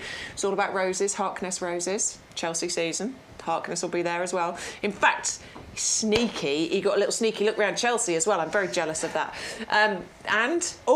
And our colleagues at Harkness have been shortlisted for Plant of the Year, which is amazing. So yes, join Sean on QVC tonight from 9 o'clock and all throughout the day tomorrow if you're interested in Harkness roses. He's got a Today's Special Value deal on there. But our lovely Sean Ryan went out onto the nursery floor and had a little look at the Sunbelievables. Well, I was just walking around the gorgeous nursery and I came across these. These are the Helianthus, known as the Sunbelievable brown-eyed girl. And I've just done a little count. Each shelf has about 20, and there's 4 shelves, so 80 on a trolley, and I've counted over 30 trolleys. So there must be 2,500 of these waiting to find a home right now, and they're absolutely stunning. And I love to see the quality because as I look along the shelf, every one of these is pretty much identical. So they're all really big, healthy plants in the 3-litre pots.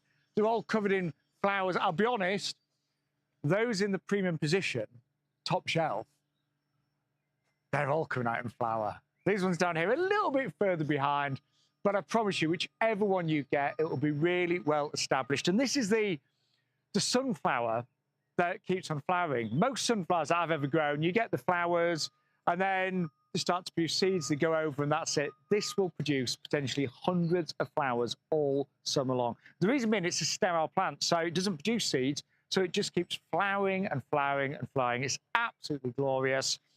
And if you'd like one of the 2,500, it's a lot of plants, isn't it? But don't forget to place your order, because I know you're going to love it. And it is unbelievable, and it's called Sunbelievable.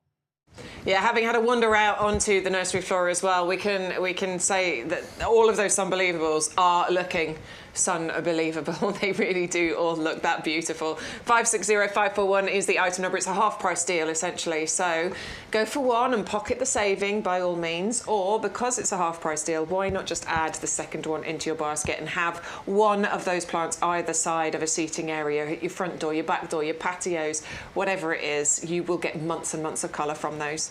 Now we're going to move on. We've got a little pot section, and then we're going to show you some of the some you haven't seen yet. If you've been watching for the whole 3 hours and 40 minutes, we've got some items that you haven't actually seen yet. So brilliant. Let's move on. Lavals, first of all. Lavals, yeah. Laval planters. Aren't they? Elegant. They are elegant. Beautiful. Yeah, I love that sort of Designer. pattern on the side. Yeah, classy as well. And just that perfect intermediate size as well. You know, not too small, not too big.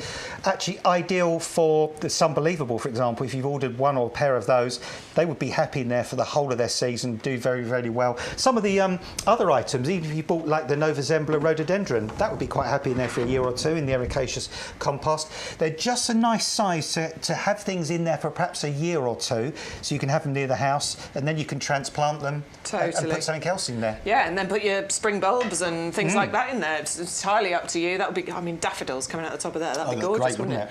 130595 for a twin pack, which will cost you £14.98. But if you put 2 twin packs into your basket and double up, you will get 4 Laval planters, because it's 2 twin packs, and that will just be £19.98. So £5 more for another 2. How cool is that, right? £5 a pot, basically. Definitely worth going for that double up deal there. I know you're spending £5 more, but you're getting 2 more pots. It really is worth it. Now, the other pots that we've got are the Torinos. We love these, don't we? I love these. Yeah, I do. I love these. And both the Laval and I've got the these. Lavals. I've got the Alhambras, but it's basically a round version of this. Yeah, yeah. But both the Laval and these, Bex, these are UV stable, aren't they? They're yes, frost correct. resistant as well. And these are going to last years and years and years. That's what we really like about them. But what's great about these is these might be kind of small in stature, but they're absolutely huge in personality, because I like all the detail they put on these pots. You've got the little recurved lip at the top there, so easy to pick up and move. Not they're heavy anyway, being this size. I just like the antique-y kind of burnished look they've got on these as well. Their little stripes around the base, really giving these pots lots of character, lots of elegance. But these are great for so many things. My favourite idea that Bex said was steps. You know, plant these up and having them on a flight of steps either side.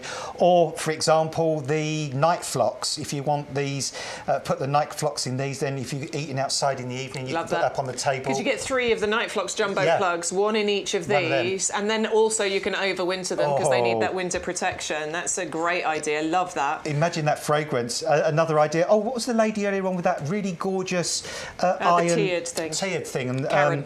yeah, I love that idea. I love what I'd love that. She's got a little herb garden going in it. That cage bit though, I love that. I'd kill for that. It looks like something you've seen Reclaim Yard or somewhere. Yeah. That looked great. The way she's put all those little pots along there and created that look. Or you could do like an auricular theatre or something like that, for example. I mean, you know, the world's your oyster with these pots. So many ideas. One other thing, people. There we go. Look at that. That was it when they were empty, but she sent us the update, and that's it filled up. It looks amazing. As those plants grow and establish, that's going to be great. And of course, she's taken advantage of this deal because it's a buy 1 and get 2 free. So you put 1 in your basket, enter the code YGTV2024, the other 2 will appear in your basket.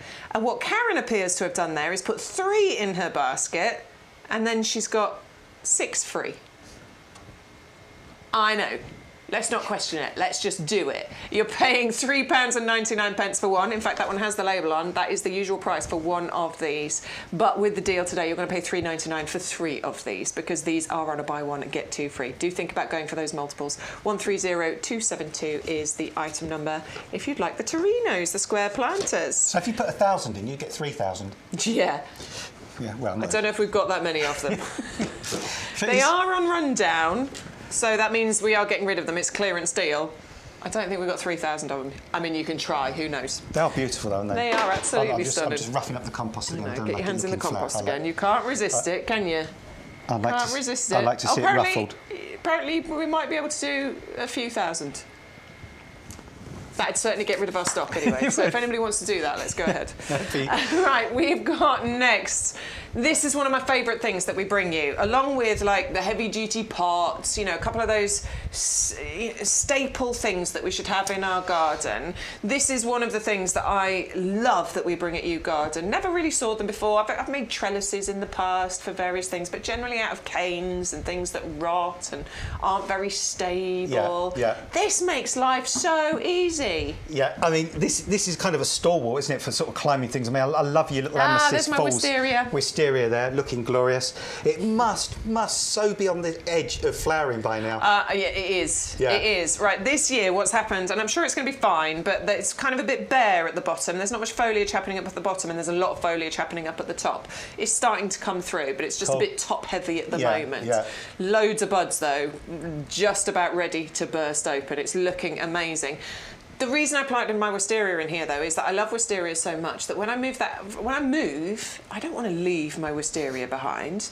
They're not keeping it. I can pick my tower pot up and it can go in the removals van and I can take it with me. Yeah, which would be nice, wouldn't it, really? I love that. Because wisterias have quite big roots as well, so they don't transplant very well. No. But I mean, yeah, good thing about this is when it arrives, I don't think we've got the 3-section bit. No, I didn't bring the section bit in. Yeah, it comes in 3 sections. They just clip into place. All like clipped together. There. So it comes separated and you just clip that up and build it as you want to. And it's one of those nice support systems that looks nice even when it's not supporting anything. You know, sometimes you see support systems, they're very utilitarian, aren't they? And they look a bit ugly until they're covered up. And they don't have a lot for plants to grip onto. So the poor old plants are floundering about trying to grip on.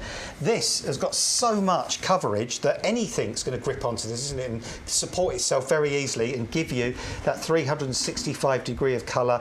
And you've got that nice burnished antique look. Gorgeous. Yeah, it's really, really handy. Anything that climbs, wisteria, jasmine, 2 times sweet peas, I've got 4 currently, and my flame lily is going to go into the 5th one, so I can't wait to show you all the pictures. 130461 is the item number if you want to go for 1 at £24.99.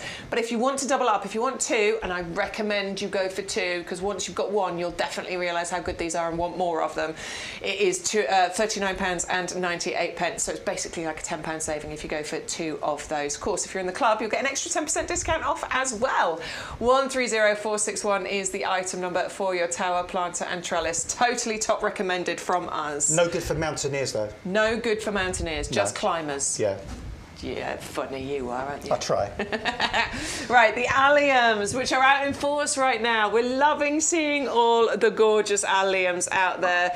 Beautiful spheres, balls of colour that you get here that the bees absolutely adore. Let's go out onto the nursery floor with our lovely Sean Ryan when he went out to have a little look at these. Well, guess what's caught my eye? It's hard to miss these. These are the allium purple sensation. And what I love, when you see them all grouped together here on the nursery, it really gives you an idea of the impact that these have en masse. Now, you do get 3 of these, but you may well want to buy more. And obviously, over the years, you'll get more and more. But they are just spectacular. I mean, those flowers that are just coming out right now, they're just wonderful. The purple is so powerful, isn't it?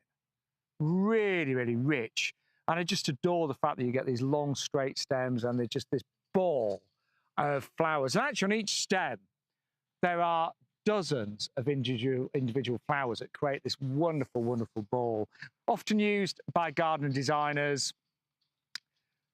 There've been in many actually award-winning gardens when I think about it, but you can see why. I mean, that is just breathtaking, isn't it? And sitting here looking at all of that purple. And you notice with alliums, the leaves are not significant, and don't worry about that. It's very normal for the leaves to die down a little bit as they flower. And what a lot of people do is they underplant their alliums with other plants just so you actually hide the leaves. But what you really want to enjoy is that complete sea of purple. That is magnificent, isn't it? It's made me think I need more of these. So yes, it is the allium purple sensation, and it truly is sensation.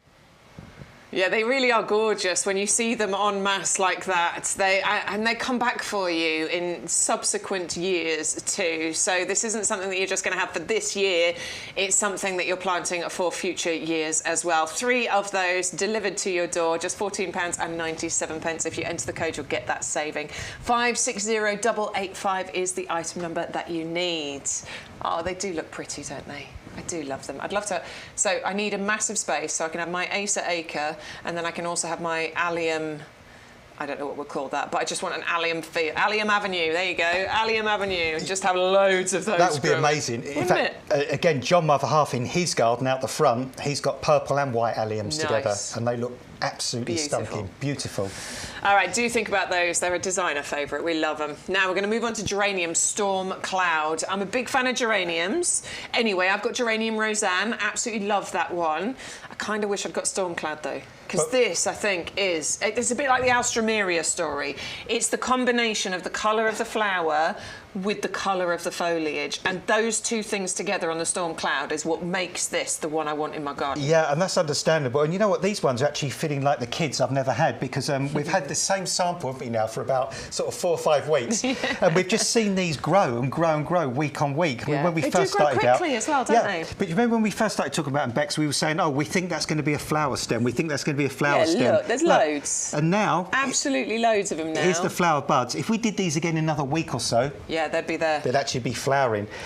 That's the picture. Look at that. That is the one. That is it. Of all of the pictures, that is what just makes me so happy about this. Look at the purple. When have you seen a purple as that purple? I mean, it is knockout, isn't it? Stunning plants, purple foliage, purple flowers, and we've just got to quickly do what we always do. Let's show us the roots then. Oh, do it. Look, fantastic root system as always. Bees absolutely adore them. Dead easy to look after. Little bit of dead heading, but fill the gaps in your borders. They're a great gap filler, but fill it with with something that's going to flower for ages and ages, and that's what geranium will do. Tough, robust. Totally. Last donkey's years, lifetime guarantee on these. Simple to grow. Just a plant that gives dramatic results, but for minimum input. Totally, minimum effort, isn't it? 560986 is the item number. If you want to go for that, you're going to get 3 of those 9cm pots, and it is a third off. It's a £10 saving. Now we've got our clematis, Mrs. N. Thompson. This was a favourite from a couple of weeks ago. We have brought it back for you because it is gorgeous.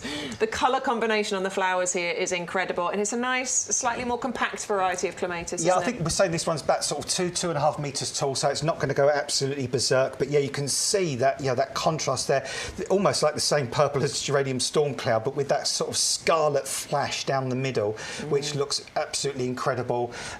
Easy to grow. Clematis, basically, they like cool, damp roots. They like to have the top part of themselves in the sun, and they're heavy feeders as well. So feed them regularly, keep them well watered. Other than that, they live for many, many years. Look glorious. They just need something to grow up or through. Sometimes, when I drive in the morning, there's somebody else who's grown a clematis through an old cherry tree. So the cherry tree's now finished flowering. And it's like a weeping cherry, and the clematis is flowering out the top. You can do that as well, can't you? Because clematis doesn't strangle the other plants. So, like, there's certain things like, I don't know, like ivy and stuff that can really strangle the other plants. Whereas this as a climber doesn't do that. It doesn't do that. Yeah. And even the great thing, another good thing, and also a great thing about this, great thing about that, but even the great thing about it all, we love it. Yeah, we do. The flower heads, even after they finish flowering, they're interesting. Look good. Yeah, they've got those lovely, very interesting, unusual. Let's move it so let's put it in front of there. That green bit, you can see it better there. Yeah, it's beautiful. 50350 is the item number if you want to go for that. You will get 3 of those 9cm pots. If you were thinking about the tower pot and you're going for the double up deal, you could use one of those tower pots to plant these in. I would probably put all 3 in and you'll get a really nice full display, but that probably is too many. You could just put 1 in quite happily and that'll create a gorgeous display, and then use the other 2 to go over a trellis, over a fence, a pergola, an archway. You've got options when it comes to your clematis. And of course you get these lovely, clematis is great. It grabs on itself. It doesn't need much help in order to climb. It wants to climb, so it will find the space. It's doing here. See, a leaf becomes a tendril. That's the minute that leaf just grabs on. It starts to curl and twist, and then it will just grip onto its support. Unfortunately, we are running out of time, but that one is a half-price deal, so go for that one. If you want the dahlias, the Gardenetta collection, it's a pack of 6 bulbs. There is a fantastic offer. Just go to the website and have a look at that. But we're going to come to our carpet phlox. We showed you the night-scented phlox earlier. This is like the day phlox, if you like. But this is hardy as well. So unlike the night phlox, which needs winter protection, this one doesn't. Oh, these are looking and have been looking magnificent now for a number of weeks. I put some of these in for a customer on our estate about 5 or 6 weeks ago. They have gone mad, and they are just a carpet of fabulous, fabulous colour for weeks on end. These are bone hardy. They grow in poor soils, gravelly soils, stony soils. The only thing they ask of you, full sun and well drained, is what they really, really like. So if you've got an area where other things struggle because the soil is really naff, horrible, poor soil, these will thrive in those kind of conditions. They're evergreen, so even in the winter time, they still look quite interesting. And eventually one plant can colonise an area about the size of an old-fashioned dustbin lid. They really can cover a big area. In fact, Sean, who's on with Bex lots as well, has grown these in his garden, and they've tumbled out the border onto the path. I love it because he's got this gravel pathway and it just sort of softens the edges. That's it there. You can see the Sean's road going behind him, and look how it just tumbles out. If you want that neat edge, you can get it. Just trim away the bits that you don't want. It'll take it. You can be quite harsh in trimming this back. Once it's finished flowering, just give it a little haircut, a little trim. It keeps that foliage nice and dense, but then it ensures you get loads of flowers next year. And that was the Veronica behind there as well, funny enough. We're doing today the gentianoides. Yeah, that was behind there. Look, just in the background, little blue, the little blue Veronica looking fabulous as well. Well spotted, Adam. Yeah. You've got good eyesight. Looking really pretty. All right, excellent value on this particular collection as well, because you're going to get 24 plug plants and you're going to get loads of years worth of flowers out of this as well. So that really does represent incredible value. £14.99. Oh, it's another half-price deal. £14.99 or £13.49 if you are in the club. 24 plug plants included in there. Another quick one just on this rhododendron, because wowee, she is beautiful. Look at that. So this has got real, it's not just a solid colour either, it's got actual real interest inside the flowers, because there's the little markings inside the flowers on the rhododendron too here. But just check out the size of those clusters of flowers. This is why we love rhododendrons, isn't it? Yeah, and it's interesting you say about those little markings as well, because I'm pretty sure that's for bees. Do you reckon? It's like their landing pads. That's a little bee runway. Because bees see things in a different light spectrum to we do. Love that. So, you know, bees coming along, they see that little kind of landing strip there. It's like a runway. That's where I need to come in to get to the pollen on the ends of those gorgeous stamens. Amazing. And that is incredible. So we went out, Stu and I went for a wander the other day, and we had a look at where these are on the nursery floor. It's a gorgeous sunny afternoon. And that was the thing that blew me away most. Of course, they look beautiful, and I was amazed at that. But the amount of bees that were flying around here, there was more bees on these than any of the other plants that we went to look at. They adored it. Yeah, they were having a great time. Bees are having a tough time, aren't they? Actually, it was really funny. There was a thing on Instagram the other day, and somebody put a picture up of a bee, and they said, if we all die, we're taking you lot with us. And I thought, that's true. That's true. Because we can't live without bees. Exactly that. Yeah. So yeah, rhododendron, if you want to help the plight of the bees, then you can do that. Plant a rhododendron in your garden. 511096 is the item number, and you do get a £5 saving on there as well. Of course, you get those showy leaves and showy flowers, but you also get that glorious evergreen foliage on there as well. Make sure you enter the code YGTV2024 in order to access that saving. I don't want you to pay the full price. I want you to get the savings. I want the savings as well, so I want you to get hold of them. We're coming back over to our favourites table just for the last few minutes of our YGTV show, and we're going to start with our designer collections that we've got for you. And this is the sherbet lemon mix. This is perfect if you don't know what flowers go together very well. If you're like, oh, my hanging basket, I don't know what to put in there, or maybe you've just run out of time and you haven't got round to it yet, because that can be a problem at this time of year. Grab yourself a pack of these and you've got the perfect combination. Yeah, and it's the mix that, on the sound of it, shouldn't work. I mean, somebody said, Bex, when you go, put on a white hat, a blue top, some yellow trousers, and a yellow skirt or yellow trousers. You think, I'm not sure about that. Not sure about that. Look a right clown dressing like that. But I don't know. You do it with these flowers, boom, it works, doesn't it? I mean, it just looks stunning. And it was like, Bex and I were saying a moment ago, a little analogy we were giving. It kind of reminds us of a summer sky. I love this description. You've got the blue lobelia of the blue sky. Spot on. You've got the yellow sun in the Bidens, and then, as Bex said, you've got the little puffy white summer clouds in the form of the white verbena. It's a summer sky. It's a summer sky. It is a summer sky. Yeah, with gorgeous, gorgeous, bright yellow, warm sunshine, deep, deep azure blue sky, and then those little puffy clouds that just move across, and sometimes they look like an elephant, and sometimes they look like a puppy, and sometimes they look like, I don't know, whatever you can imagine, really. I think there's a name for that, but I can't think what it's called, for finding shapes in clouds. But yeah, what a fabulous mix that is. All the hard work done with these as well, because we're sending out fabulous little plug plants, well established in their own little recyclable greenhouses. So if you're somebody who worries a little bit about trying to colour coordinate and think that you can't do it, secretly you can. We know you can. You know you can. But if you're utterly worried about it, just try something like this, because all the worrying's been done for you. All you've got to do is plant them as you want, and you'll get this result. Totally. So for hanging baskets, for pots, for window boxes, it's up to you what you want to do with them. It's 400762, and it works out at less than £1 a plug. Of course, you're going to get 10% discount if you're in our discount club anyway. Right, moving on to the favourite of the entire week. It started off as the favourite on Wednesday, it continued to be the favourite on Thursday, and it remains the favourite here on Sunday. Of course, we're going to be back next week from Wednesday at 10 o'clock, but we have a whole brand new show. There'll be some items that we carry over and we bring back, but there's going to be a lot of new products coming in on Wednesday. So do come back and join us from Wednesday, Thursday, 10 to 1, and back again on Sunday. You're back with me at some point next week, aren't Sunday, you? Next Sunday we're back together. Yes. So and I'm here on Thursday. And Thursday. Yeah, I think Thursday. Yay! Both here on Thursday, yes, yeah. Lovely. Yeah. All right, so yeah, come back and join us. These might still be on the show. I don't know yet. I haven't seen the show lineup, or maybe we'll have some completely new things. We'll have to wait and see.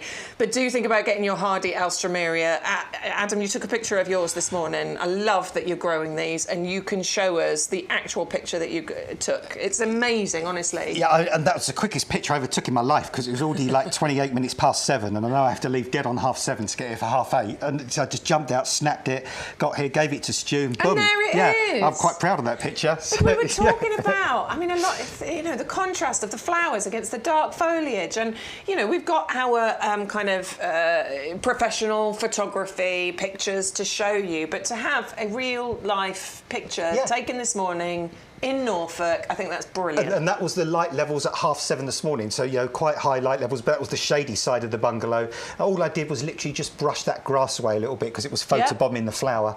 But I mean, our next door neighbours had these for years. John, my other half, started growing these. Stunning, beautiful, elegant, easy, years and years of colour. And long lasting, as in for the season. Oh, months. Right the way through.